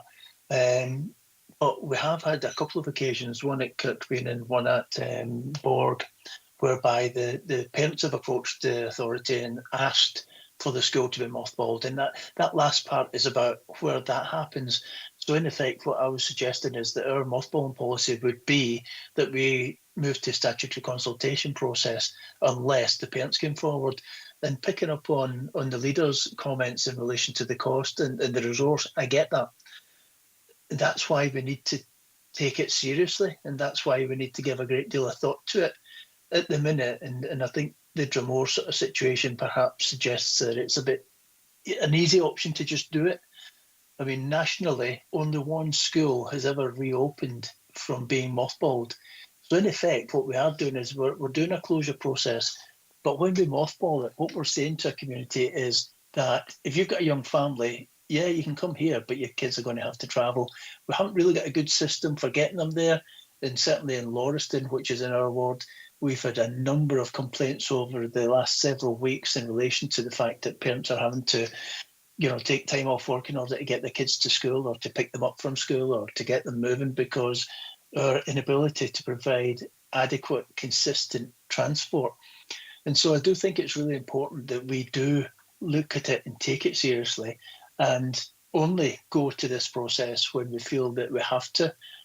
I mean, it's quite clear that this should never be done on a financial basis, so we shouldn't be looking at mothballing or closing schools purely because of the finances. But sometimes you get a sense that might just be where it's about, and about the rationalisation of the school estate. The whole motion initially was about that wider perspective on it, and it was about how this impacts on communities. And as I say, if we're talking about mothballing a school, what we will do is we will discourage people from moving into our rural communities because they're going to go where it's more convenient, and that has wider consequences. So that just a couple of points, and that was the point on the wording that assists Mr. Valiantena. Thank you. These are all the considerations and points that should be taken on board before they're next report comes back through the working group. Councillor Dougie Campbell. Yeah, I'm finding my exasperation starting to rise again. I'll try to contain it. Just to take members back to this time last year, and we unanimously agreed to a motion which principally was about understanding, and I know I've said this before ad nauseum, but I'll say it again. It's for us, before we make decisions, to understand the impact of our decisions. And, you know, we talked about the community impact assessment. And, you know, I've had conversations with parent councils, with the Rural Schools Alliance, and when we talk about what your options could be, they would rather go for statutory consultation and closure than mothballing, because they feel that a statutory consultation will give them choice. They can talk about things around the school estate strategy and amalgamation of schools, and realignment of catchment areas, and factors like that. So yeah, statutory consultation, hammer to crack a nut, but we need to listen to people's views on us making decisions, you know, on mothballing, without understanding the impact it has. And I'm a bit of an idealist, and I had an idea in my mind that we'd come together as a working group, that we'd meet members of parent councils, we'd meet teachers, and we'd all understand, and everyone would be happy, and we go along and we produce this great policy. It's not happened. And I know there'll be a policy consultation process, but that's not the same as consulting with your stakeholders whilst you're developing a policy. And, you know, in effect, they would be presented with a finished draft, and from their perspective it would be, well, this is a fait accompli, this is what's going to happen. They never listen to us, blah blah blah.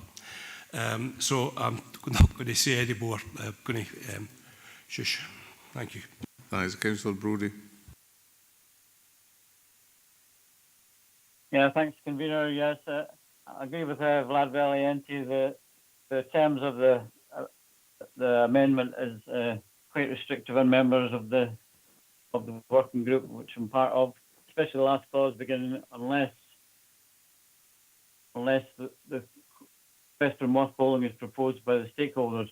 But that's a debate to be had in our working group, and that could be one of the recommendations to it. But I don't think we should make the decisions for the mothballing committee. It's up to us to agree to these. I'm quite happy to discuss that in the working group and probably agree with it. But I think we should just go to the recommendations or accept the amendment without that last clause, because it does preempt what we're going to decide. Okay, Councillor Giusti. Right, Chair, it's just to give an official language to what I suggested earlier on and my motion, which would be 2.3, agree that Dromore ELC will not undergo mothballing in the academic year 2025 to 2026, and mothballing may only commence once we have an agreed policy that incorporates the community and members bringing the community with us. And I would move that to... Thanks. Maureen Johnson. Councillor Maureen Johnson. Thank you, convener. Thank you, convener. It's just three very quick points after listening. What we've got to start thinking, our first priority here today is the child's education and providing them with a full curriculum. We've also got to think of our education, teaching and support staff and their professional development. And we also, you're talking about community and well-being. We have to think of whose well-being in this. And I think that we must remain at the forefront of any policy. It must be these issues, these 3 points. Thank you. That's all I have to say. Thank you. Thank you. Well, I'm actually going to... I was hoping to make an effort to come to some form of recommendations. It was going to work. Councillor Stevenson. I'm really, really sorry, convener, but the one question I would have is if, say, we decide today that we will keep Dromore open, what implication will that have? Because it will not be the only school or early learning provision under 10 this for the next academic term. Now, if we don't tell people now, they've got every right to say that they've not been consulted or spoken to. So Can I get a bit of feedback on that? And then also, what legal challenge would that leave for the council, given that we're the statutory provision for education? Thank you. Thank you. Leader? Yeah, thank you. And I think yourself and Councillor Dorwood have made really good points around the consistency. And I'll turn to John and maybe Vlad for professional advice. My feeling with Dromore is that it's a slightly different case. It's an early learning setting rather than a school, and we don't have a mothballing policy for ELC at this stage. And actually, it's not the issue that it's only got 4 pupils in it that perhaps should go somewhere else. We had no consultation. Now, as you know, every time we've mothballed a school, we've consulted with communities, sometimes better than others, and then it's always come to Education Committee for members to make that decision. So for me, Dromore is simply slightly different because we didn't consult with the local ward members. We didn't consult with the parents in the community. And I think on that basis, we need to have a pause, which the Chief Exec has assured us of. And then when we do get an ELC policy through mothballing. But it's not about not accepting the 10 or under. I think that this was just a very difficult situation that wasn't managed perhaps as well as it could have been. Thank you. John? Jonathan, do you want to come in? Thanks, Convener, and thanks, Leader. I mean, just to conclude, it would still be our strong recommendation that the children of Dromore would be better served at a larger ELC setting from August 2025. And I would ask members to consider the children first in any decision that they make. However, I do understand that there are other processes involved in this one. Thank you. Thank you. And Vlad, have you got any input? Through yourself, Convener, I'm not sure about the kind of legal implications. I think that what I would probably say in all of that is that, one, the legal implications relate to how we apply our policies and procedures as they currently stand, and ensuring, obviously, fairness within that. So that application will be on a case-by-case basis as well, in terms of there will be discretion at times, but ultimately we as officers need to apply the policy and procedures that members set, and then we go about implementing that. But I take the point about would it be a legal risk in terms of others. I think it would be on a case-by-case basis depending on the policy and procedure that's been applied. In terms of and I know that in essence we've got a motion from Councillor Giusti that's been seconded, I think, by Councillor Scobie, but we've got this kind of 2.2 at the moment. As I said, I do have a governance issue around that last sentence, because that does restrict members' future decision making, and you do not have all the information in front of you. It's your decision as to whether you wish to restrict it in that way, but in essence you will have a paper that will bring back a policy that members will have full scrutiny over, and I don't think that last sentence is necessary, because that can be part and parcel of any motion at that point. That would be my suggestion for members, but members will need to take that decision. And obviously we've got the Dromore proposed motion, which I think has been seconded.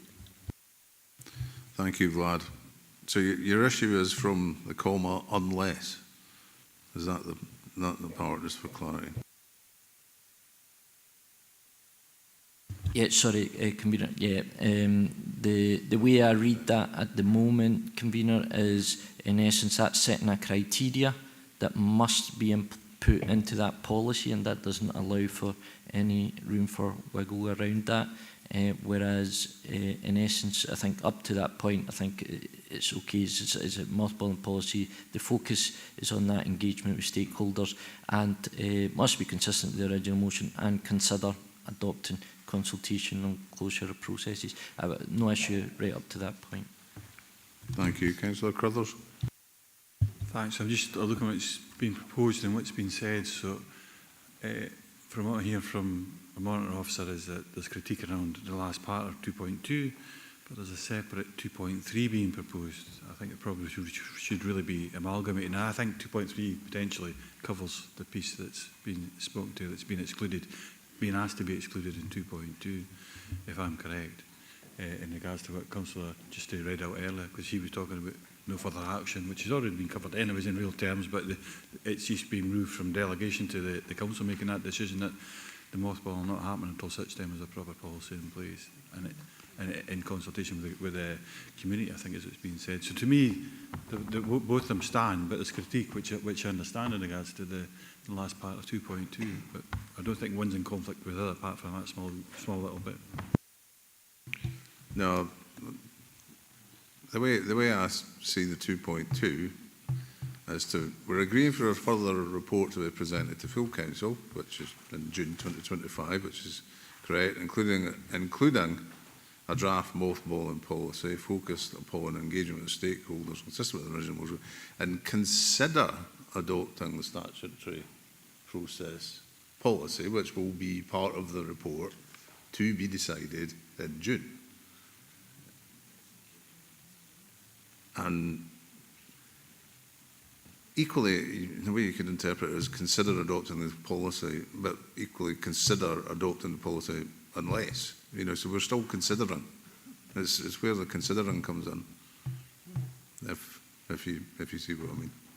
I know Councillor McFarlane's made a point a couple of times today about saying how particular he is with his choice of words. And that, to me, is consistent with the report coming back with the mothballing policy. Mm-hmm. So personally, I'm quite happy with 2.2 as it is. Equally, 2.3, again, agreed, will not undergo mothballing in the academic year 2025. Mothballing may only commence once we agree the policy incorporating the community members. I think that's fine. Andy McFarlane, Councillor McFarlane. Yeah, thanks for accommodating me once again. For me, what that is about is we'll consider adopting the statutory consultation policy unless, now taking into account what the leader said about the cost and the process, what I'm saying there is that we should do the statutory consultation policy where we're at a point where we think a school needs that. But if we've got a school that comes to us and the parents come to us and say, we don't think the school's sustainable because, then we'd revert to a mothballing policy whereby we could do that. It's not. I don't feel that it ties our hands, because ultimately the parents come to us, as they have done on 2 occasions in the last couple of years. We have mothballed both those schools, without any consideration. Really, we've just done it because we're saying, well, what we've done is we haven't gone through the consultation process. What we've done is we've allowed the community to come to us, and they're saying, we don't think it's sustainable. And we've gone, yeah, no problem, let's mothball those schools. So what I'm saying is that where we as an authority feel that we want to mothball a school, we should go into the statutory consultation as a means of making sure that we're doing more than engage, because currently what it says is that we engage, they don't consult. In effect, we tell them, we're going to mothball the school, gives you views, but ultimately we're going to mothball the school.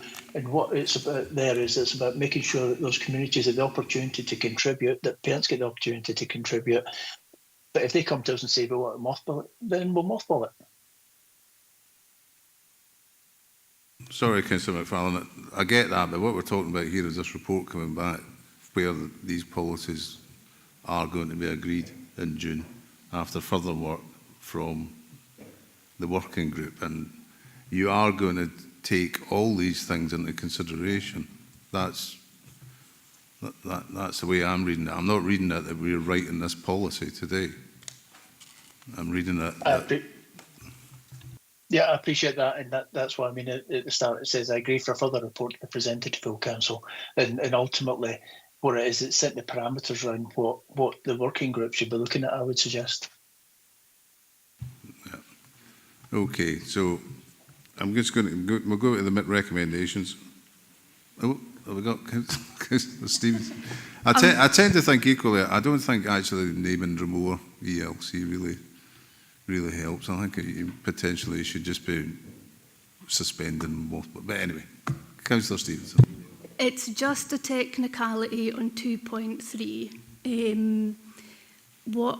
What would happen, and governance should be able to answer this, but or maybe John could, what would happen if if the roll fell to 0, because we've said we're not going to mothball it at that point, so what happens then?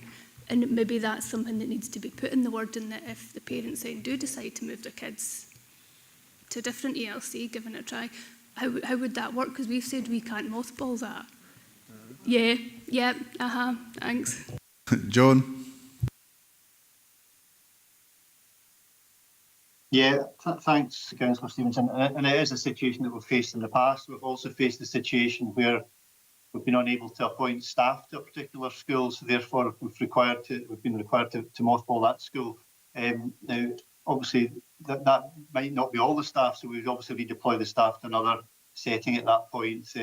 And we would declare it as mothball, but obviously we'd bring that back to members at the next appropriate opportunity at the next committee meeting, just to advise them that that's what had happened. So it could happen with regards to that. Thanks. Thank you. Okay. So back to these recommendations eventually. 2.1, note the progress. We're happy with this one, surely. We've noted the progress of the Member Officer Working Group as described in paragraphs 5.1 to 5.4. And we're then going to agree 2.2 as on the screen, agree for the further report to be presented to full Council in June 2025, including a draft mothballing policy focused upon engagement with stakeholders, consistent with the original motion, and will consider adopting the statutory consultation and closure process unless requests for mothballing is proposed by stakeholders. Are we happy with that? No, right, okay. And 2.3, agree that Dromore ELC will not undergo mothballing in the academic year 25-26. Mothballing may only commence when with an agreed policy that incorporates the community and members, bringing the community with us. Councillor Dorward.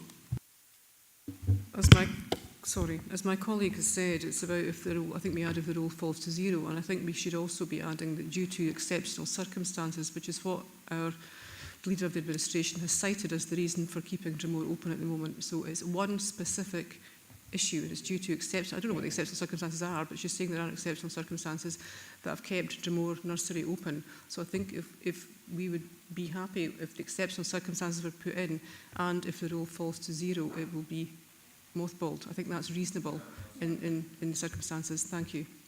Andrew, are you content with that? Yep. Councillor Scobie? Yep. We finally have agreement. Thank you very much. Convener. Yeah. No, we've got agreement. Come on, David. No, this is the 6th, 7th time. No, it's just to clarify that Vlad is taking it as an action on the clarification around community impact assessment. And I think that would be helpful if we had that prior to the next mothballing meeting. Thank you. Thank you. Thank you, John, for sticking with us. So now move on to item 17. Scottish Government consultation, community benefits from net zero energy developments, consultation paper, report by Head of Thriving Communities. To provide for consideration a draft response on behalf of Dumfries and Galloway Council to the community benefits from net zero energy development consultation, a current consultation by the Scottish Government. James Parker, Development Contributions Officer, is available on Teams to assist members with any questions, and I would invite questions and contributions. Do we have any? Councillor Hagman. Thank you, Convener. It's just a question really, and it's one that's come up in quite a lot of my conversations that I've had with various community groups when looking at wind farms and proposals coming forward. I appreciate, that this is looking at the community benefits from the net zero developments. And however, is there any, and maybe James hopefully can advise me on this, is there any body that communities can go to get impartial advice that's not connected to the developer or even the local authority for that matter, an advocacy service, so to speak? Because I'm just really conscious we've got some communities that are really, they're cohesive, they're together, they've got some fantastic knowledge, and then there's other communities that might not have that level of knowledge, or the level of knowledge they have might be coming from different sources that might not be considered reputable, or vice versa. So is there any way to capture a recommendation or support that communities should be able to tap into a resource for that level of support? Because I'm just really conscious that there seems to be a disparity. So do you want that put into the consultation response? Is that? Yeah, I think what it you're would be useful to add it in that the consideration is given to such an element, because as I say, it's about supporting the communities, that they're actually coming forward, and it would actually support developers as well, because their arguments would perhaps be based on sound information, which some communities have a huge resource available to do so, while others may not. Thank you. James, would that be possible to add something into that effect, if everyone agrees? Yes, that's fine. I can slip that in. And also, just to answer Councillor Hagman's question, yes, there are groups out there that do that. First one that comes to mind would be something like Local Energy Scotland, but I mean, that's not an exhaustive list. So I'll put that into the response, and I'll try and come up with some examples as well. Thank you, James. Councillor Dryborough. Yeah, thanks, Convener, and thanks, James, for the response to the consultation. I think there's perhaps a couple of amendments, small amendments my group would be asked to add. In section 1, question 4, paragraph 3, page 343 to 344, we'd like to add where there are no local community councils or groups willing to take this administration on, that the local authority do so and cost of this should be covered in the agreed community benefit scheme overall funding. And then in section 2, question 11 on page 348, the price for the scheme on a best practice basis has been £5,000 per megawatt per year for a number of years now. And whilst we agree that it should not be below it, it's been in this position for a long time. I think with the generators, there's 2 processes. If it's below 50 megawatts, the authorising body, or should I say the actual body who looks at that is the council. If it's above 50 megawatts, it's the Scottish Government. So we would like to add in there, should it be below 50 megawatts, then we're looking at £5,000 per megawatt per year. But if it's above 50 megawatts, it should be 7,000, because I do believe there are some wind farms who will actually pay 7,000 per megawatt per year to organisations close to them. And that would allow further resource to support the administration of the fund as well. And if that can be taken into consideration, my group would be happy with the consultation report response. Thank you. Is anybody minded against that? Councillor Thompson, are you on that subject? Yeah, it is actually, and I would totally go with Councillor Driver's suggestion. It's just that I think there's a link between what we determine locally as a planning authority, and that used to be at 50 megawatts, but I think if that changes, there's maybe something where we align things that we determine here, where there's a 5k per megawatt or index linked, and things that are determined elsewhere where we're a consultee. So I don't know if there's a scope for that flexibility moving forward, just to recognise that we've already submitted our own response from this council about those sorts of changes, about determining energy developments in the region of certain sizes. So, but yeah, in principle, yeah, I totally support it. But it's just if we're agile about that, thank you. So I'm concerned about fiscal drag. You said it first, Convener. Councillor Richard Barr. Thank you, Convener. Yeah, I'm pleased to see this report in front of us today. It was highlighted enabling and customer services, and the chair, Councillor Hislop, and I had asked for it to come to committee today. So I'm really pleased to see it here. Having gone through the draft response, I would also be happy to agree to submit it to the Scottish Government, a wholly positive response from us, highlighting the huge benefits that are present from the community benefit payments. I would hope, or I had hoped, that this agenda item might kind of instigate further debate on this subject. I know this paper is purely responding to the Scottish Government consultation, but I'd hope that as a council, and kind of dovetailing into the next agenda item, item 18, about the rural delivery plan, which speaks about the vision and strategic objectives for rural Scotland, I wonder if this would promote an opportunity to speak about how we as a council, how we as a region could further benefit from renewable energy in this region. We currently have 600 operational turbines in D&G, with 150 more being given planning consent. And it's been suggested by 2028 that the power generated from the wind farms in the D&G alone could power over 1,086,000 homes. That's against the mere 70,000 homes we have in the region. That's a ratio of 15 to 1. So we are slowly becoming an industrial site for these wind farms.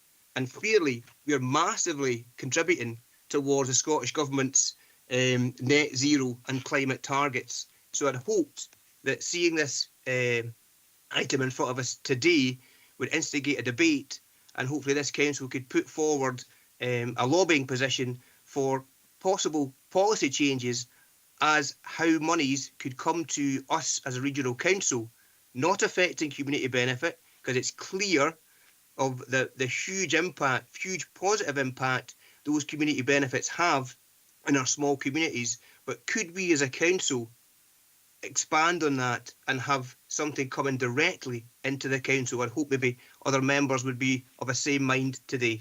Thank you, Convener.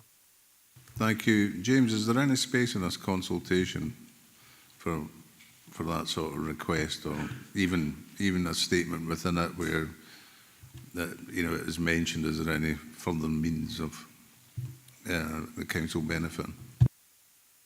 I mean, all the questions are fairly specific, but I can easily just stick a statement at the end to that effect. Okay, would we be happy? Councillor Toll, I know you've had concern, you've raised this quite often. Yeah, I mean, it's maybe touching on item 19 about the general power competence, but I mean, the world seems mad for setting tariffs these days. And I've always thought that if we produce the power, it'd be great if we could seek to find a way to benefit and keep some of that generated wealth within the region. Now, I don't know what the right mechanism for that would be currently, as a lot of these powers are reserved, but I think with item 19, there is that kind of space where we could at least try and positively explore how could we keep some of that wealth here, and that might tie into some of the aspirations that Councillor Marsh is saying, because we are an energy powerhouse. For all that we're a rural area, we produce an awful lot of stuff that's valuable to an awful lot of people.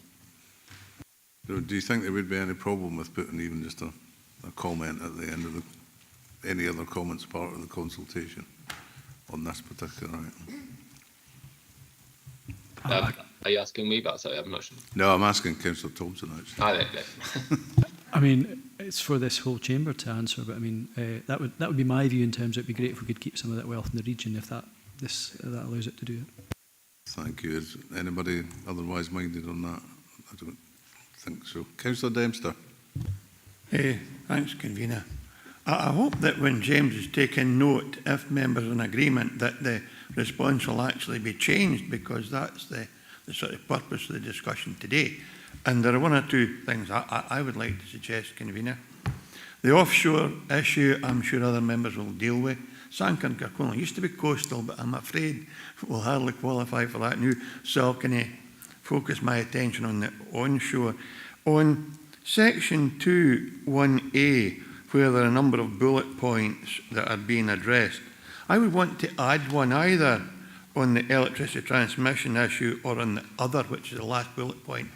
And that is, this council has consistently rejected proposals for overhead pylons, and the Scottish Government just keeps ignoring us and approving.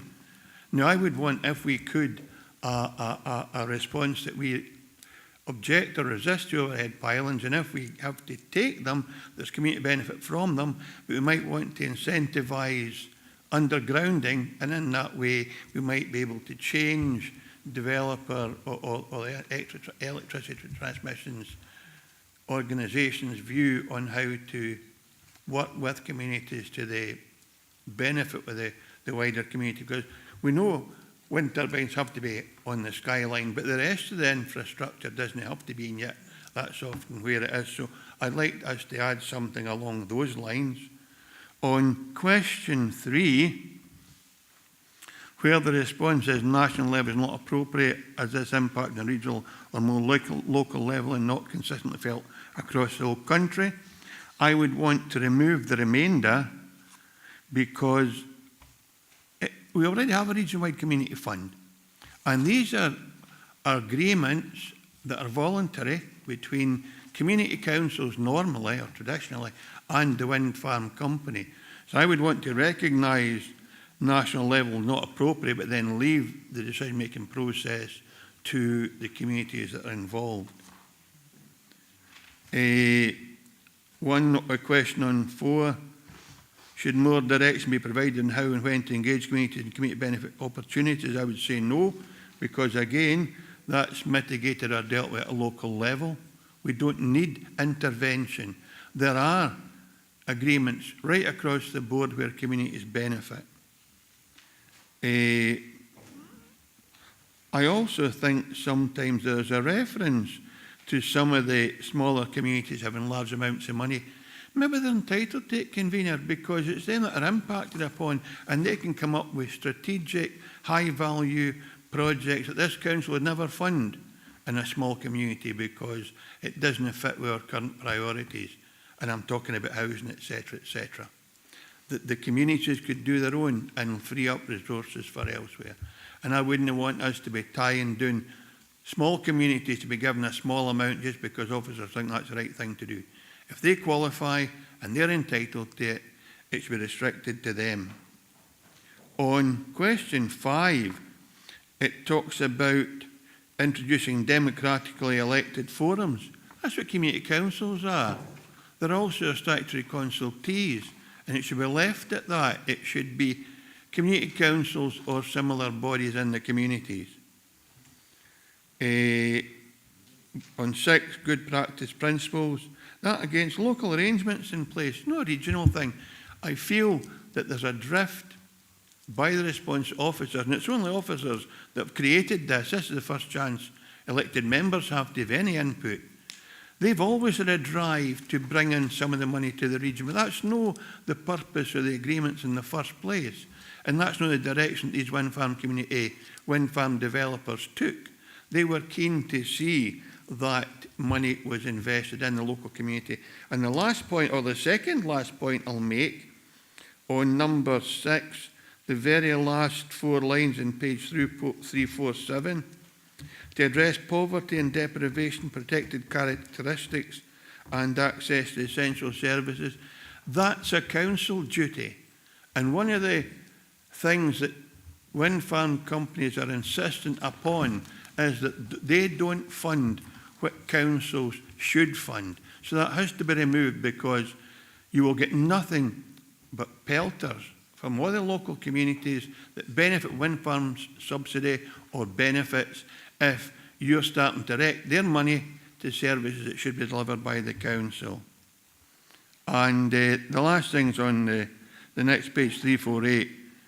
Should good practice principles for direction or coordinate community benefit arrangements for multiple developments? No. Should each be done on their own merit because some of them have specific direction, for example, supporting development officers to work within the community. Others have other priorities, and we shouldn't be interfering with that. It should again come from the wind farm developers and the community councils or partner agencies in the communities and no driven by us. And the last observation I'll make, and it probably goes back to agenda item 14. In the past,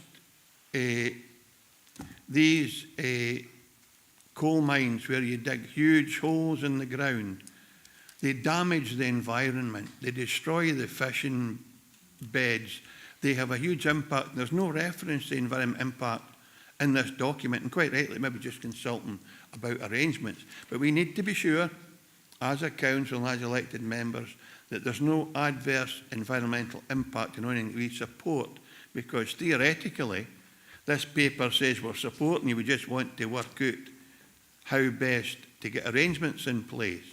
And the planning committee know you can't make a promise to support anything because then you can't sit on determining applications. So I'm not promising anything, but I'm happy to contribute to the consultation that's here today, and I hope James has got note of all that stuff. Thank you. Thankfully, Jim, the meeting's being recorded, so I'm sure we can. I'll be on YouTube later. Sure we can pick it up. Councillor Slater. Yes, thank you, Chair. Obviously, we're looking to go to net zero. This is probably a question for James. A number of years ago, James, there was a generator on the Call Dumfries, and it fed Trequeer in the mill and that. But there's hundreds of thousands of litres poured over that call every day, and I believe a low-head turbine could certainly be placed there. It depends on what you think. And also some of these companies will build them virtually for free as long as they get some of the money back by the generation of power. So I don't know what you think about that, but I do think there's a possibility there it would help us to get to net zero, and it would put Dumfries on the map, say they're generating quite a lot amount of their own power.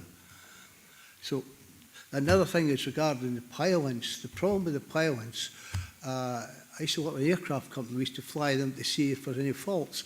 But now, put the cables underground, it costs almost 10 times as much because the cables have got to be cooled underground, and it's more difficult to find faults. So that's the thing that I do, not against pylons, but that's one of the reasons that they want to put pylons up, because of the cost of putting underground cables and the difficulty of finding faults sometimes. Thank you. Thank you, Councillor Slater. Dougie Campbell. Thanks, Convener. It's just a point that Councillor Dempster made when you were talking about the overhead power lines. My understanding was that there would be a community benefit from that. I think it was like a particular sum of money per kilometre that passes through a community, but maybe James could clarify that. I have heard that mentioned, but I'm not aware of if that's actually happening. I've not been involved in any, so I can't give a firm answer either way on that one. Okay, but it's still probably relevant to the response. Councillor Beretti. Sorry, just to go back to that, our response does recommend that community benefits are paid from transmission, so that would cover that. So that covers it. Thank you. Councillor Beretti. Yeah, thank you, Convener. I've been waiting patiently, but there we are. I applaud this report. One of the things that was mentioned was the energy that was generated by most of these turbines and how best they could be used. Now, as Councillor Thompson has pointed out, that is a reserved issue. But what is happening at present is that Ofgem are looking at the arrangements around this, and it could take still another 6 months to 18 months for that consultation to finish.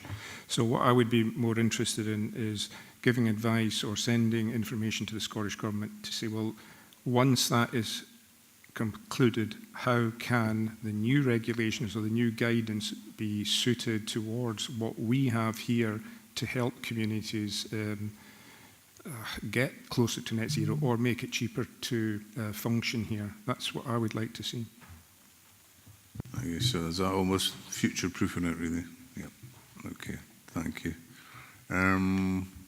Councillor Dempster, did you want to come back? You've appeared again on this list. I've just got to say, Convener, and Dougie did ask me, I have no knowledge of any community benefit being paid from people that transmit energy across with turbines, across with pylons. It's simply the wind farms themselves that go to the communities and offer community benefit. But I would love to see that happen, because the energy companies are having a laugh. Thank you. But within the responses, James has highlighted there is transmission effects from that. So that's basically covered. So are we quite happy that we've explored this and we can move forward? Yeah. So we're asked at 2.1 to review the draft response to the Scottish Government's community benefits from net zero energy developments consultation as shown in the appendix, and agree any amendments or updates. And James is going to be busy on YouTube making sure he's picking them all up. And at 2.2, agree that the updated final response is submitted to the Scottish Government as being the final comments of the councils. We're happy to review one and agree to. Oh, sorry. Councillor Dempster. Just a question. How do we get to see the revised copy before it goes away? And I know now it's often the difficulty with elected members. We're presented with these documents, with 10 days to go, or 10 working days before they have to go to the Scottish Government. And that's no adequate, although I understand that sometimes they are time dependent. But how do we get to know that James has captured all the different points if we don't see it again? And then after that, how can we reintroduce some of the points that have been missed? Thank you, Councillor Dempster. I'd actually be surprised if you could remember a lot of your own suggestions, to be honest. But anyway, I take it, James, we can recirculate this report prior to being sent. Yep. Yes, I'll make the updates, then I'll recirculate. Thank you very much. Thank you. So we move on to item 18, Scottish Government Survey Draft Rural Delivery Plan, report by Executive Director Enabling and Customer Services. Members are asked to consider a proposed response from the Dumfries and Galloway Council to a Scottish Government survey on the development of their Rural Delivery Plan. Andy Reid, Policy Officer, is here to assist members with any questions, and I invite members' questions and contributions. Do we have any questions and contributions? Councillor Dorward. Thank you, Convener. It's 2 seconds. I'm doing 10 things at once here. Yeah, no issues with the proposed council response. I think it's a great initiative and applaud the intent from Scottish Government, but I do have concerns about their ability to make objectives into reality, and I'll tell you why. I have looked at the Islands Plan, which was issued in 2019, and they have 13 strategic objectives, which are strikingly similar to the ones in this consultation.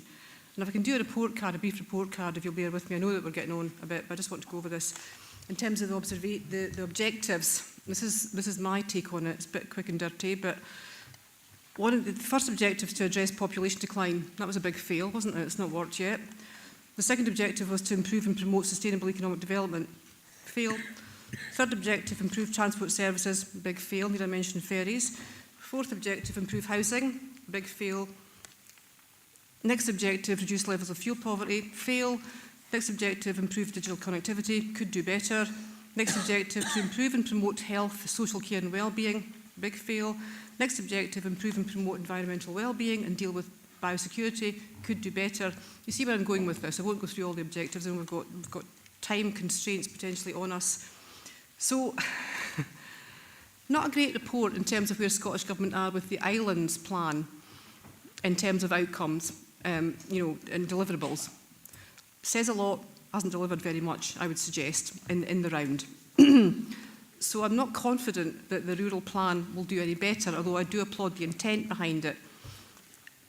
I would obviously, the response kind of touches on that, but I would ask as well additionally that we look at costings for this and funding for this, because there isn't anything in the consultation about that. And given our constrained financial situation, and the constrained financial situation of every rural local authority in Scotland, I would suggest, we need some undertaking from Scottish Government that will get some funding to do whatever it is in the consultation. I know it doesn't come out until May 2026, which is an interesting time for it to come out, just before the election. But I would suggest that, is there any way that we can put in the consultation that we need to have some information about costings and funding for this plan, because that's vitally important, otherwise it's not going to be deliverable. Thank you. Thank you. Andy, is it possible to put something about costing and funding? We can absolutely put that in the first part. We'll include it within the vision, but we'll also include it within the overarching email that we'll attach with our response, so it'll cover that content. Thank you. Leader. Yeah, thank you. I welcome the spirit of the delivery plan and the consultation on it, and as a rural authority and alongside partners in Scottish Borders and South Ayrshire and what have you, we very much welcome the principle of what it could deliver.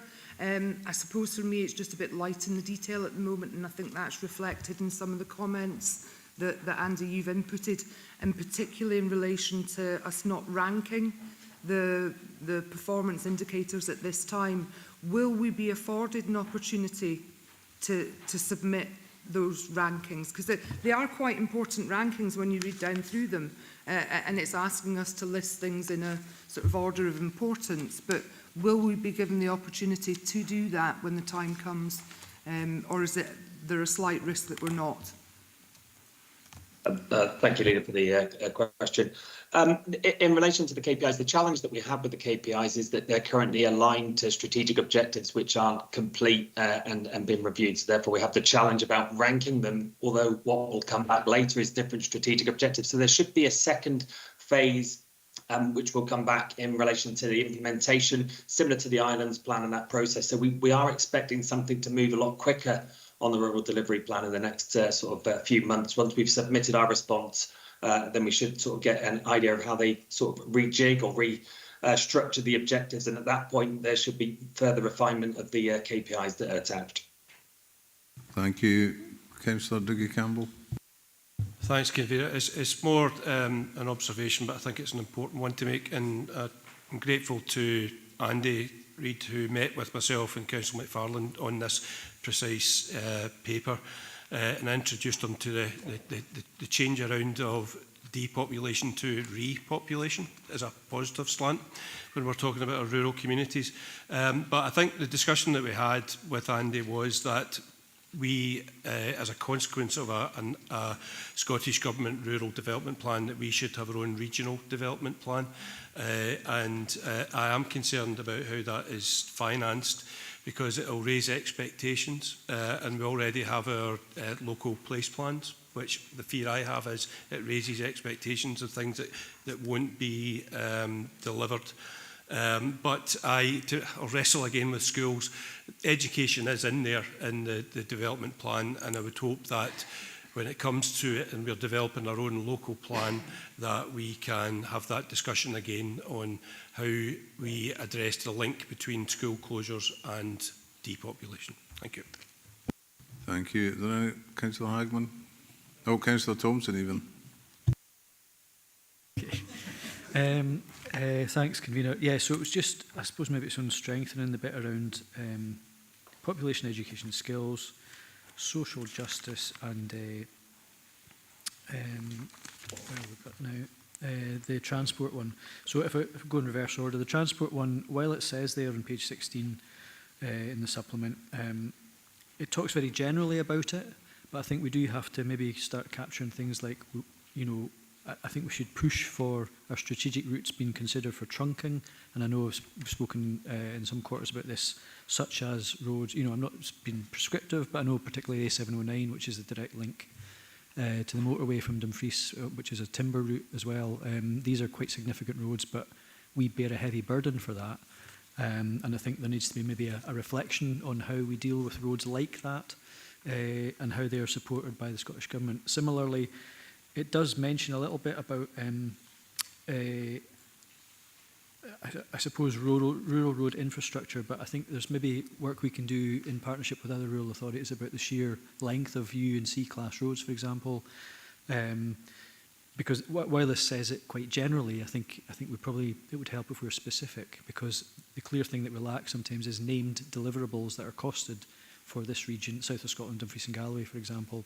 And I think that's the bit where it goes back to the vision might be good and the objectives might be in line with what we believe, but we actually need to see that costed and delivered as specified interventions in any programme for government. And I think that would be really when we start getting into the business of it and getting the benefits. So I think that's that would be helpful if that's within the Chamber's sort of approval. Also, yeah, going back to the skill, I mean, these are ones that come up as our regional priorities anyway through the Regional Economic Partnership, so they're well trailed, but I think it's if we can get more traction on them, because while we have these shared ambitions that are quite clearly fed back to the ministers at the right times through the costs, it doesn't always feel like there's a quick turnaround in terms of delivering that. And I think the key thing is that we need to ensure that the rural voice plays a part in shaping national policy, and we have that flexibility. And sometimes we have to over-egg the pudding, or we have to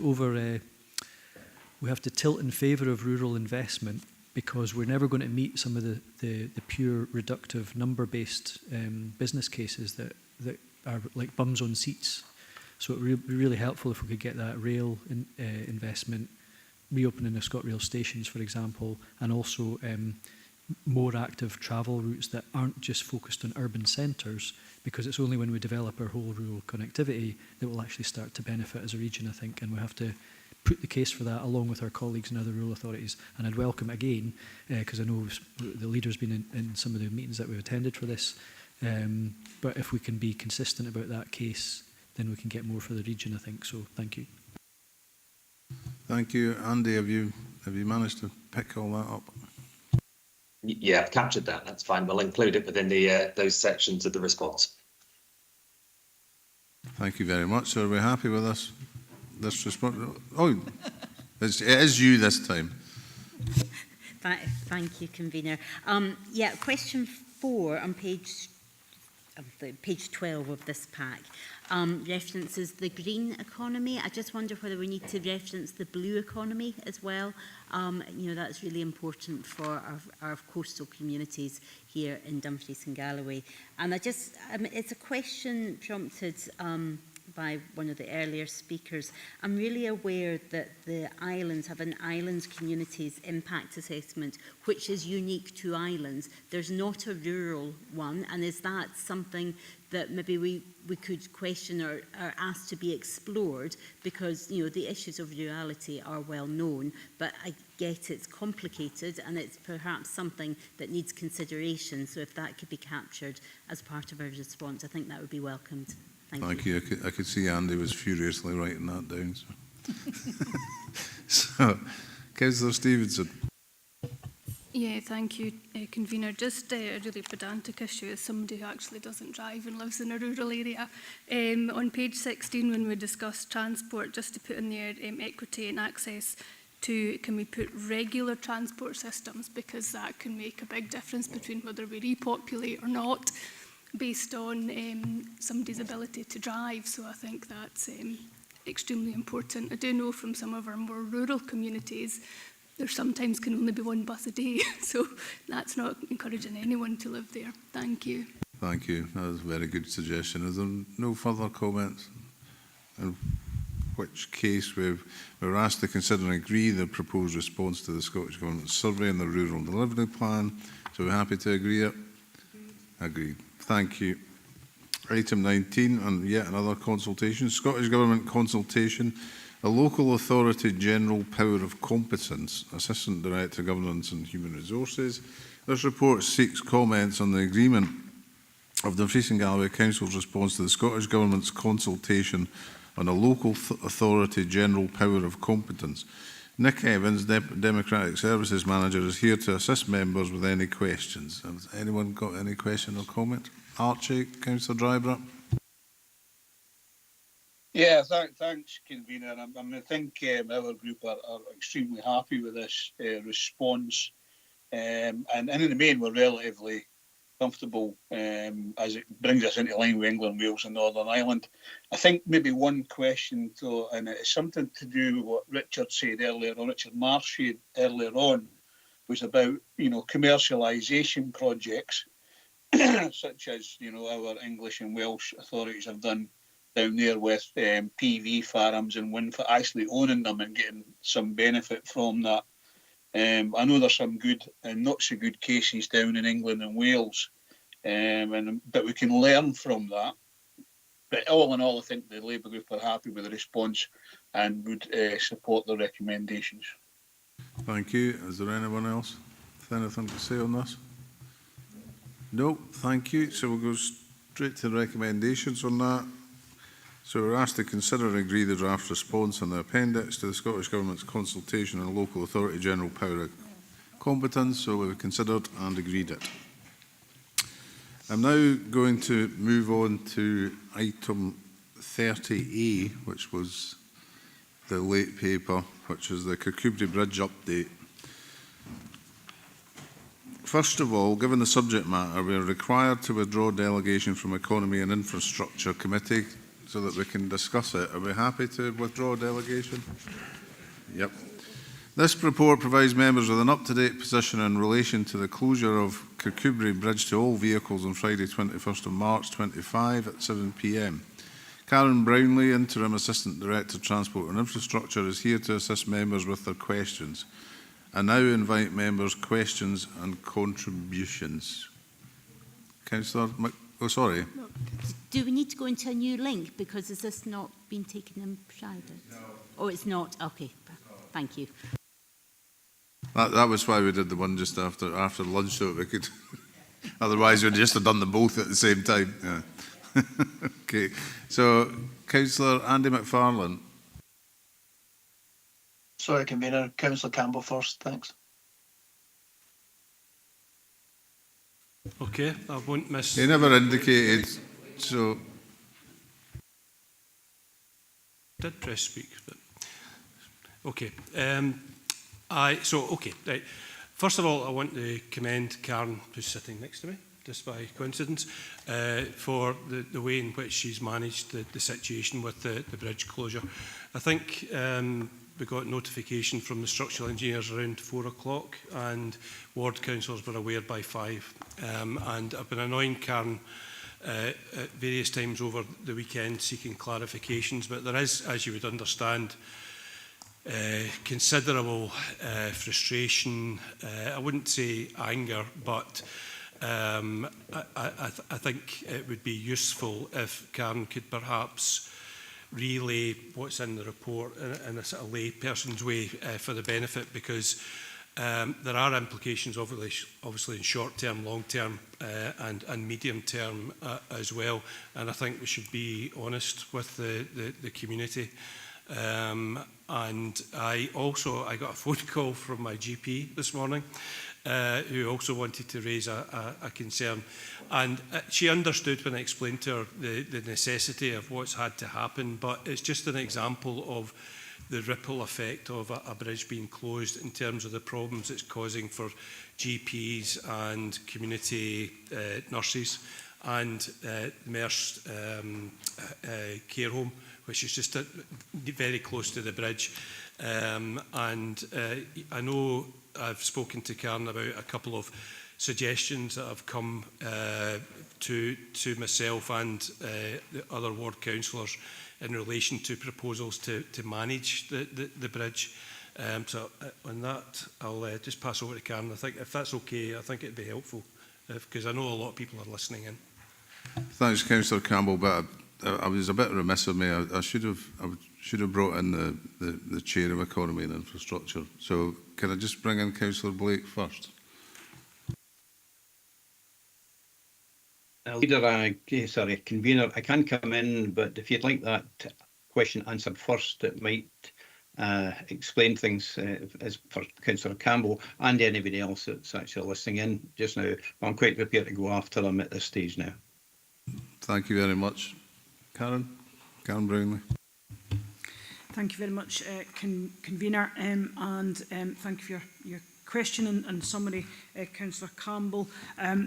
Very kind words at the start, but I would like to reiterate that you know, since Friday it's very much been a team effort, you know, through the engineers, through the roads team, through the comms team, etc. So it has been a team effort, but thank you very much. I think I'd like to start by saying I completely understand the frustrations and the concerns of the local community, and I want to give members confidence that we didn't take the decision that we took very late on Friday afternoon lightly, and we thought about the consequences of not closing the bridge. And I think what I would like to do first of all is just highlight with an area within the report which is under 4.2, and it's the second and third bullet point within that report.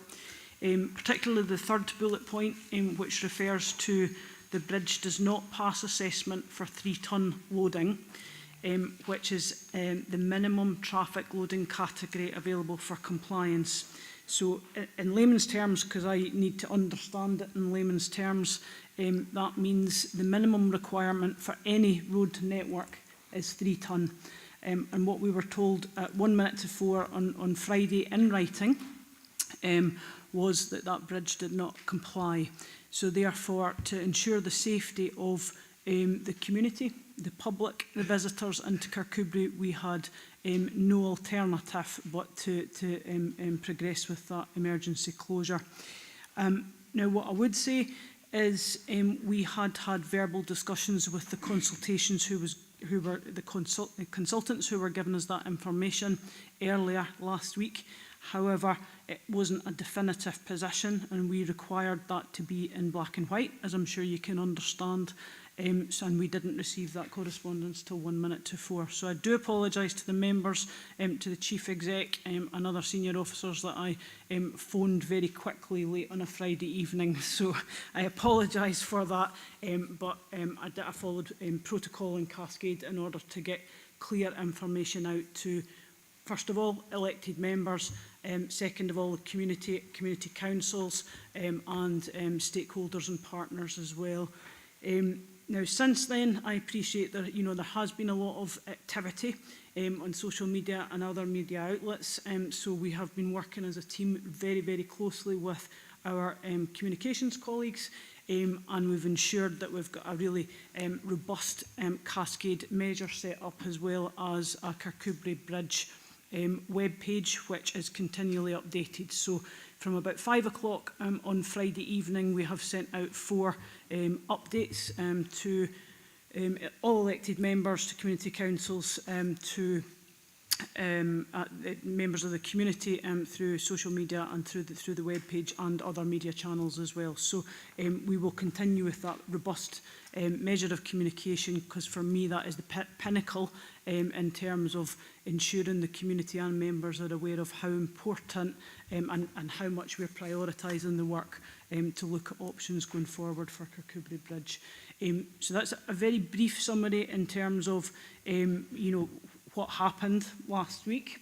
There is other historical areas that I'm sure we will cover over the meeting. There's been concerns raised in terms of emergency services. The bridge is closed to all vehicles, and that includes emergency services, but we have and we will continue to work very closely with emergency services in terms of mitigating alternatives. And an example of that, the RNLI and Coast Guard were talking to them about having some kind of parking on, particularly on the gatehouse of Fleet side of the bridge, so that they can get access to there. So there's lots going on behind the scenes. I'm happy to answer any specific questions. Thank you. Thank you. I'll bring in Councillor Blake now. Thank you, Convener, and thank you to Karen Brownlee, Duncan MacDonald and the team for dealing with this emergency closure so promptly and efficiency, especially given the extremely short notice. The report gives a full up-to-date information on the issue, and obviously Karen has expanded on that now, so I have no intention of repeating the content.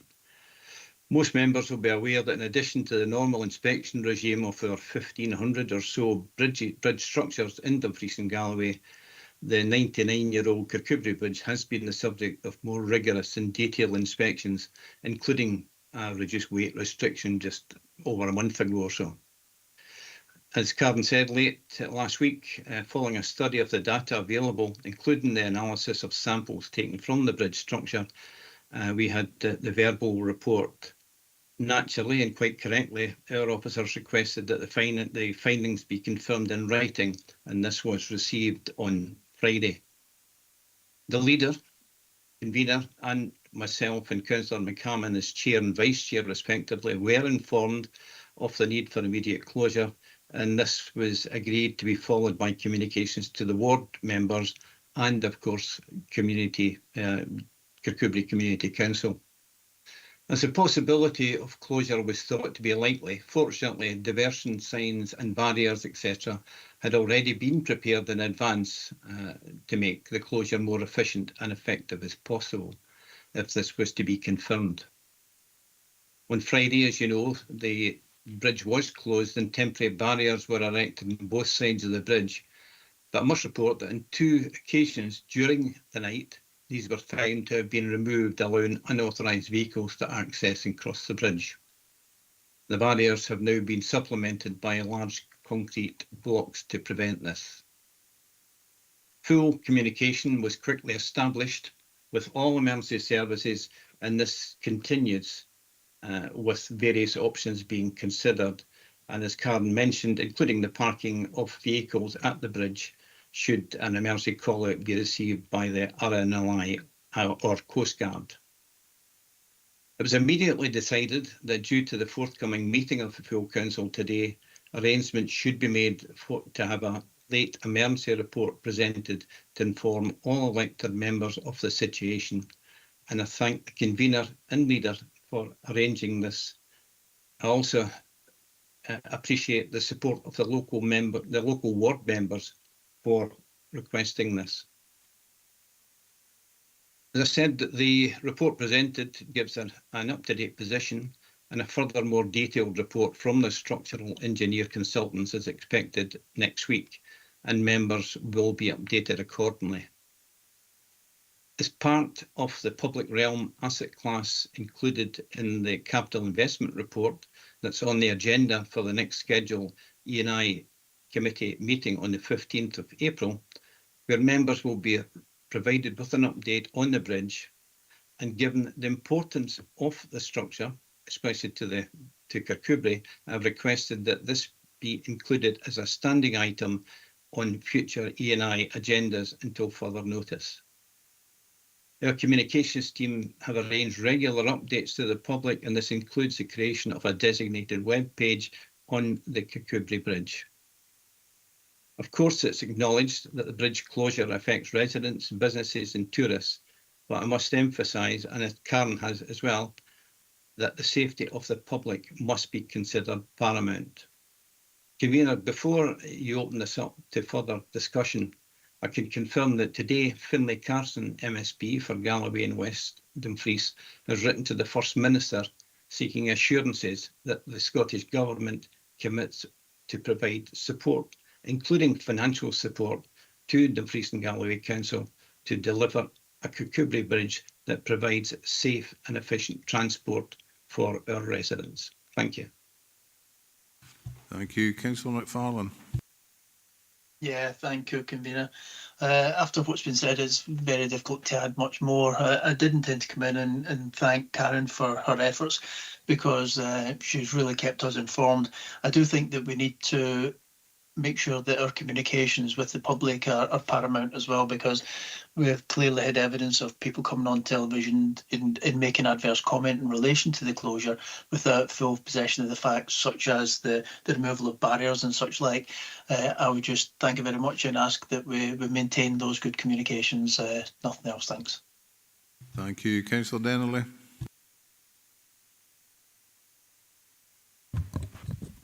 Thank you, Convener. So just to add my thanks to Karen and the staff and those who were involved in the discussions for the emergency closure, and we do really appreciate the report and the update. I know a few councillors have already made comments, but want to thank you for keeping us informed, and we have received a few emails over the weekend from people wondering what's going on, so we want to make sure that we have a clear plan for the future and the ability to raise any issues. And we just really want to reassure the community that hopefully the government will support and maybe provide funding and plans for the future to ensure that we have those transport links. So just again, my thanks. Thank you. Councillor Drysdale is a first-time speaker. Thank you, Convener.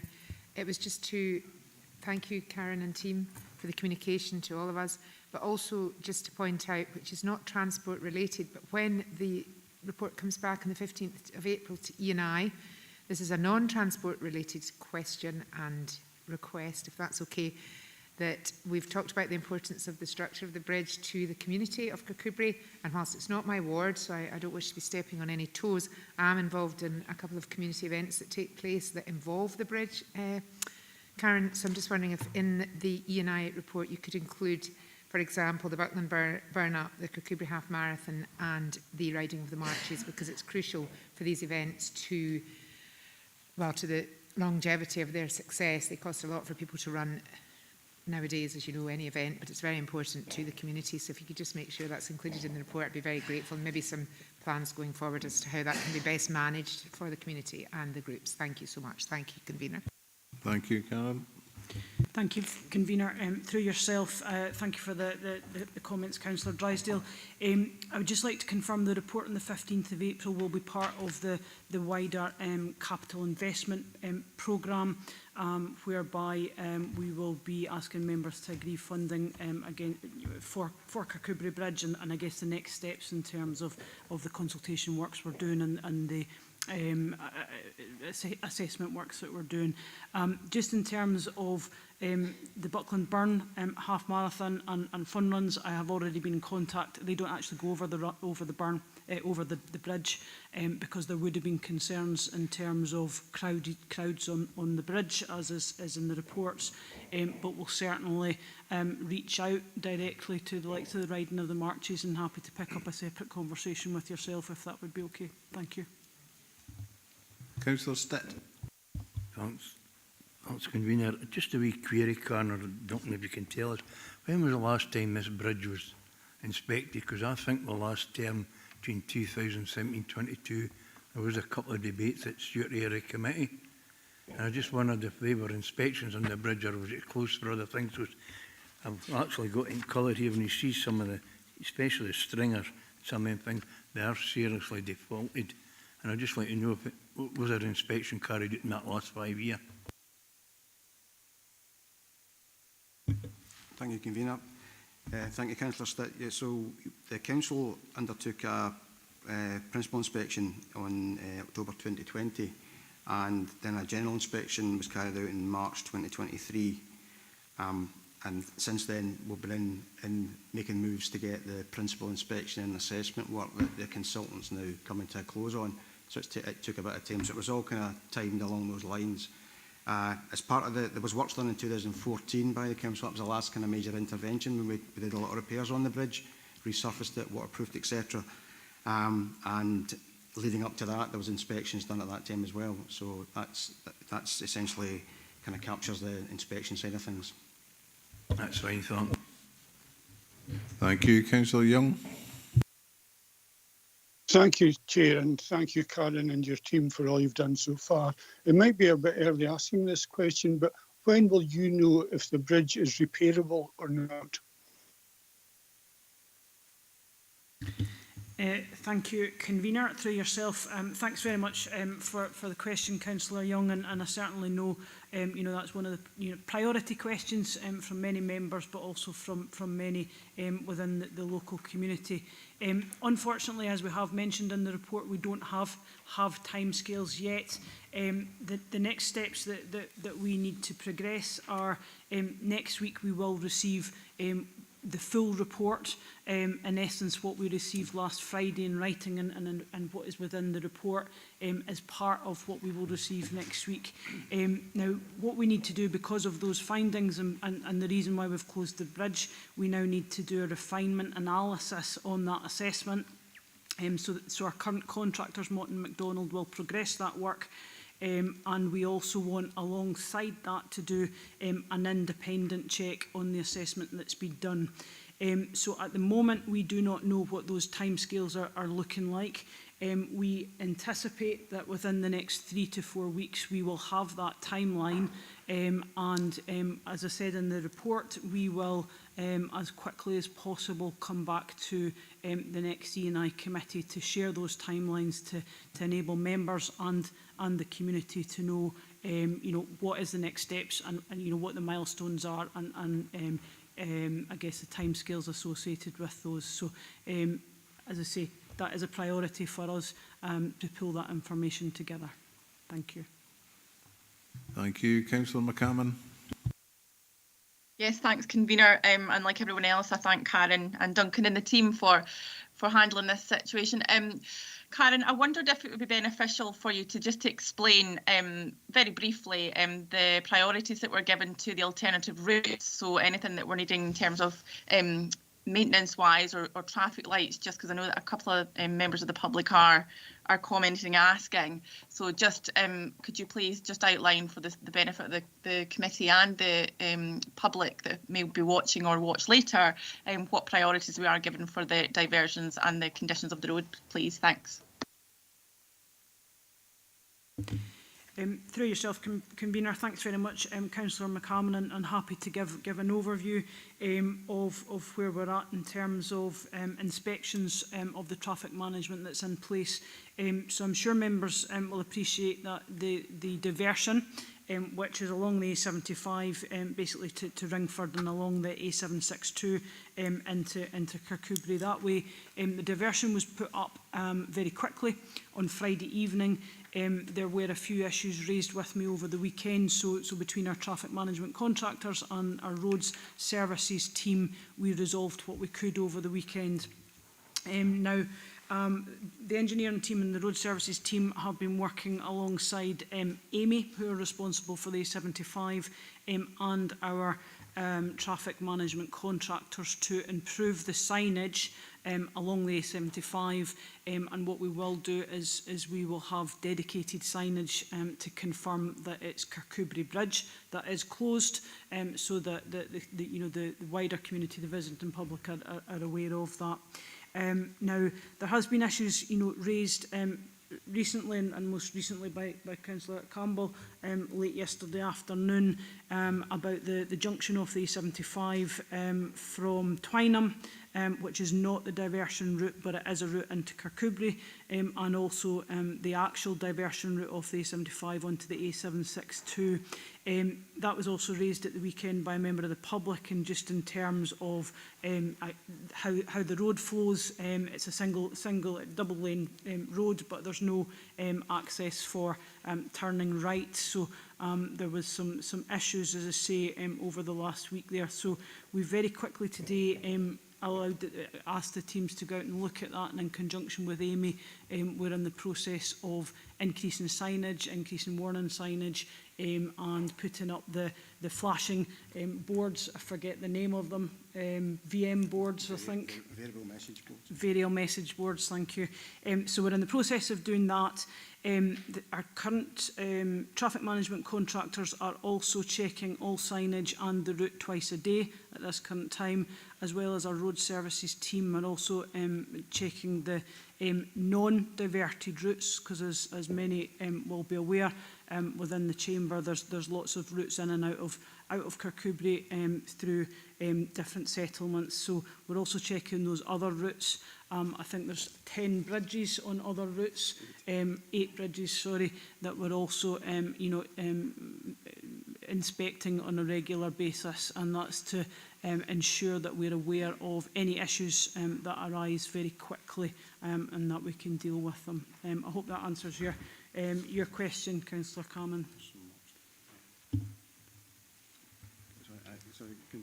Duncan, yeah, you want to come in?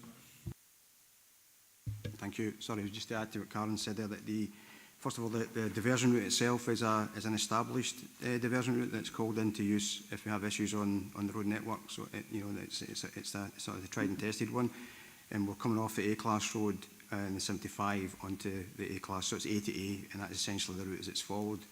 The other thing I was going to mention was that the road service had been out coincidentally with planned maintenance at the time of the closure, and it's been extended, so that, and they're looking at doing ad hoc repairs as and when required, just to meet the needs of the travelling public. Thank you. Are there any further questions, Councillor Hagman?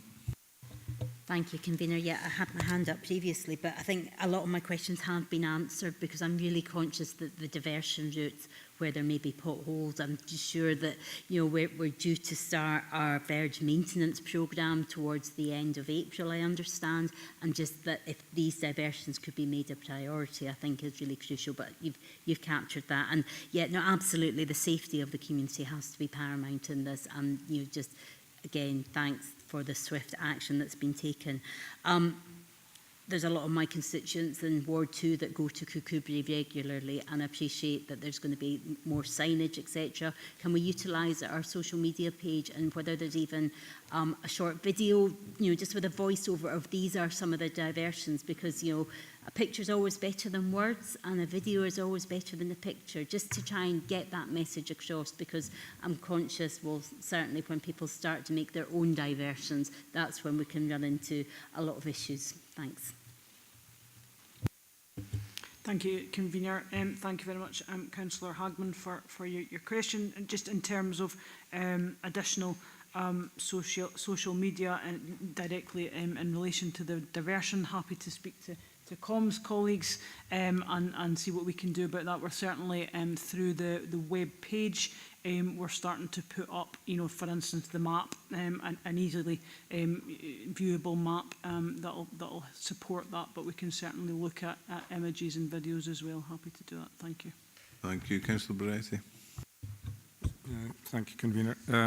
I'm not going to repeat anything that all the other elected members have said, because it's quite clear that the public need to know as much as possible, and probably, as Councillor Hardman has said, with images. What's interesting, as Karen has pointed out, is the crowd loading case and the marginal crowd loading. My memory goes back to a few bridges of this type that failed, and therefore the public possibly need to know the full extent of what's going on. Now, it's interesting that you've had two reports way back to one to the 1970s, one to 1983. There would have been assessments done at that time, potentially with a longevity. Will we get, maybe say, the salient points from those reports included in whatever reports are going to come through to us? Because at least that way, that gives us a sort of understanding of what the engineers thought at that time as well. Thank you, Chair. Thank you very much, Convener, and thank you, Councillor Beretti. Just to confirm, the team, and Duncan might want to add to this, but the team will be using the report and assessment information that we had from 1992, because some of it will absolutely still be viable and useful to us. So we'll be using that as we go forward, and we'll share information with members and with the public as we can and as we go through that process. Thank you. Thank you. Councillor Dougie Campbell. Thanks, Convener, for letting me back in. Just a couple of questions. There is a lot of concern about the impact that the bridge closure is going to have on the local tourist sector at a time when we're approaching Easter holidays, etc. I've put forward a suggestion that will not put on the table, but Karen's aware of it, to try and manage that, because there's going to be literally hundreds and hundreds of people converging in Ward 3 and other wards, of course, that are all on the other side of the day and would normally use the bridge to get into town. So we need to give some careful thought about how we can support that. And the other question was, and I'm not expecting a precise answer on this, but there's two issues here. Is, do we try to extend the life of the bridge by putting in place reinforcement measures without knowing engineering language, and how long will it take to build a new bridge? Because we could spend an awful lot of capital on getting the bridge reopened, and there might be a tension from the community to do that. But I gave the hint earlier on when we talked about the capital project programme and the ability to accelerate projects to make sure we've got best value in terms of how we manage the reopening stroke new bridge. Thanks. Thank you, Convener. Thank you, Councillor Campbell. The next steps that I spoke about and referred to earlier, in terms of that further refinement, analysis, assessment by Mott MacDonald, that will include an analysis of actually what our next steps could be, including budget costs around that, or provisional budget costs around that. Now, for me, those next steps have to include repair, for potentially a short term and longer term. We don't know at the moment if that is viable and possible. It has to include a replacement bridge, and again, we don't know the detail around that at this moment in time.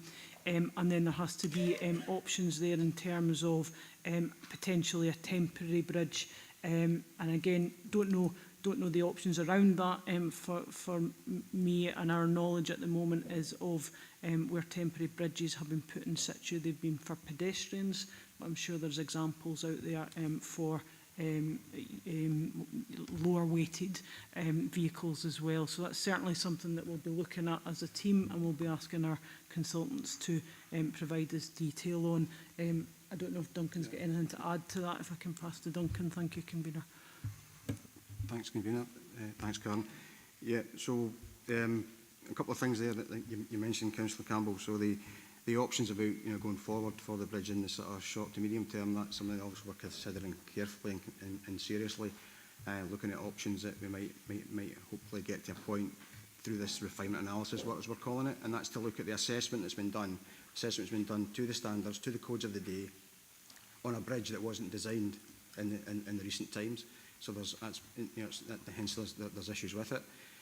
So we take the results that we've got and then we work from that and trying to refine that and get into a better position moving forward. And that will be with caveats around how we control, for one thing, traffic on the bridge.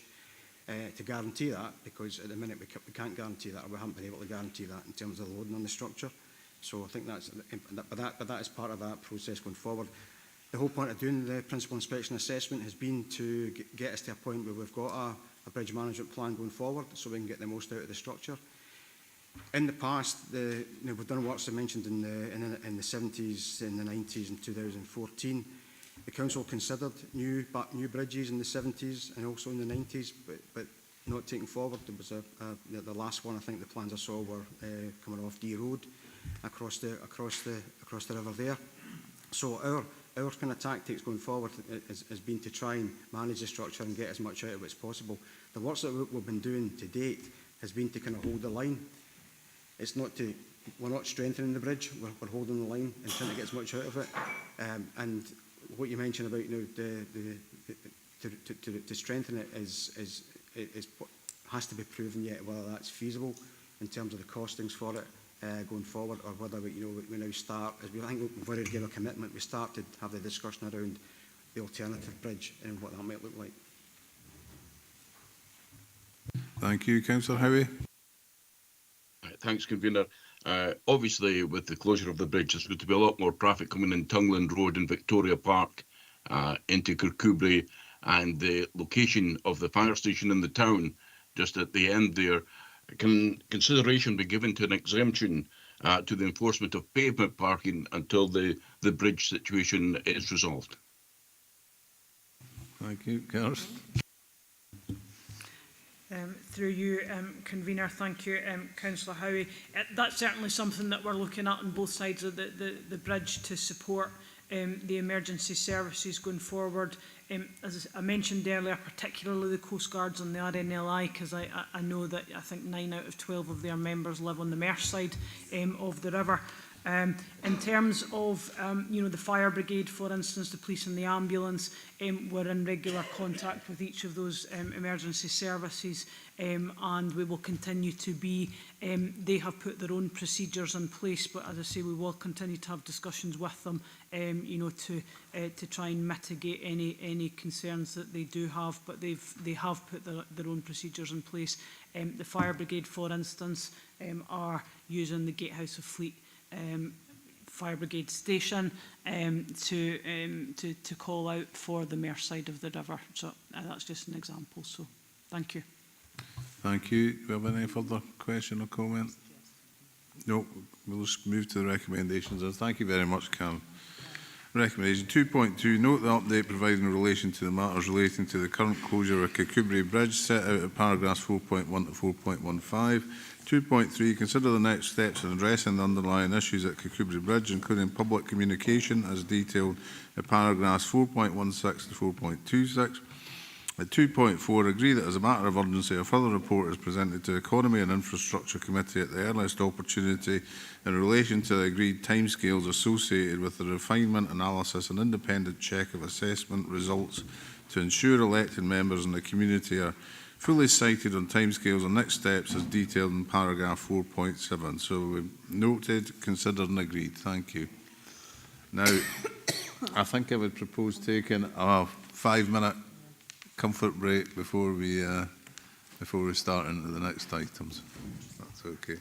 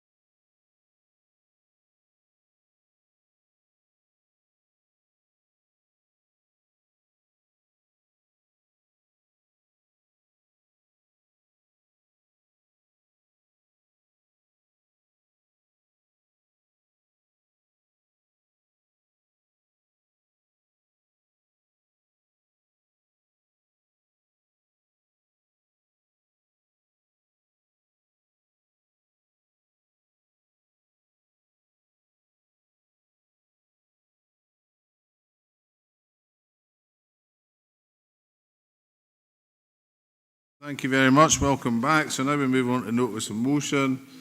Number 20, notice of motion, Mercury Hotel Dumfries, report by Service Director, Social Work Services. Before moving to the detail of the report, given its subject matter, can we first agree to remove delegation from Economy and Infrastructure and Social Work Services Committee so that we may discuss it? Are we happy to do that? Yep. So members are asked to consider the notice of motion proposed by Councillor Ian Blake and seconded by Councillor Jackie McCammon. The notice of motion is attached at the appendix to the report. Jan Hasty, Social Work Locality Manager for... Oh, it's just Stephen Morgan that's here. Charles Rock. It is Stephen. It is Stephen. So, Stephen Morgan is here to assist. So, Councillors Blake and McCammon, please propose and second your motion, after which I'll invite other members, and I will remind you that you have a maximum of 5 and 2 minutes. Thank you.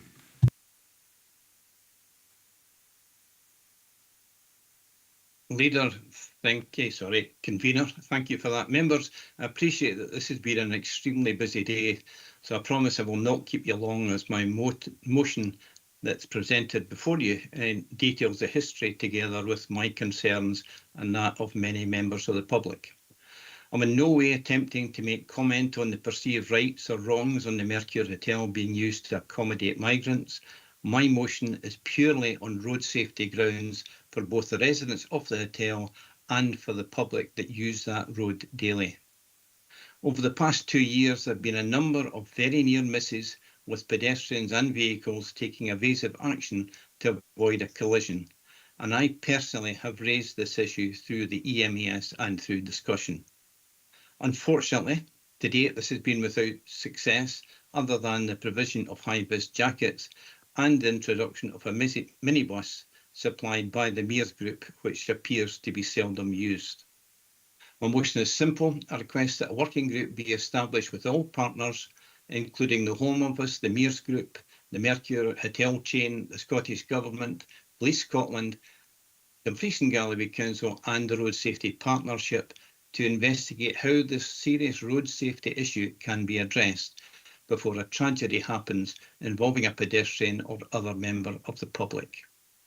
I've received many calls raising concerns over this issue, including one from a prominent local businessman indicating that he's personally willing to donate towards any infrastructure changes should that be required. Of course, it may well be that following a meaningful discussion involving all parties, that a decision is taken that, given the fact that the Mercury Hotel is located in a remote location, that this is not suitable for its current use. On the other hand, it may be decided that this serious road safety issue could be remedied by an infrastructure change, but would emphasise that funding for this must not be solely the responsibility of the residents of Dumfries and Galloway. Now that the clocks are changing at the weekend, we possibly have a 5-month window for this to be addressed before we are again faced with the danger to our communities. Please support my motion before a fatality or fatalities happen. Thank you. Thank you, Councillor Blake. Councillor McCammon. Thanks, Convener. I don't have anything else to add. I think Councillor Blake has said it all, so happy to second. Thank you. Open to any questions. Has anybody got any questions? Councillor Stevenson. Yeah, thank you, Convener. More just an observation. It seems to be most of this motion's in hand now. If the ward members feel that a working group would be the best way to go down this route, then so be it. But we all sat here a month ago at a budget meeting and made some extremely brutal cuts. One of them that doesn't sit well with me was the summer play. It's one we didn't actually take. It's one that was in the other budgets. We obviously had to vote for the least worst budget after that. And if we've got money to throw around, then I would much rather that we spent it on something like that than on infrastructure, because the reality is this report could have been written about any of our wards. We all live in rural areas. We've all got routes that we would prefer to see active travel being spent on. So I'm just concerned about the fact where's the money coming from and where's the officer time coming from social work? Because we know they're already stretched as well. Thank you. Thank you, Stephen. I'll start with the easiest bits of your comments, Councillor Stevenson, if that's okay. In relation to time from social work, I must point out that our response to people coming into the region is a one council response, social work, education, roads and infrastructure in this sense. So it's a multi-agency partnership, not just of the council. We meet regularly in any case around our whole resettlement agenda. So this conversation can be built into regular meetings. Moving on to finance, I don't think there's any suggestion in the motion or response around having that money to throw around. But just to be clear, the McEwer Hotel is the responsibility of the Home Office through mayors. The responsibility for the well-being of the residents there is that of the Home Office through mayors. And any expenditure such as this, if it was to be proposed, we would have to negotiate with the Home Office in terms of their contribution, and we would need a firm commitment. Having said that, if the Home Office says no and the Council was minded, then it would be obviously up to yourselves to identify any funding for an alternative process to be followed. Thank you. Councillor Lowe. Thank you, Convener.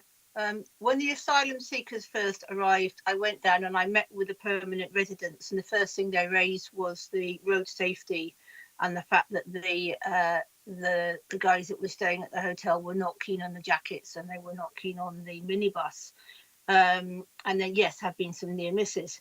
I have two concerns, partly capacity, which has been raised, but we have a number of communities that must have been waiting for a while for maybe some street lighting solutions and pavement work. And would this put them further down the list so there are permanent residents? So would that push them down and make them wait longer? And the other thing is, we had 3 weeks notice for this to happen. And could it just be that just as quickly as these residents arrive, they are withdrawn, and we're doing something which the local community would welcome, but they're not particularly campaigning for along that section of road? It is a narrow, fast section of road, but I'm concerned that we could start doing a load of work on this, take a lot of officer time, but we may not get any support from the Home Office to get the money back. Thanks. Thank you. Councillor Walters. Yeah, I'll try not to repeat what people have said before, but it does seem, it's possible to agree with some of the concerns of this motion, but it does seem like a targeting of a particular group of people, and it's not. And to be fair, it's not just the guests of the McEwer Hotel who've been walking down this road and beyond towards New Abbey. It might be good practice to ask pedestrians to wear high-vis on roads. It's not enforceable. And anybody who uses this road will know it's impossible to walk on the verges, as they are high and also very soft in places. Therefore, sort of reluctantly, I think I would echo Councillor Lowe's concerns, and I would oppose this motion.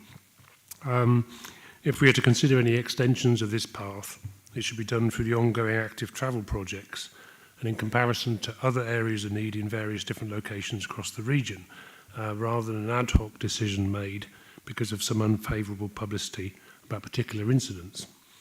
And my suggestion, or our suggestion when we discuss this, would be to highlight these concerns to the Asylum Liaison Group, which is mentioned in 4.4, and they can undertake any partnership work working with people using this route and other partners. That's me, thanks. Thank you. Councillor Lowe again. My apologies, just a correction for Councillor Walters. I'm not opposing, I am raising the fact that we could start doing this and find that we're out of pocket because it's no longer necessarily needed for those particular residents. I think we definitely need to do something. We need to have this working group. We need to have the conversations, and clearly we need the safest possible option.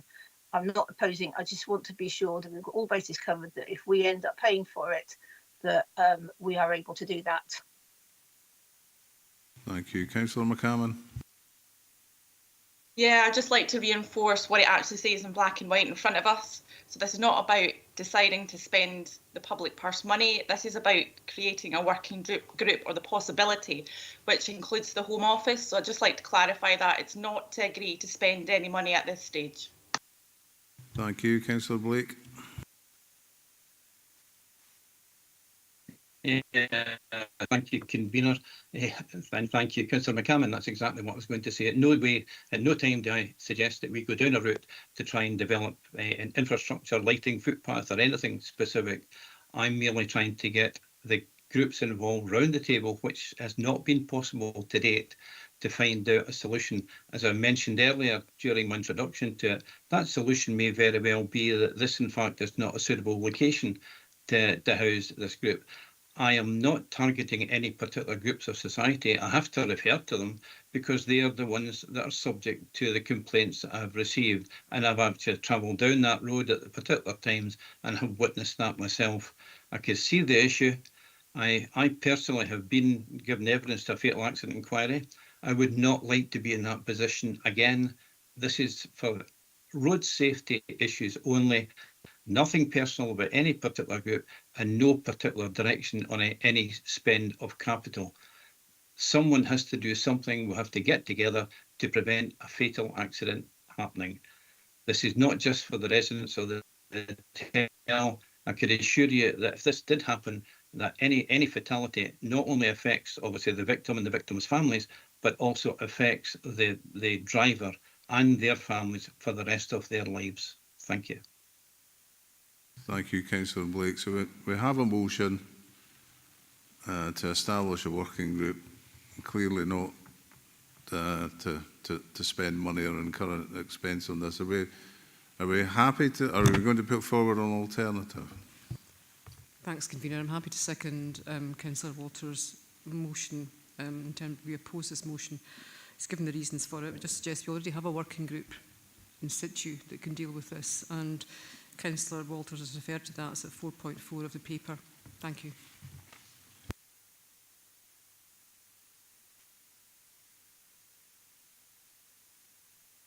Okay, well, in that case, we have a motion and we have an amendment. So can we have the wording for the amendment, please? Yeah, do you want me to send the wording to Vlad? Or Fraser? Okay, just give me a moment.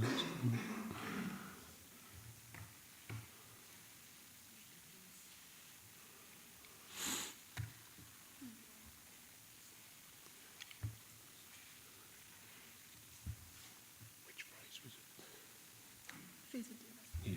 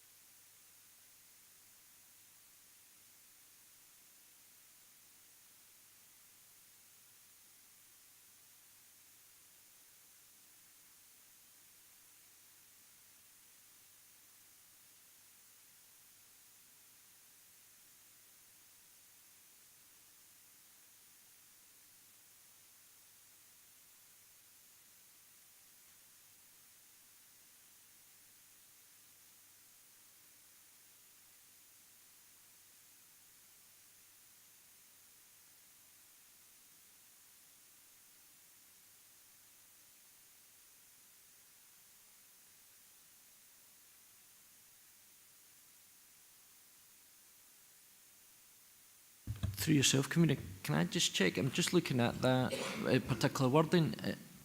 Are we suggesting it's an opposing or it's just an amendment to it? Because I'm not sure if Councillor Blake has fully considered whether it could be an amendment to the motion to simply include that wording for Councillor Blake and Councillor McCammon rather than opposing it. So just in the interest of clarity. I think in clarity, I was actually opposing it. So I just thought you wanted some formal words to put our position in.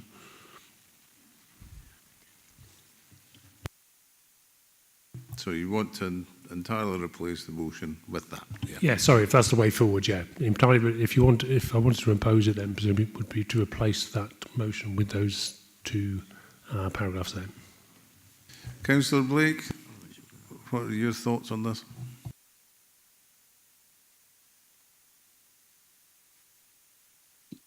Sorry, convener.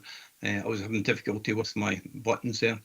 No, I think we're a bit apart as far as that's concerned. There has been a group working with the mayor's group, etc., since the residents came here less than 2 years ago.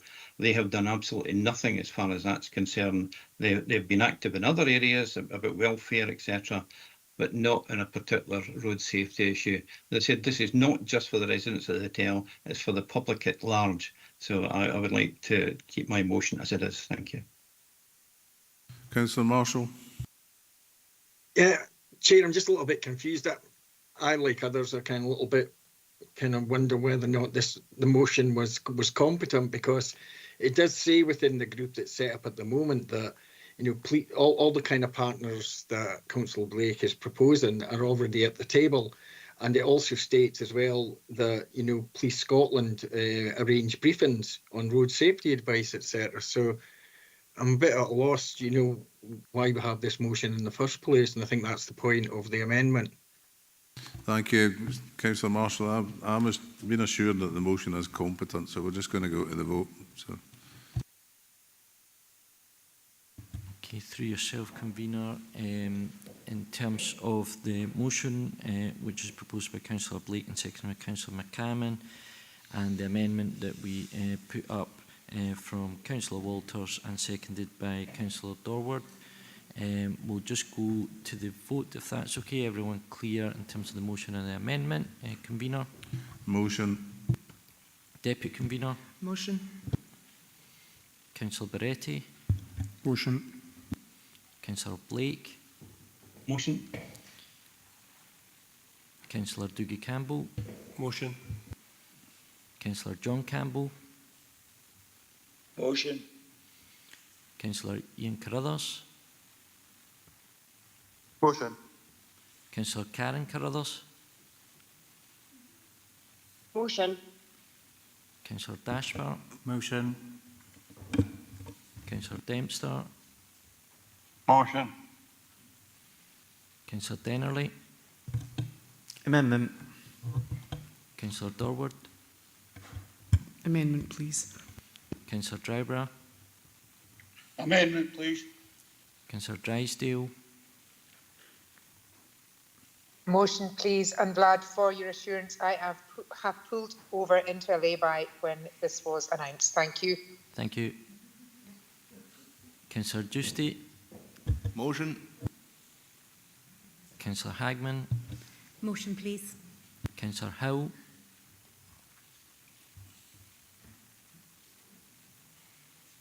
Okay. Councillor Ingalls? Motion. Councillor Maureen Johnson? Motion. Councillor Jordan? Amendment, please. Councillor Little? Motion. Councillor Lowe? Motion. Councillor McCammon? Motion, please. Councillor McFarlane? Motion. Councillor Marsh? Motion. Councillor Marshall? Amendment, please. Councillor Stevenson? Amendment, please. Councillor Stitt? Amendment. Councillor Thompson? Motion. Councillor Walters? Amendment, please. Councillor Wilson? Amendment, please. Amendment. Councillor Young? Motion. Councillor Hill? Apologies, I couldn't get my volume back on. It's a motion for me, please. Okay, thank you very much, members. And as members will see, the motion has 23 votes in amendment 9. The motion is therefore carried. Thank you. So the motion is carried. 21, notice of motion, creation of a Dumfries and Galloway Regional Events Diary, report by Assistant Director, Governance and Human Resources. Before moving to the detail of the report, given its subject matter, can we first agree to remove delegation from Enabling and Customer Services Committee and Education, Skills and Community Wellbeing, so that we may discuss it? Are we happy to remove delegation? Yep, thank you. Members are asked to consider the notice of motion proposed by Councillor Tracy Little and seconded by Councillor Andy Ferguson. The notice of motion is attached at the appendix to the report. Dave Sawyer, Marketing and Communications Manager, and Ian Barr, Economic Development Officer, are here to assist members with any questions. Councillors Little and Ferguson, please propose and second your motion, after which I shall invite contributions and questions from other members. Councillor Little. Thank you, Convener, but it's actually now going to be Councillor Hagman that seconds the motion. A regional events diary is a powerful tool that brings communities together, drives local economies and enhances cultural engagement. Whether it's a digital platform, a printed publication or a combination of both, a well-maintained events diary benefits residents, businesses and visitors alike.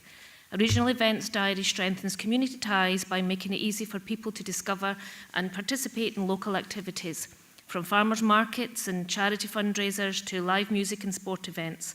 It ensures that no one misses out on what's happening in their area, and this not only helps residents feel more connected, but also encourages newcomers to integrate into the community. For businesses, an events diary provides a platform to promote their offerings. Restaurants, cafes and retail shops benefit from increased foot traffic when events draw crowds. Meanwhile, hotels and tourism services see a boost as visitors come from nearby towns to attend festivals, fairs and special exhibitions. Planning an event takes effort, and attendance is key to success. A regional diary gives organisers a central place to advertise, reducing the risk of low turnout due to lack of awareness. It also helps avoid scheduling conflicts, ensuring multiple major events don't compete for the same audience. A thriving event scene enriches the cultural fabric of a region. The diary becomes a showcase for diverse activities, from art exhibits and history talks to outdoor adventures and hobby groups. This encourages people to try new experiences, meet like-minded individuals and cultivate a more vibrant social life. More regional events rely on volunteers, and a diary can be instrumental in rallying community support. Whether it's a beach clean-up, a charity run or a school fundraiser, listing these events raises awareness and encourages many people to contribute their time and resources. At its core, an events diary reinforces the idea that people belong to a lively, engaged and supportive community. It serves as a reminder that there's always something happening, something to look forward to participate in or to support.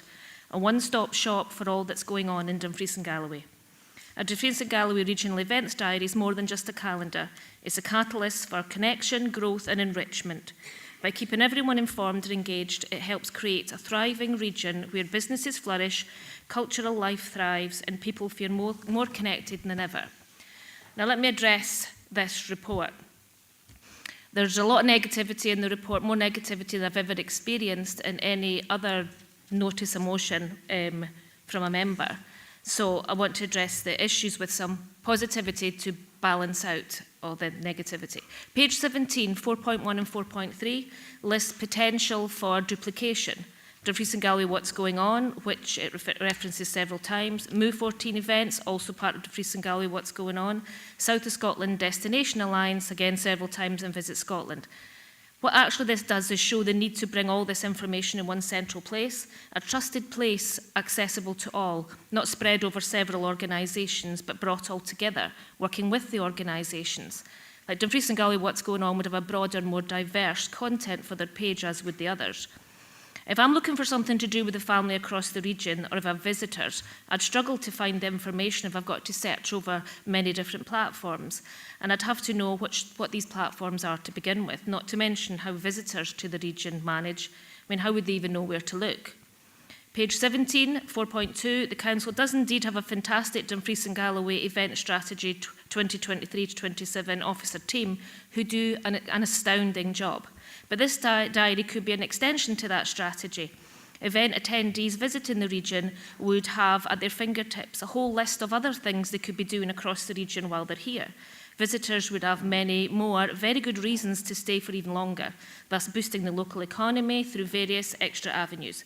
Page 18, 4.6, regarding the physical publication. This needs to be nothing more than a basic printout sat in the library front desk for public perusal.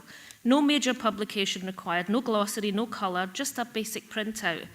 And guess what? If it proves to be too expensive, we can just revisit that decision.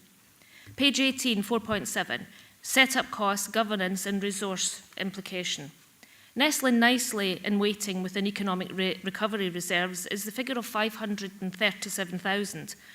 What is this motion if it's not recover and develop the regional economy? Digital transformation reserves, 650k. Currently unallocated corporate change fund, 3.6 million. It's quite clear there's financial ability to develop this within some relevant funding pots. I'm merely asking officers to develop a proposal for the creation, structure and long-term maintenance of a D&G regional events diary, bringing a draft framework back for consideration. Surely we shouldn't shut this down before we've explored the possibilities. So I urge members to support this motion and help Dumfries and Galloway thrive. Thank you. Councillor Hagwood. Thank you, Convener. Yeah, I'm happy to come in and second this on behalf of Councillor Andy Ferguson. So thank you for letting me come in. So yeah, I'm delighted to second this motion. It's a really positive vision and it gives us direction as to how we can see and market our region. We do have some fantastic world-class events here in the region, whether it's at the Dumfries Ice Bowl or the gravel racing across our forestry, or even in past we've had the World Skiffies. There's an incredible offering that we have, and to be able to bring all these points to one place is fantastic. It supports the media presence that we invite into the region as well. It's not just about supporting the events as such. Clearly that's really important, but it also allows us to showcase what we have to offer. I think we're all acutely aware of issues around recruitment to rural areas, and certainly the NHS actually took the initiative several years ago to put on a whole package of events to try and attract people to our region. And if we had a one-stop shop, which has been proposed by the motion, that would absolutely be fed into it as well. It may take a little bit of time to pull together, but with the use of digital apps and certainly possibly even AI to try and bring all these together, there are huge opportunities to be had. And certainly from a personal anecdotal point of view, when I've had visitors come to stay and what's on this weekend, I found myself trolling through individual community pages. My own ward has Dumfries and Galloway, what's going on. We have Newton Stewart, what's going on. We have Whithorn, that's going on. Each community is taking their initiative, but then it's so spread out and diverse. Having this in one place would be really, really important in my view. So I would just draw conclusions on this. This is a really positive vision for our region and actually allowing us to have that one approach. So I'm really delighted to be able to second that. Thank you. Thank you, Councillor Giusti. Thanks, Chair. Chair, for someone who's actually worked in the hospitality sector and the retail sector, tourists and visitors don't look at a council website. We've not got curb appeal when it comes to this kind of thing. And I was going to use a different word, but I would go with curb appeal.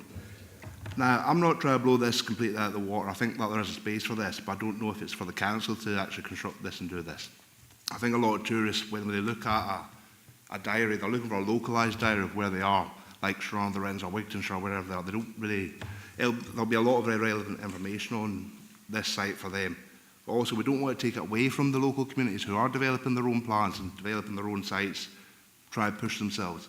I don't want to take that away from them. But one of the things that I have a concern about is for this to work properly, it would have to be explosive with the amount of money we'd have to put into it and the amount of resources put in it. I think the officers have covered that. And then my next question is, why wasn't it in the SNP budget last month? Councillor Marshall. Yeah, and I think Councillor Giusti has stolen a bit of my thunder. Yeah, I mean, the concept and the idea behind it is okay, but I am worried about duplication. But the main thing is as well is why the council should take on that. Again, just had the budget set, and the SNP could have asked for a budget template to come so that they could, if there's reserves there, they could have actually identified that. My worry is that the resource, because what they're asking for a fully developed proposal. So that's a lot of work that the council would have to do. And you know, from the implication and risks from the risk management, we cannot use existing resources. There's no existing resource. There's also, I think, the threat of duplication, but also of I know that of a number of these that are operating across the region, and there's a lot of organisations, you know, give grief if theirs is not included. So it's a big risk for the council to take on if we're actually taking on this and trying to put everything in, because no doubt we'll miss lots of organisations. So I think this is better that the SNP, you know, it's unfortunate they never brought it to their budget proposals last month, but suggest that they maybe develop a template for next year to consider whether or not we can actually go ahead with it, or whether there's a report comes, or just a brief report outlining what the challenges would be for the council to develop this.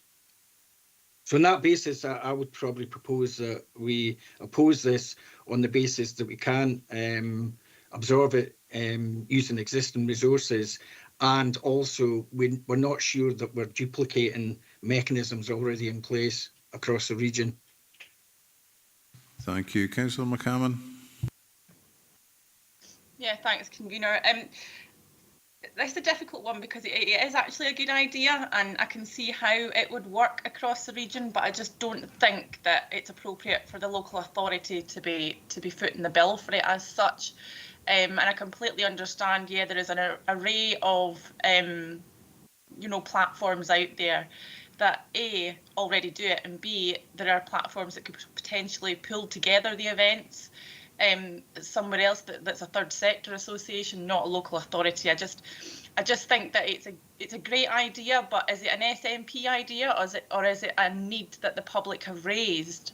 I'm just not entirely sure that the requirement is there or the demand is there. It's a great idea, and I hate knocking things like this, but I just don't think the local authority is the place to be you know, creating this. Being someone who's worked in events for a very long time, this would be a full-time job for somebody. So we're talking about employing at least one full-time person, because you would be constantly adding and removing events across the year, across the region. So yeah, I'd have my concerns about it, and I don't really mean to sound negative about it, because I know it's a very positive idea, but that's just my comments. Thanks, convener. Thank you. Councillor Little, do you want to come back? Oh, I do. How many times can people say the letters SNP in something? This is not political. This is about our region. This is trying to make something work better for our region. Yes, you've got all different platforms. Yes, there's a form of duplication, this word duplication. Yes, there could be someone else that's doing it, but no one else is doing it. There's all different organisations doing it, and they're doing an astounding job. But that needs to be brought into one central place, one central trusted place. If you were going to come to a region, you would go and look on the council website to find out about lots of different other things, schools, etc., especially if you were moving here. And that's a place where you would find something like this. I've spoken to many organisations, many individuals, groups, event organisers with this issue. And every single one, bar none, has said this has been needed for a long, long time. It's not an SNP initiative. It's not anything. This is a Dumfries and Galloway we need. I think we need to be being ambitious for our region, and just to put lots of nays. I'm really disappointed. I'm disappointed to hear people being negative about something. If there's all these things that could be happening, why the heck have they not happened already with all these other organisations? I would be including them. This is not about ostracising anyone. This is about all us working together to get the best thing that's all in one place, and that would serve a purpose for so many things, not just tourism. Thank you. Councillor Marsh.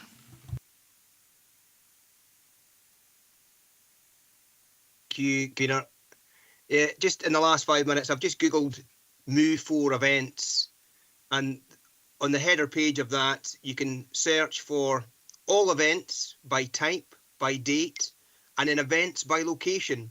And right underneath that, it says Discover events in Dumfries and Galloway, South West Scotland. So to my mind, this is already happening. This is one of the 4 potential sites you can go to listed in the report. So I hate to be a naysayer, but I would move to oppose this motion because I believe it's already happening.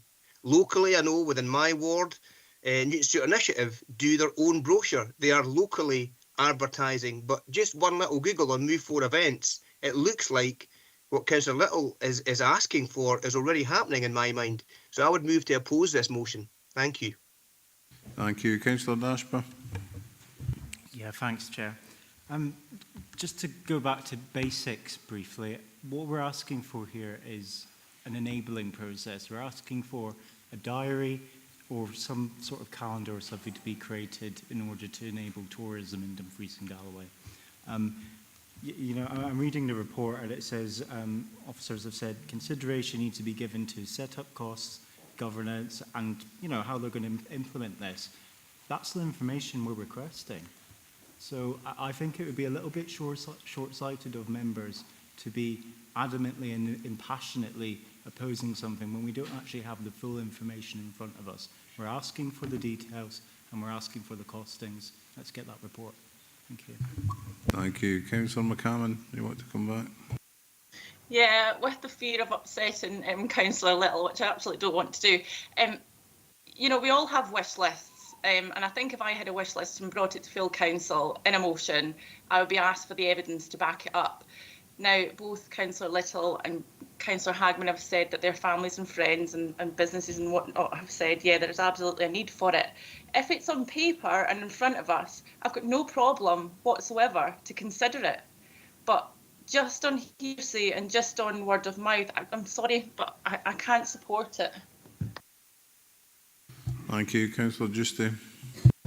Thank you, Chair. This is a question for the officers. Do we have an indicative cost of what the scoping exercise would be, and do we have an indicative cost of what the expectation written in the report is of how much this would cost us yearly? I'm not against tourism. I'm not against publicising communities, but if we're going to do it, we have to do it properly, and it'll be expensive, and that's perhaps not a conversation for today, or it's probably more of a budget setting template, if I'm being honest with you. But I'm happy if any party wants to come in with £2 million into tourism. Absolutely. We need to grow our economy. But thank you. Who can help out with the costings of this? The costings are really of preparing the report to come back. It's not the costings of setting it up. Thanks, Councillor. No indicative cost for either, I'm afraid. It is a substantial amount of work in both cases.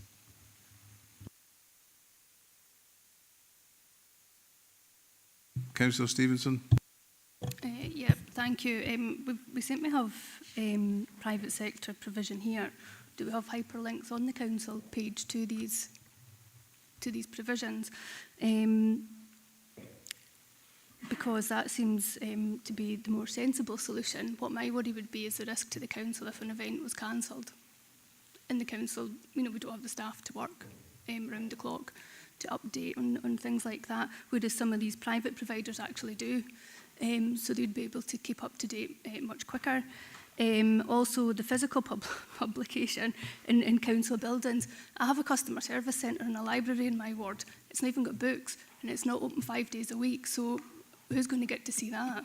You know, it's open 2 hours a day for 3 days. So yeah, I would rather we focused on things like that. Thank you. Councillor Dougie Campbell. Yeah, thanks for letting me in, Convener.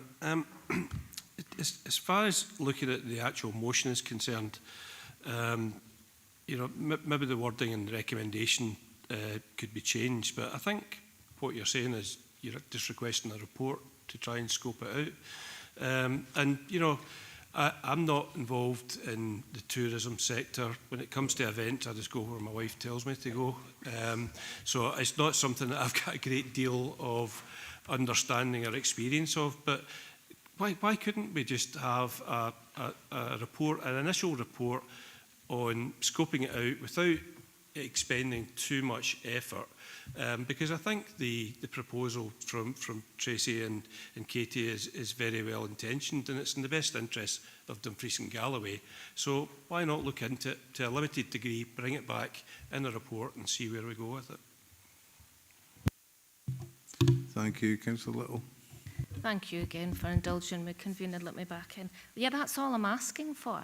I'm asking for this to be investigated. I mean, Councillor Giusti asked if there's a costing for what this is. Everyone's saying no, no, no, but there's no costing on much it would even... That's what we're asking. I'm asking what these things are going to cost, if it's possible. Can't shut it down before we even know. There's loads of no's for all different reasons, and no one even knows if these reasons exist. So that's all I'm asking, is to go out and just to see what this would be, how much it would cost roughly, and just see if it's possible. If it's not possible, then I bow out. But if it's possible, I think this region deserves that we do everything we can to boost it. Councillor Marshall. Yeah, and with all due respect to the proposer, that's not what the motion is saying. It's that last paragraph. What you're asking for is not a report. What you're asking for is the council to undertake a significant piece of work based on the wording in that last paragraph. And I did say to you when I was opposing this that there's nothing to stop the request for a report to the relevant committee just outlining that, or also the submission of a budget template. But what you're asking for is not what you're saying.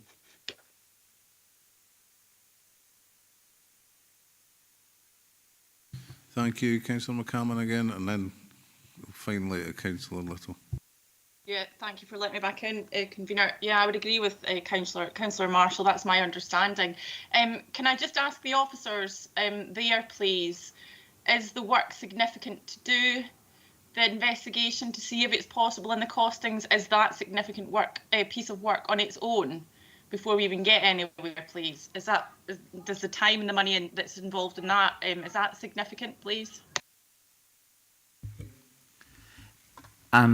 Thank you for the question, Councillor McCammon, and I'll also answer Councillor Stevenson's question. So thanks for all of the comments and the queries.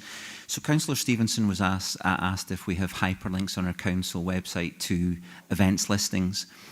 We do through our Greener Events Toolkit, which we circulate as widely as possible, and there's comprehensive advice on the Greener Events Toolkit about how to uplist your events information onto Visit Scotland, SSDA's and Dumfries and Galloway What's Going On websites. It's a condition of grant. When any event gets a grant from the council, that it's a condition of grant that they do their utmost to upload that information onto Visit Scotland's website. So the council's partnerships with these tourist organisations and DGWGO, they're very active partnerships, and we do everything we can to encourage events to upload their information. In response to Councillor McCammon's question, it is a comprehensive piece of work, and it would duplicate the public funding that SSDA gets to upload events listings across the south of Scotland. So we work closely with the SSDA that's doing a great job. It's very, very active. It's got a very large membership across Dumfries and Galloway in the south of Scotland. So we'd be duplicating their work to consider an events listing within the council. But the comprehensive work is in the management guidelines, the framework, the staffing, and the reputational costs of missing events as well. And I think we've heard good examples of where local initiatives do their own physical brochures, as well as most probably uploading their events details. Thank you. Councillor Little. I'm getting quite depressed here. I'm only asking for a proposal and a draft to come back. Nothing set in stone, nothing fully worked up. Just we don't know what costings are going to be. We don't know how much staff it's going to take, how much it is. I'm finding this astounding. We need ambition for this region and everything we possibly can to try and boost as much as what's going on in Dumfries and Galloway. And this is all I'm trying to do here. But do you know what? It might cost something. Do you know what? It might take somebody some time to do it. Do you know what? It might do the same as something else. this is what we need to find out. And I'm just seriously overwhelmed with how negative everyone is, and yeah. Thank you. Councillor Ian Crothers. Thanks very much, Convener. Apologies to everyone for that mishap earlier in regards to the video coming on. But so I'm going to go back to a previous report when Councillor Dashbar asked a question about the standing orders, and I reflected, and I did come in after time reflecting on the standing order 16.2. So whether we agree or disagree in regards to the notice of motion that's been put on in front of us today, 16.2, I would imagine we still apply. There's different methodology, and so if you're asking for a report, that could still be asked for and got, is my understanding, because this is a type of policy. But again, that comes back to interpretation. So from what I'm hearing, I just thought I'd throw that into the mix for everybody to hear. Just to actually, so if it's not this way, it can be another way, it can be whatever ways, and I'm very supportive of members getting the chance to get reports on particular issues if they can do that, whether it's an area committee, service committees, corporate committees, or full council. But obviously, interesting debate. Thank you. Thank you. Oh, Councillor Dashbar. Yeah, thanks, Chair. I've been name dropped, so I'll contribute. I would have some concern about our governance and processes if elected members start using one procedure as a way to criticise another procedure. A notice of motion stands by itself, and I don't think it's up for elected members to say, no, you should have done it this way. We're not going to support this because of that. Notices of motion are sovereign, and the policy speaks for itself, I think. Thank you. I don't really think, Councillor Dashbar, that's really what Councillor Crothers meant. But I think what he meant was that regardless of the decision today, there's other options to take this forward. I think that's really what he meant. I don't think he was trying to imply that that's what you should have done, to be fair. Councillor Marshall. Sorry, just to clarify, that's exactly right. So thanks for clarifying that point. I'm trying to make it aware to members that actually this can be, a report can be brought forward to a different guise, and that's the point I'm trying to make. So if this was refused to do, there's all alternatives for Tracy to bring someone else forward. We have to see it anyways. I just wanted to make sure that everyone was clear of that. Thank you. Thanks. I'll bring Councillor Marshall in, Tracy. Yeah, Chair, I think that's what I was saying with regards to it could be submitted a different way through the request for a report or through a budget template. And I just want the officers to confirm that the last paragraph, it means something totally different than a report. And I just want them to kind of just clarify that, because what's been asked for in that last paragraph is a large piece of work to be done. Whereas a report would just outline what the next steps would be and initial costs, etc. So I just want some sort of officer clarification that that request in the last paragraph is a lot different than a report to an appropriate service committee.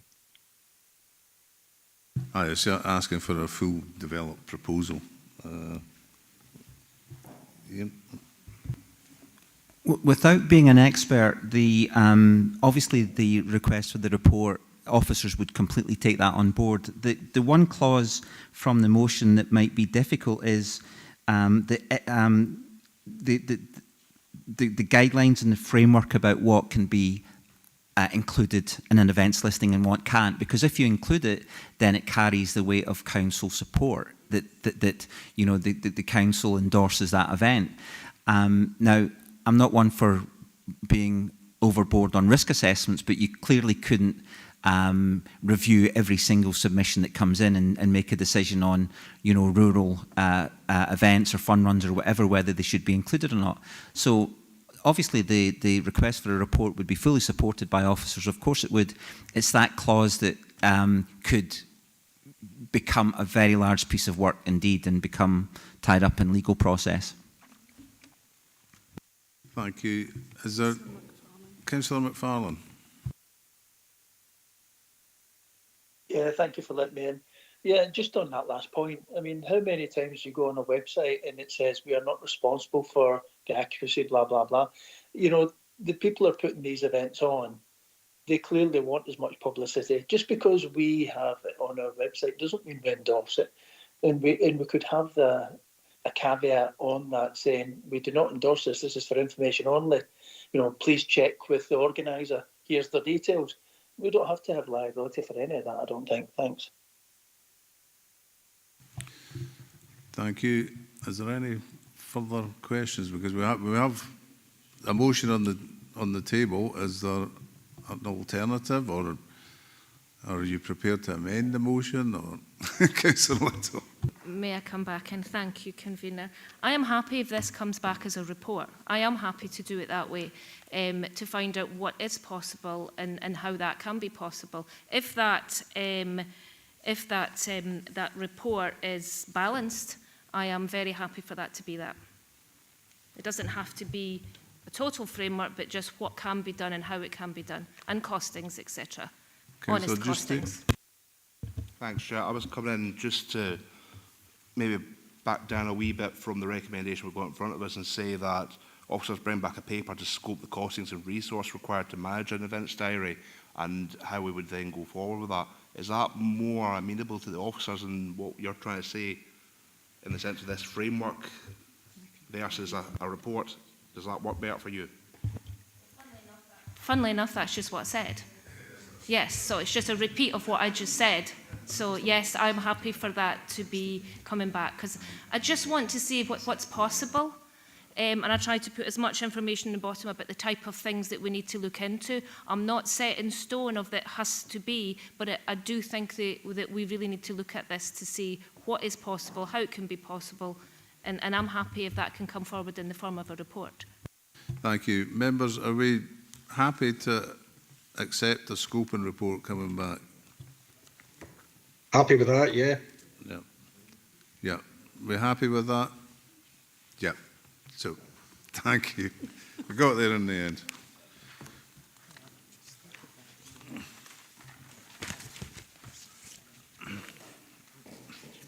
(22) Notice of motion. Dumfries and Galloway Council's support for WASPI Women. Report by Assistant Director, Governance and Human Resources.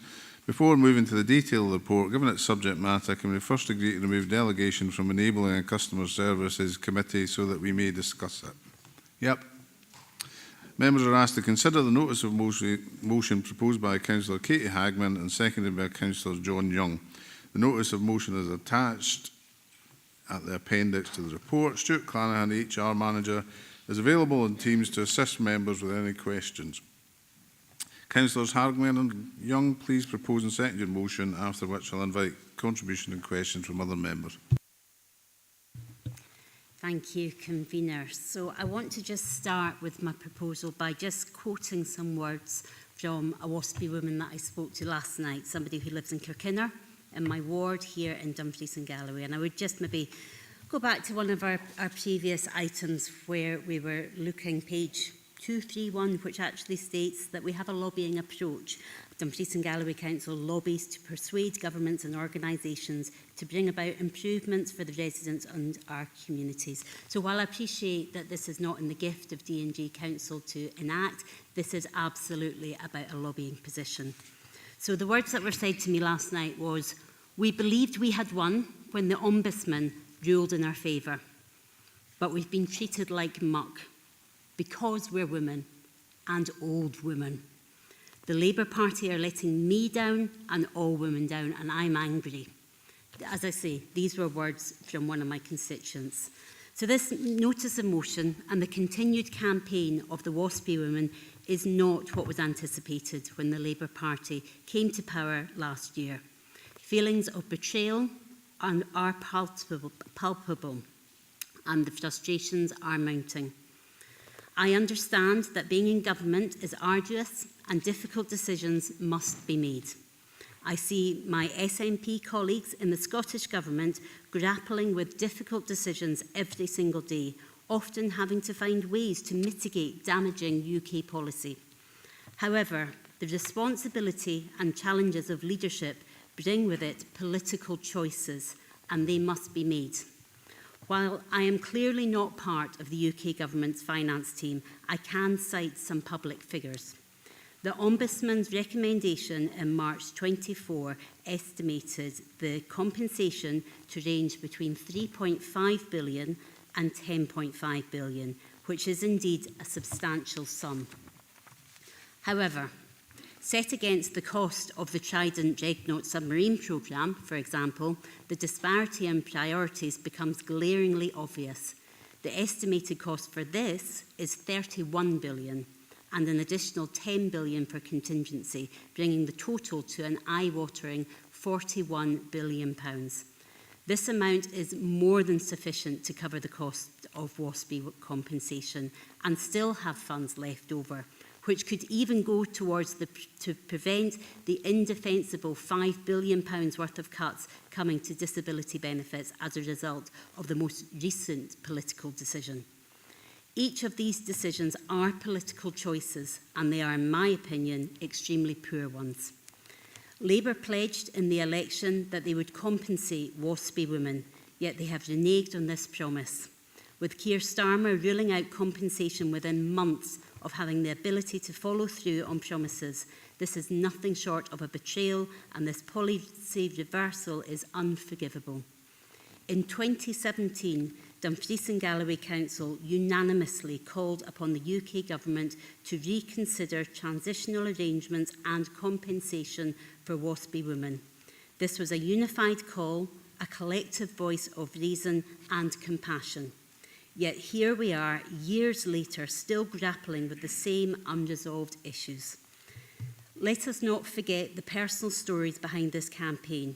These are real women with real lives who have worked hard, diligently paying their dues and have faced uncertain futures because of broken promises. Their struggle is not just about money. It is about dignity and respect and the right to be treated fairly. I am asking that once again, that here in Dumfries and Galloway Council, we continue to give our support to WASPI women. Thank you.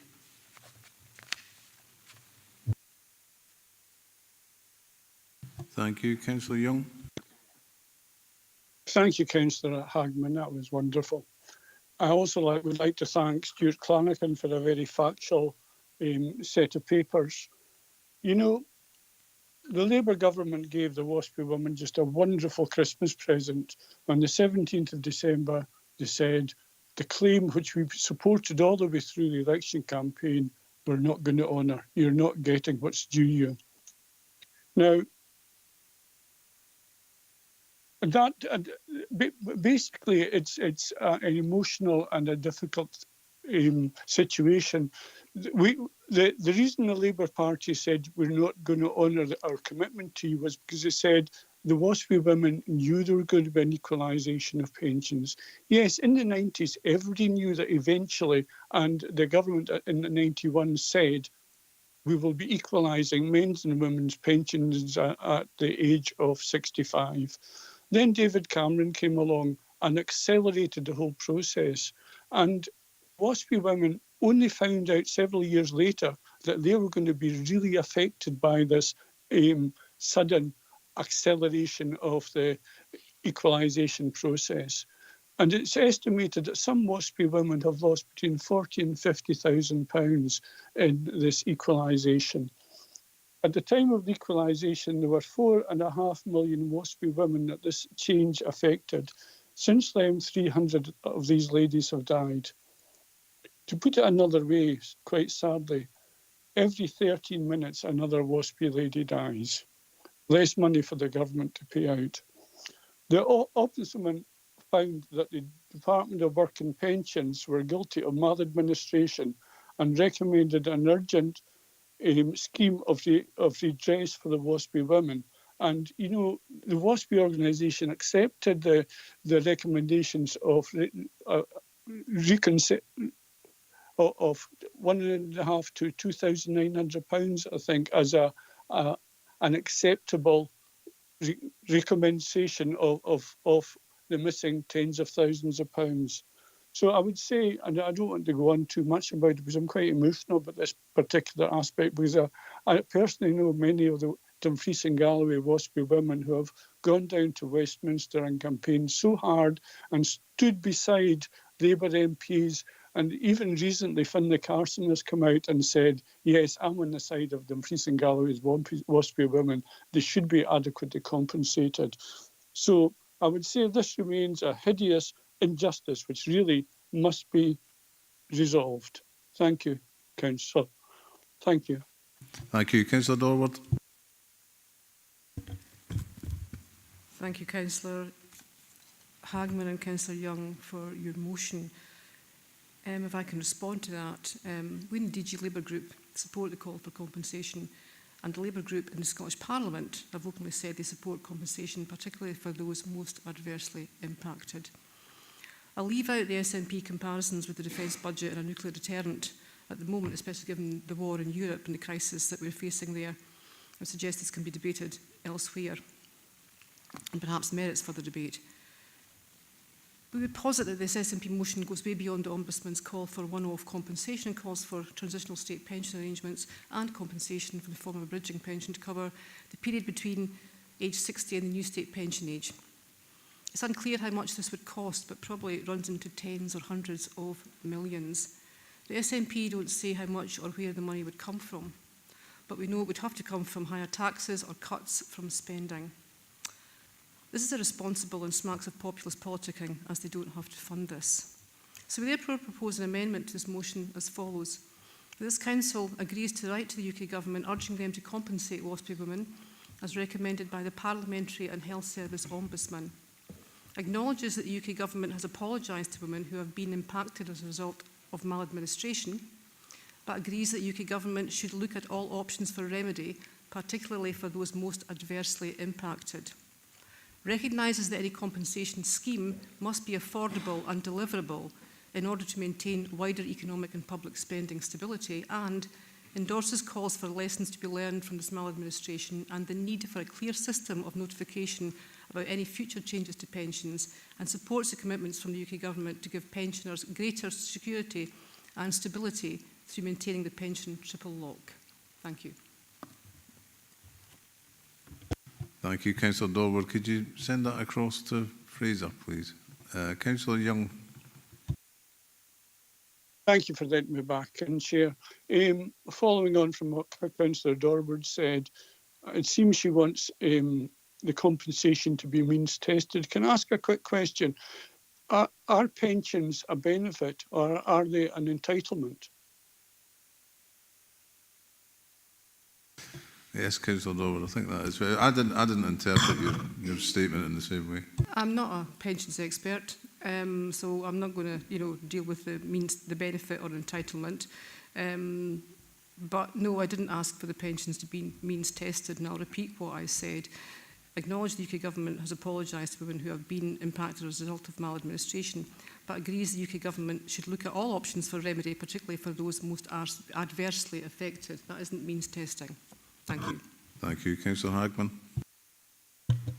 Thank you. As the mover of the motion, I just wanted to come back and respond. So the compensation is between 3.5 billion and 10.5 billion, and I think I addressed within my opening remarks there as to means and ways. So, I just wanted to come back and say that I clearly laid out an opportunity of how to fund that. So just to offer that correction, the recommendations in the report stand that we as a council deplore the decision taken on the 17th of December.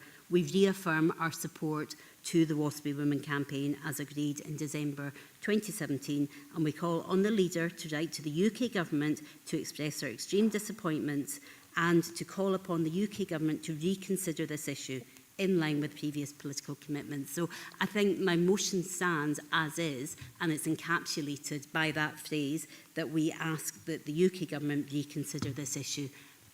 I don't believe that the amendment is required, so I would move my recommendations as they are. Thanks. Councillor Wilson. I'll second Councillor Dorward, thank you. Thank you. So we have the motion, we have an amendment. We'll just go to a vote on that, lad. Through yourself, Convener, I think, is everyone clear on the motion and the amendment, which is put forward by Councillor Dorward and seconded by Councillor Wilson? And obviously, we've gone through the motion from Councillor Hagman and Councillor Young as a seconder. think everyone's clear, so we'll move to the roll call. Convener? Amendment. Deputy Convener? Amendment. Councillor Beretti? Motion. Councillor Blake? Amendment. Councillor Dougie Campbell? Motion. Councillor John Campbell? Motion. Councillor Ian Carruthers? Amendment. Councillor Karen Carruthers?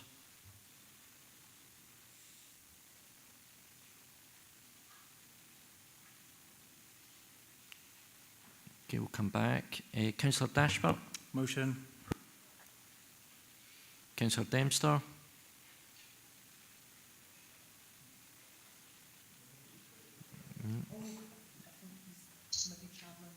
Right, okay. You might have dropped off. Okay, Councillor Dennerley? Amendment. Councillor Dorward? Amendment, please. Councillor Drybrough? Amendment. Councillor Giusti? Amendment. Councillor Hagman? Motion, please. Councillor Howe? Amendment, please. Councillor Ingalls? Oh, sorry. Councillor Johnson? Amendment, please. Councillor Jordan? Amendment, please. Councillor Little? Motion. Councillor Lowe? Motion, please. Councillor McCammon?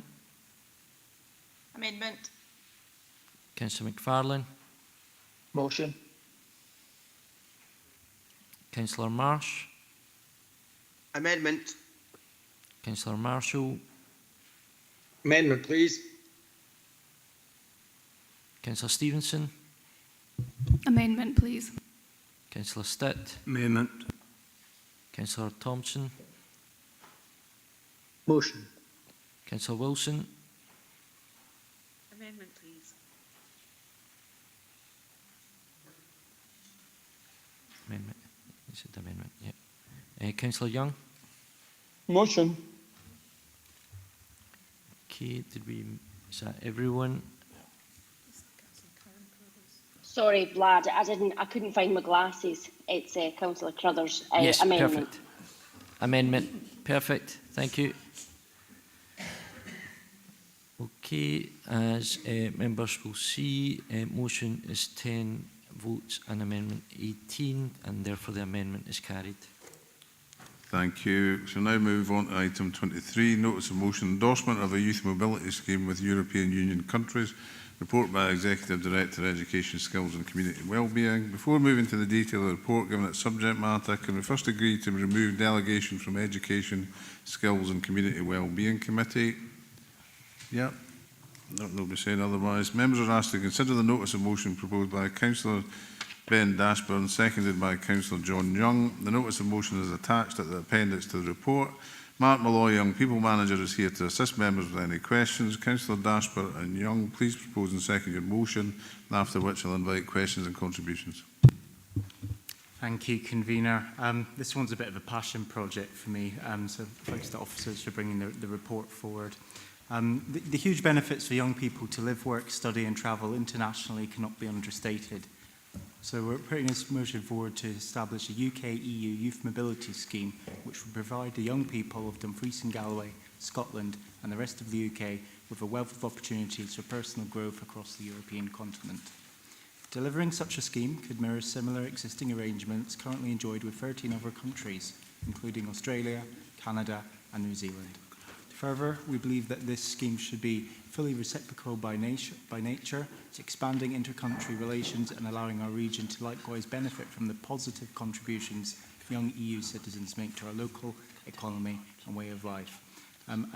Dumfries and Galloway does have a noted demographic problem, and by letting additional people come here, we believe that they have the right to live, work, travel, love and study across borders. It can help boost our demographics, our workforce shortages, and just provide a wealth of opportunities. So, yeah, we commend this motion with European Union countries. Thank you.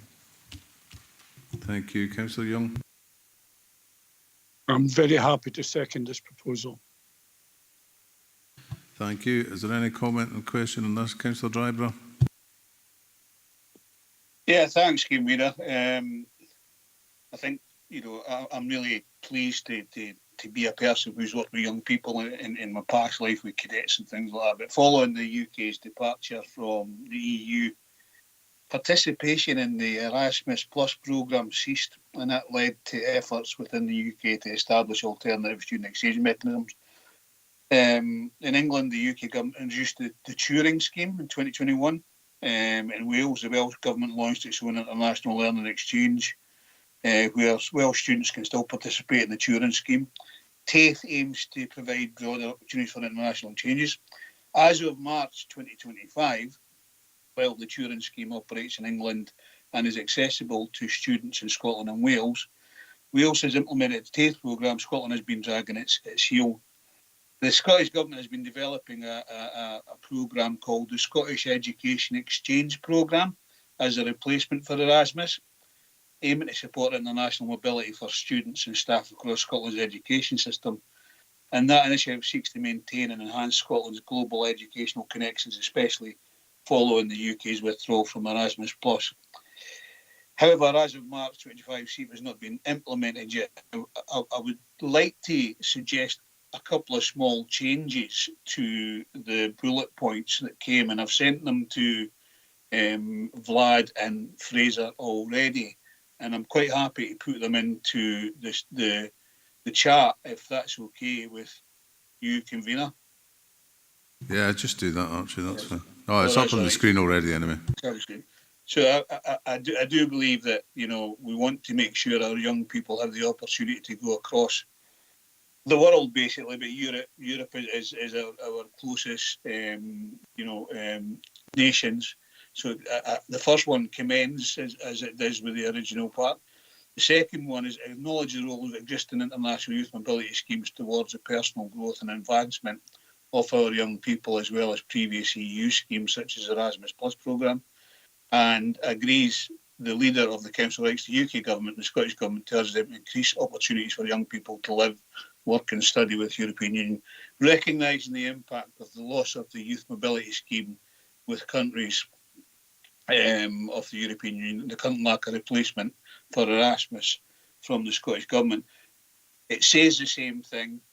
It's still the lobbying position of the Council, and I would put that forward, hoping that the mover and seconder of the motion would be happy with that small change.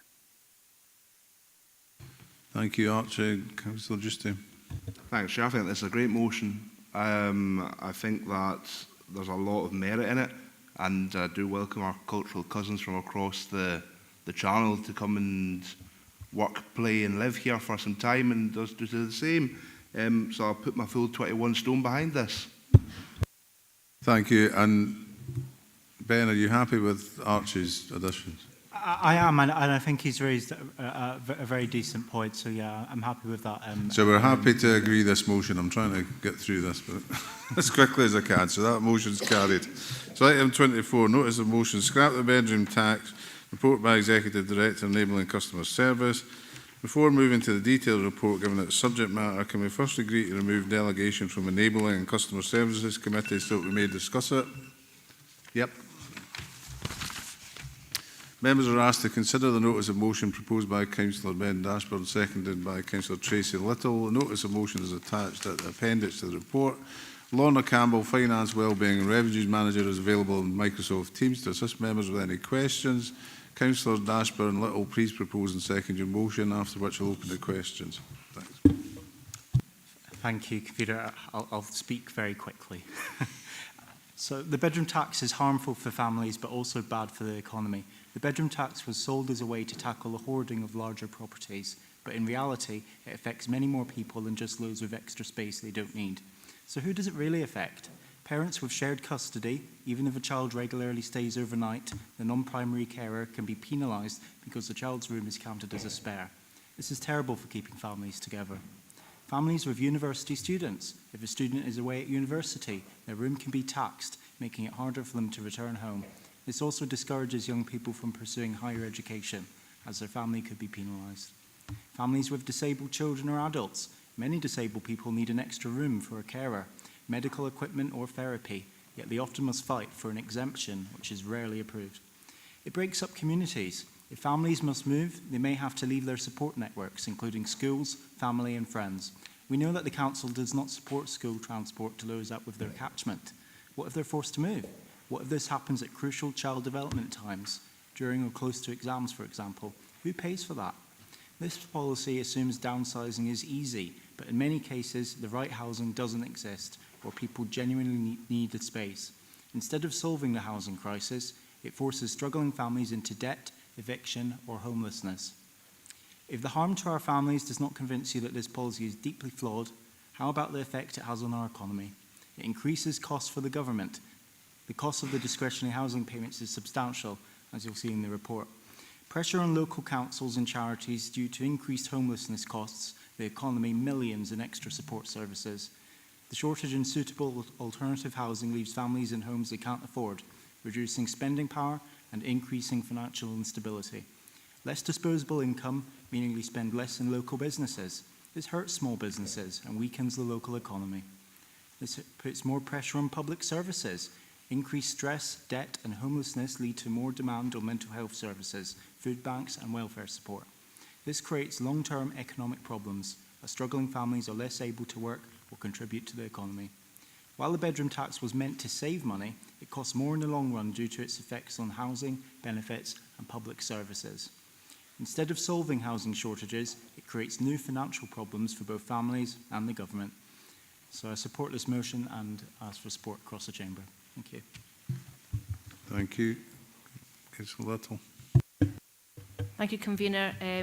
Councillor Dashwood has spoken very eloquently about this issue, so I have nothing else to add. I just second this motion. Thank you. Any questions or comments? Councillor Dorward. Thank you, Convener. Thank you, Councillor Dashboard, Councillor Little for the motion. I'd like to propose an amendment to that, and here's the reason why. Once again, the SNP have come up with an uncosted proposal that talks about the cost to the Scottish Government of a policy choice they have made, but then pretends there will be no cost to the UK Government. I challenge them to see how much it would cost for the policy and where they are suggesting the money comes from. Again, I would suggest from either tax cuts or cuts in public spending. If the people of Dumfries and Galloway asked the SNP to say what taxes they think should rise to pay for the proposals or where the cuts should come, the SNP group are silent on this, and that, members, lacks any credibility in our eyes. The reality is the UK Government is increasing Scottish Government budget by even more than that, 5.2 billion over the, I should have that embedded in my head, 5.2 billion over the next 2 years. The SNP group could suggest using some of that. To note, Dumfries and Galloway Council was the first Scottish council to mitigate against the bedroom tax, if I use the short form, in 2013 under the leadership of then Councillor Ronnie Nicholson.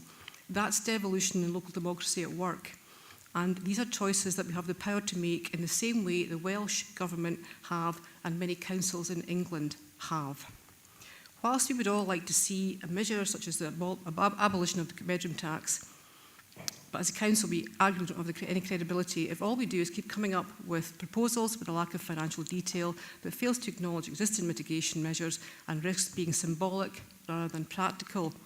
So the amendment to the motion is as follows. This council commends the hard-working staff within our welfare and benefits team, recognises that their continued administration of the discretionary housing payment has provided additional financial assistance to many individuals who receive housing benefit or the housing costs element of universal credit, but still struggle to cover their rent for a variety of reasons, including social sector size criteria.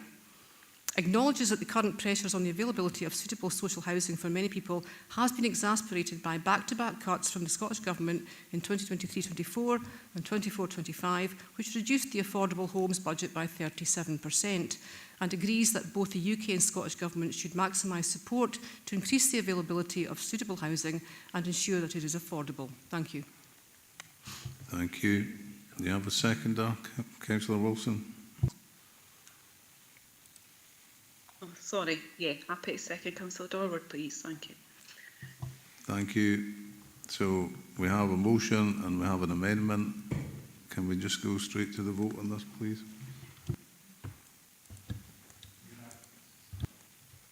Thank you, Councillor Dashper. Thank you. I do find it a little bit odd that the Labour group are attacking the Scottish Government for not mitigating, well, we are mitigating it, but they're asking us to put more money into undoing a policy which their party is doing. That's a bit weird. And I'd suggest if they're looking for money in the first place that they could start with the 41 billion into Trident, although Councillor Dora did just defend nuclear weapons earlier, so I don't think we'll be getting that from her. Thank you. Councillor Campbell, you just come in and then we're just going straight to the vote. Yeah, it's on the amendment, convener. It's all very well saying about 2 or 3 paragraphs, but can we have that up on the board, please? Thank you. Have you shared it with Ross? Thank you. And can we have maybe a minute just to read through it, please?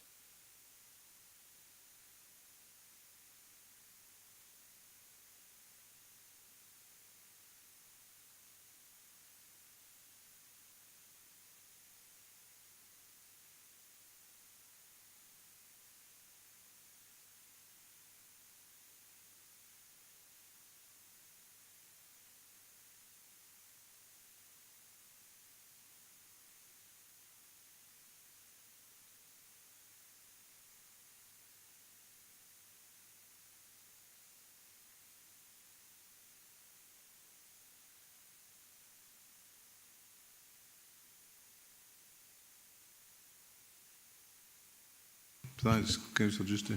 Just a quick one. It's nothing really to do with the recommendation, maybe to add a little bit or something like that. So I'm not going to get into the whole bedroom tax or anything like that. Maybe the punitive measures to try and get folk out of the larger homes maybe wasn't the right way to do it.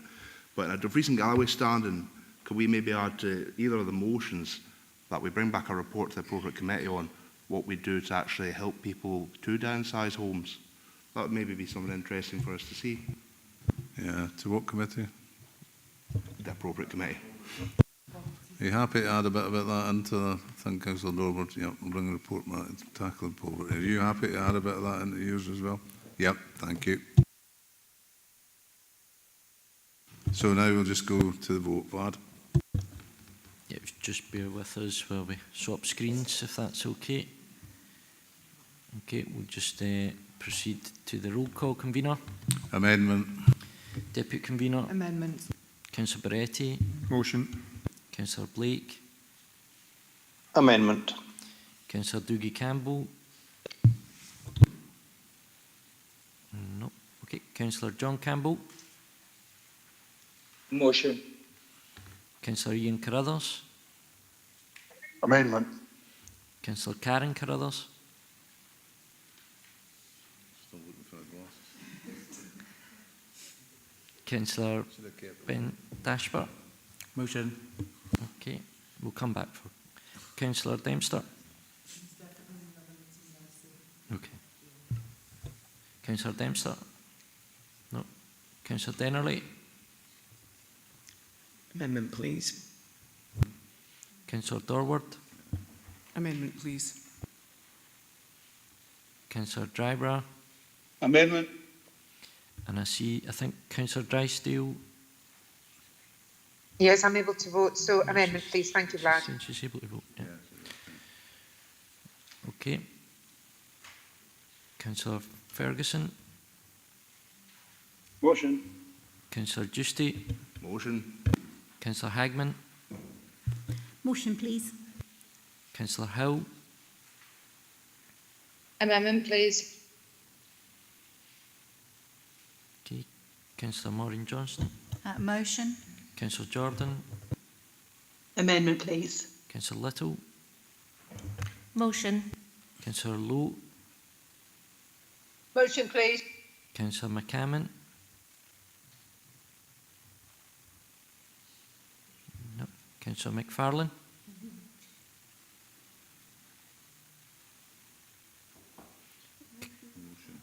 Motion in the chat, okay. Councillor Marsh. Amendment. Councillor Marshall. Amendment. Councillor Stevenson. Amendment, please. Councillor Stitt. Amendment, please. Councillor Thompson. Motion. Councillor Wilson. Amendment, please. And Councillor Young. Motion. Okay. Councillor McCammon. Sorry, Vlad. Amendment, please. Amendment. Councillor Karen Carruthers. No. Okay. We'll scroll down to the end. As members will see, motions we have 12 and amendment 16. So therefore the amendment's carried. Thank you, members. The amendment is taken forward. So item 25, notice of motion, support for Ukraine, report by Service Director, Social Work Services. Before moving to the detail of the report, given its subject matter, can we first agree to remove delegation from Social Work Services Committee so that we may discuss it? Is that okay? Yep. Members are asked to consider the notice of motion proposed by Councillor Tony Moretti and seconded by Councillor Andy Ferguson. The notice of motion is attached at the appendix to the report. Jan Hasty, Social Work Locality Manager for Resettlement, Asylum and Migration. Let's see here. It's just Stephen again. Stephen Morgan again is available to assist members with any questions. Councillors Moretti and Ferguson, please propose and second your motion, after which I'll invite contributions and questions from other members. Councillor Moretti. Thank you, Convener. The values of Dumfries and Galloway Council should be based on the values of the people who live here, including those from abroad and Ukraine. We in this region and many other regions in Scotland have tried to protect more vulnerable members of society from those intent on taking advantage of them or bullying them. Our region has proudly done our part, and we continue to host Ukrainian refugees fleeing from war. We note with grave concern that the war has now entered its 4th year, and the prolonged invasion seems to have no end in sight. Recent interactions between the President of the United States and the Ukrainian President were, in my view, tantamount to bullying of a severe nature. This bullying has damaged my confidence in American leadership and US-UK relations. We believe that the United Kingdom should not indulge and endorse this bullying through a second state visit of pomp and pageantry. This motion is important not only to our citizens, but to show the people of Ukraine that we are with them, we support them, and Dumfries and Galloway Council is a region which stands up to bullies. I commend this motion to the Chamber. Thank you. Councillor Ferguson. Given the lateness of our convener, I'm just happy just a second. Thank you. Thank you. Councillor Stevenson. Thank you, Convener. We've seen a whole raft of motions today from the SNP whose only political motive is point scoring against the UK government. It's almost as if 2 other members want to stand for MSP election next year. Some people may disagree with the Prime Minister and the government on issues, but anyone with any credibility would recognise the international leadership he's shown on Ukraine and the important role he plays in the weeks and months ahead in seeking a resolution to the conflict. Indeed, given the unique position of the UK, his role will be vital in building bridges between Ukraine and the EU and the US, something President Zelensky recognises even if the SNP group can't. And just to reiterate today, President Zelensky again thanked Keir Starmer for his help and support, unwavering help and support. I think everyone was disturbed by the way President Zelensky was treated on his visit to the US, but at a time of difficult diplomacy, we expect our leaders to take decisions based on what will help achieve an end to the conflict, and that is certainly something John Swinney recognised when he said this in the Scottish Parliament earlier this month. I know there are people in this chamber and across the country who will disagree, who will say that we should not contemplate this stance, or who will say that President Trump should not be invited under any circumstances. I understand and respect those points of view, but I cannot share them. Right now, today, as we stand here, men, women and children in Ukraine are putting their lives and their freedom on the line to defend their country and all of our democracies. We say we support them, and we do, but that means being willing to do things that are hard, things that we would rather not do. So if a state visit could help solidify US support for Ukraine, if that is part of what supporting Ukraine means in practice, then it is a possibility. So the Labour group, oddly, agree, uncomfortable position, with the First Minister, as we agreed with him when he also said in the same debate on the Ukraine, I understand the delicate balance of diplomacy the Prime Minister and the UK government must navigate in this matter. So I want to make it clear my commitment and the commitment of my government to a united front. My commitment to do all that I can to support Ukraine to succeed. We would ask the SNP not to move their motion to a vote and instead support the motion from the Labour group I'm just about to put out, that everyone can unite behind. If the SNP decide instead they want to split the council, then we will oppose their motion and propose our motion as an amendment to theirs. My motion is Dumfries and Galloway Council reaffirms our support with the people and government of Ukraine on the 3rd anniversary of Russia's illegal invasion of Ukraine. Welcomes to Dumfries and Galloway the many Ukrainians who have been forced to flee the conflict in their country and sought refuge in our region from war and persecution. Stands in solidarity with those who remain in Ukraine in the face of Putin's aggression. Recognises the hard work of staff within the resettlement team and across a wide range of council services and in other organisations, and thanks them and the local community for their support they give Ukrainian individuals and families within our region each day, and welcomes unwavering support for Ukraine from the UK and Scottish governments, recognising the importance of standing together with the people of Ukraine and the difficult ongoing efforts to secure an end to the conflict that ensures Ukrainian sovereignty. Thank you. Councillor Marshall. Thanks, Convener. Yeah, it's really just to second the amendment. I think over the last couple of full councils, I think it's about time the SNP invested in a pen for our leader, to help her, with writing all these letters they want her to write. So I think the amendment is trying to actually prevent a couple of those letters going. I don't think we need the letter written to the UK and Scottish government, as they have always showed unwavering support to Ukraine. And also with regards to the state visit, both the UK and Scottish governments welcome any state visit, even if it's won by President Trump. If it can help bring an end to this conflict, it should be supported. Thank you. Leader, you want to come in? Just very briefly, because I think actually Paul has covered quite a lot very beautifully. I think it was the King that's invited Trump to the UK anyway. It's not actually the UK government. I unreservedly support the Ukrainian people, and I don't think that there's any intention that the Scottish Government would be wavering to continue to support displaced Ukrainians.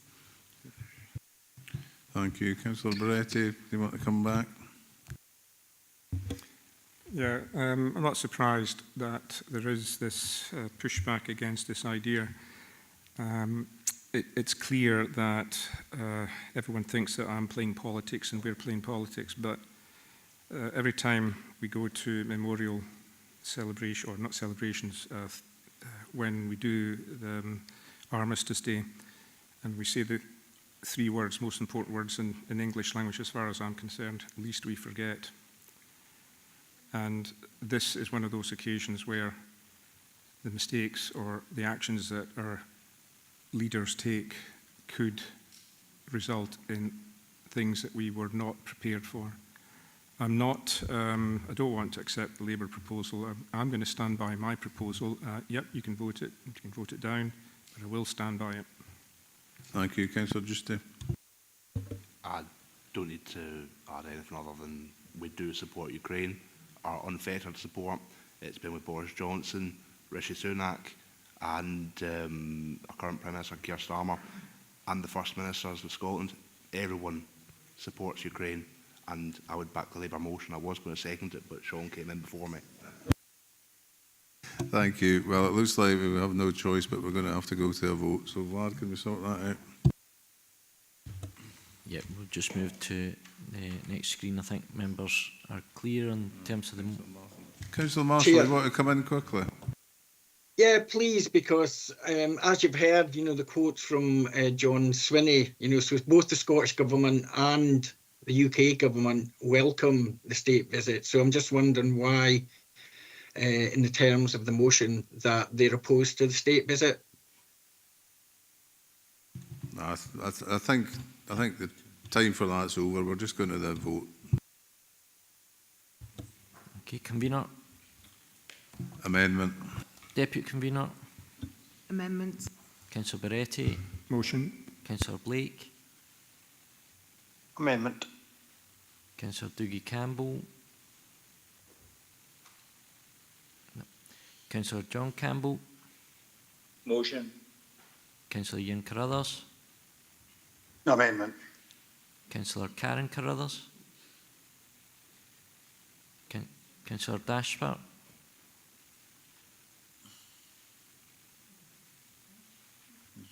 Councillor Dennerley. Amendment, please. Councillor Dorward. Amendment, please. Councillor Dryborough. Amendment. Councillor Drysdale. Amendment. Councillor Ferguson. Motion. Councillor Giusti. Amendment. Councillor Hagman.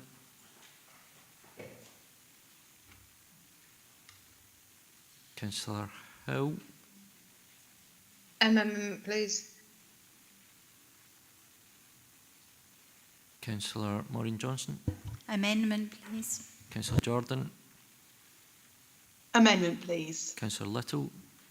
Motion. Councillor Lowe. Motion, please. Councillor McFarlane.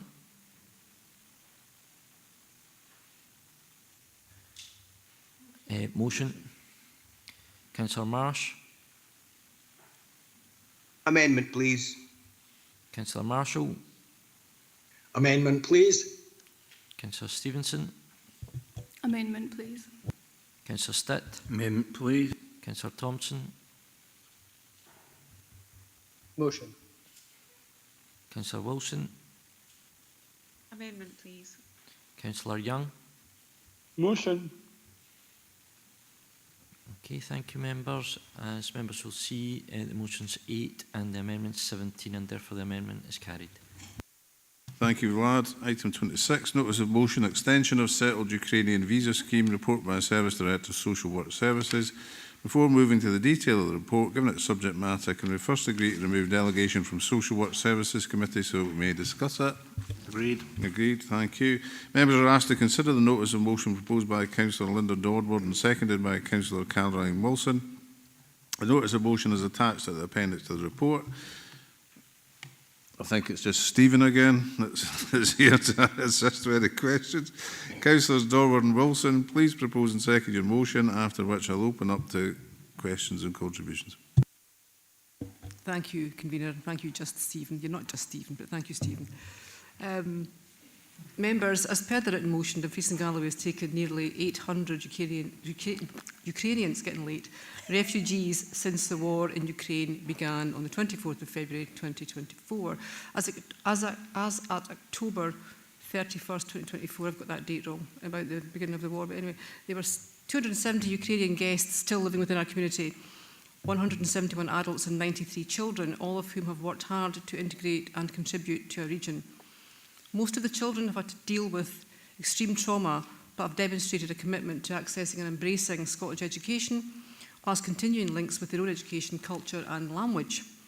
As stated in the report, these children and young people have continued to embrace learning, and it's recognised that a return to Ukraine at the end of the Ukrainian permission extension visa would be detrimental to their health, well-being and educational needs. The Labour Group therefore called on the Leader of the Administration to write to the UK Government for an assurance that they will address educational extensions for any young Ukrainian person or persons who wishes to utilise this, of course, in order to allow them to finish their UK education, whether at school, college or university. I urge you, colleagues, to support this motion. Thank you. Thank you. Councillor Wilson? I'm just happy to second, thank you. Excellent. That's what I like to hear. Is there anybody got to make any comment? Because Councillor Justy. Again, Chair, great motion, great sentiment. This council fully supports Ukrainians that are integrating into our communities, help them get their education, what they need to get on in life. It's not their fault that they're in a war. Happy to accept this and go to recommendation. Thank you. That's my views as well. Is there any dissent on that decision? No. Motion carried. Thank you very much.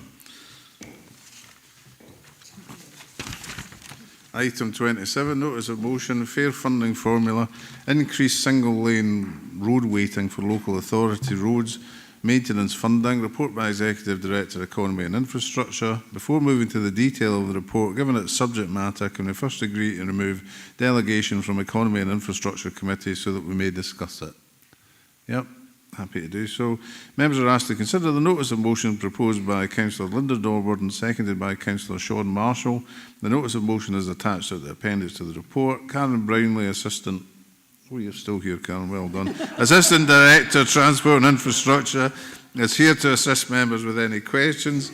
Councillors Dorward and Marshall, please propose and second your motion, after which I'll invite contributions and questions from other members. Oh dear, thank you, Convener. Keeping the best till last, obviously.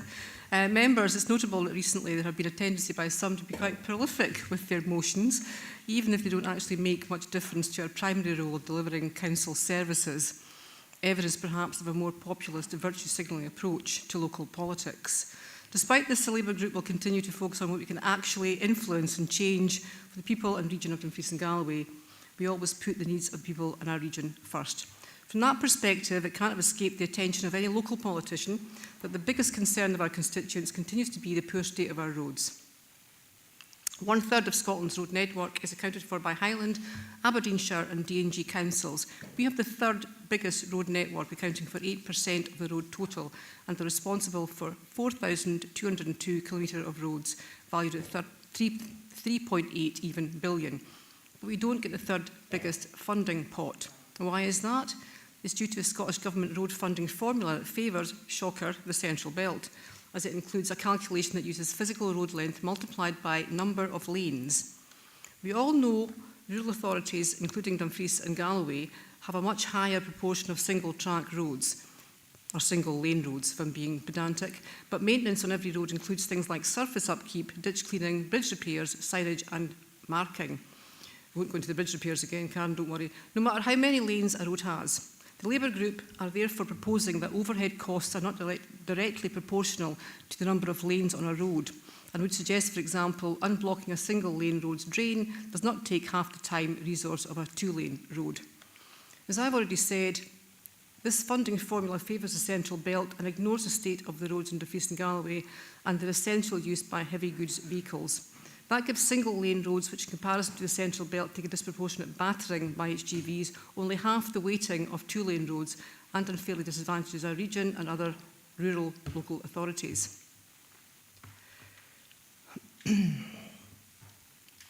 This affects the residents of our towns as well, because the road maintenance budget is consequently spread more thinly within rural local authority areas, and is reflected by the increasing requests from our constituents for the Council to address road defects. The UK Labour Government have given local authorities in England an extra 500 million to assist with the backlog of pothole repairs. In Scotland, where everything road-related is hunky-dory, according to John Swinney, who stated Scottish councils are adequately funded to fix potholes, what planet is he living on? Here's an idea to assist him provide additional funding for rural roads.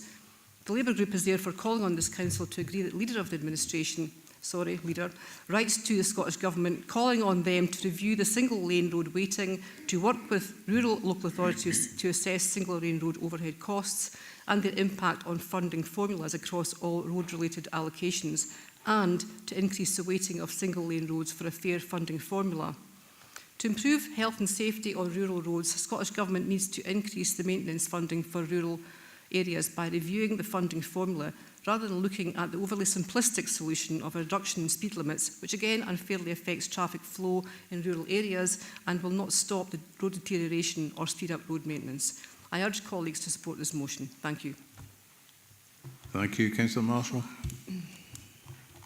Yeah, due to time, Chair, happy to second this, just with the one point. I think this is just another classic example, isn't it, of the current Scottish Government, dismissal of rural areas in favour of the central belt and highly populated regions.